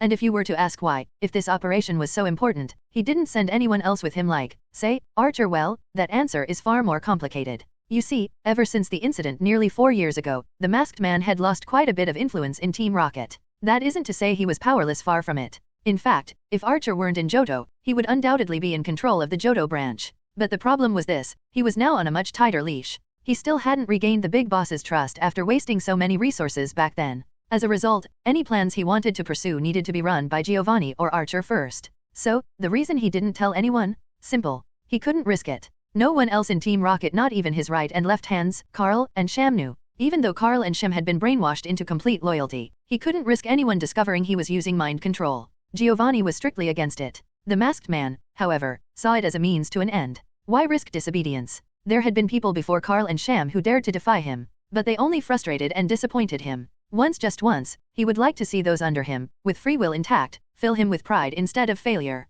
That was why he had privately created a way to use mind control without anyone's knowledge. It was so effective even Carl and Sham didn't know. If he could have moved forward without interruption, he would have mind controlled the entire Johto branch by now. But once again, the incident from 4 years ago haunted him for a different reason. Karen and Will. When they had been captured, the masks containing the mind control technology were taken. Their capture itself was fine, he wasn't attached to them, and he had never mentioned them to Giovanni, but the problem was if Giovanni ever found out. The masked man had to admit that Karen and Will had been sent by him. But their identities were kept secret, even from Giovanni, thanks to Professor Oak personally. Oak, worried that Giovanni might have been behind the mind control, kept it hidden. If Giovanni was responsible, Oak didn't want him to know they were prepared. And if Giovanni wasn't involved, Oak didn't want him getting his hands on the technology. That overthinking had, ironically, allowed the masked man to get away with using mind control devices right under Giovanni's nose. The masked man would have loved to thank Oak personally if he could. But it also meant he had to lay low. Which brings us back to the current moment. He didn't tell anyone about his mission. He slightly regretted not bringing Carl and Sham with him. If he had, he might already have Celebi in his grasp. But it was too late to curse his luck and choices now. He had to convince himself it was the right thing to do. After all, he couldn't let anyone find out about Celebi. If they did, it would jeopardize everything. The masked man took a deep breath and continued walking through the base. He needed to calm down. If Archer saw him, he might start asking questions. Almost as if on cue, a hand landed on the masked man's shoulder, and Archer's voice rang mockingly in his ear. Well, hey there. How you doing, sir? Archer said in a condescending tone. Or maybe I should call you by your name, mister. Don't you dare, the masked man growled, his voice low and dangerous. He couldn't risk his real name being revealed so casually. That would cause far too many complications, too many loose ends if someone betrayed Team Rocket or was captured and interrogated. Archer smirked, clearly unfazed. Well, someone's in a sour mood. How meaningless. You hide behind that mask all day, and yet you still find time to scowl. Don't test me, Archer, the masked man hissed. But both of them knew the threat was empty. When it came to battling, Archer could overpower him in more ways than one. His strength was second only to Giovanni himself, a champion-level trainer. In fact, Archer could probably qualify as an Elite Four member or even a regional champion in some areas. Archer smiled and gave him an exaggerated pat on the back. Sorry to ruin your good mood, but we've got some real work to do, not whatever it is you do when you sit back all day twiddling your thumbs. The masked man gritted his teeth under the mask but ultimately relented. Fine. Just send me what you want me to do, and leave me alone. See? I knew you'd come around, Archer replied in a sickeningly cheery voice, patting him on the back once more. As he turned to leave, he tossed one last parting remark over his shoulder. Oh, and the boss said he needs you to fill out some reports. I hope you don't mind. The masked man's anger simmered as Archer disappeared down the hallway, leaving him alone with his growing frustration. At the hospital, Ash teleported back to Pompona, standing in place for a moment as he processed his surroundings. His arm was completely fine. He'd used aura to ensure there was no lingering scar or damage. A trip to the doctor wasn't necessary. Just as he started to think about where he should go next or whether he should find his friends, a loud boom erupted in the distance. Ash turned sharply, looking toward the stadium. A massive explosion rattled the air, and in the distance, he saw a giant robot being pelted by a storm of Pokémon attacks. Sparks flew, and energy beams crackled as the scene unfolded like something out of a movie. Ash stood there, watching for a long moment. He took a deep, slow breath, then exhaled. Nope. They got this one, he said to himself, turning on his heel and walking the other way without a second thought. Hello, everyone. As we wrap up this video, I want to share a quick note. I have a Patreon account. If you'd like to support me and enjoy on-demand audiobooks, you can become a Patreon member. Alternatively, you can check out my Google Drive link, which has 500+ novel audiobooks available through my Ko-fi or Patreon shop. I appreciate your support.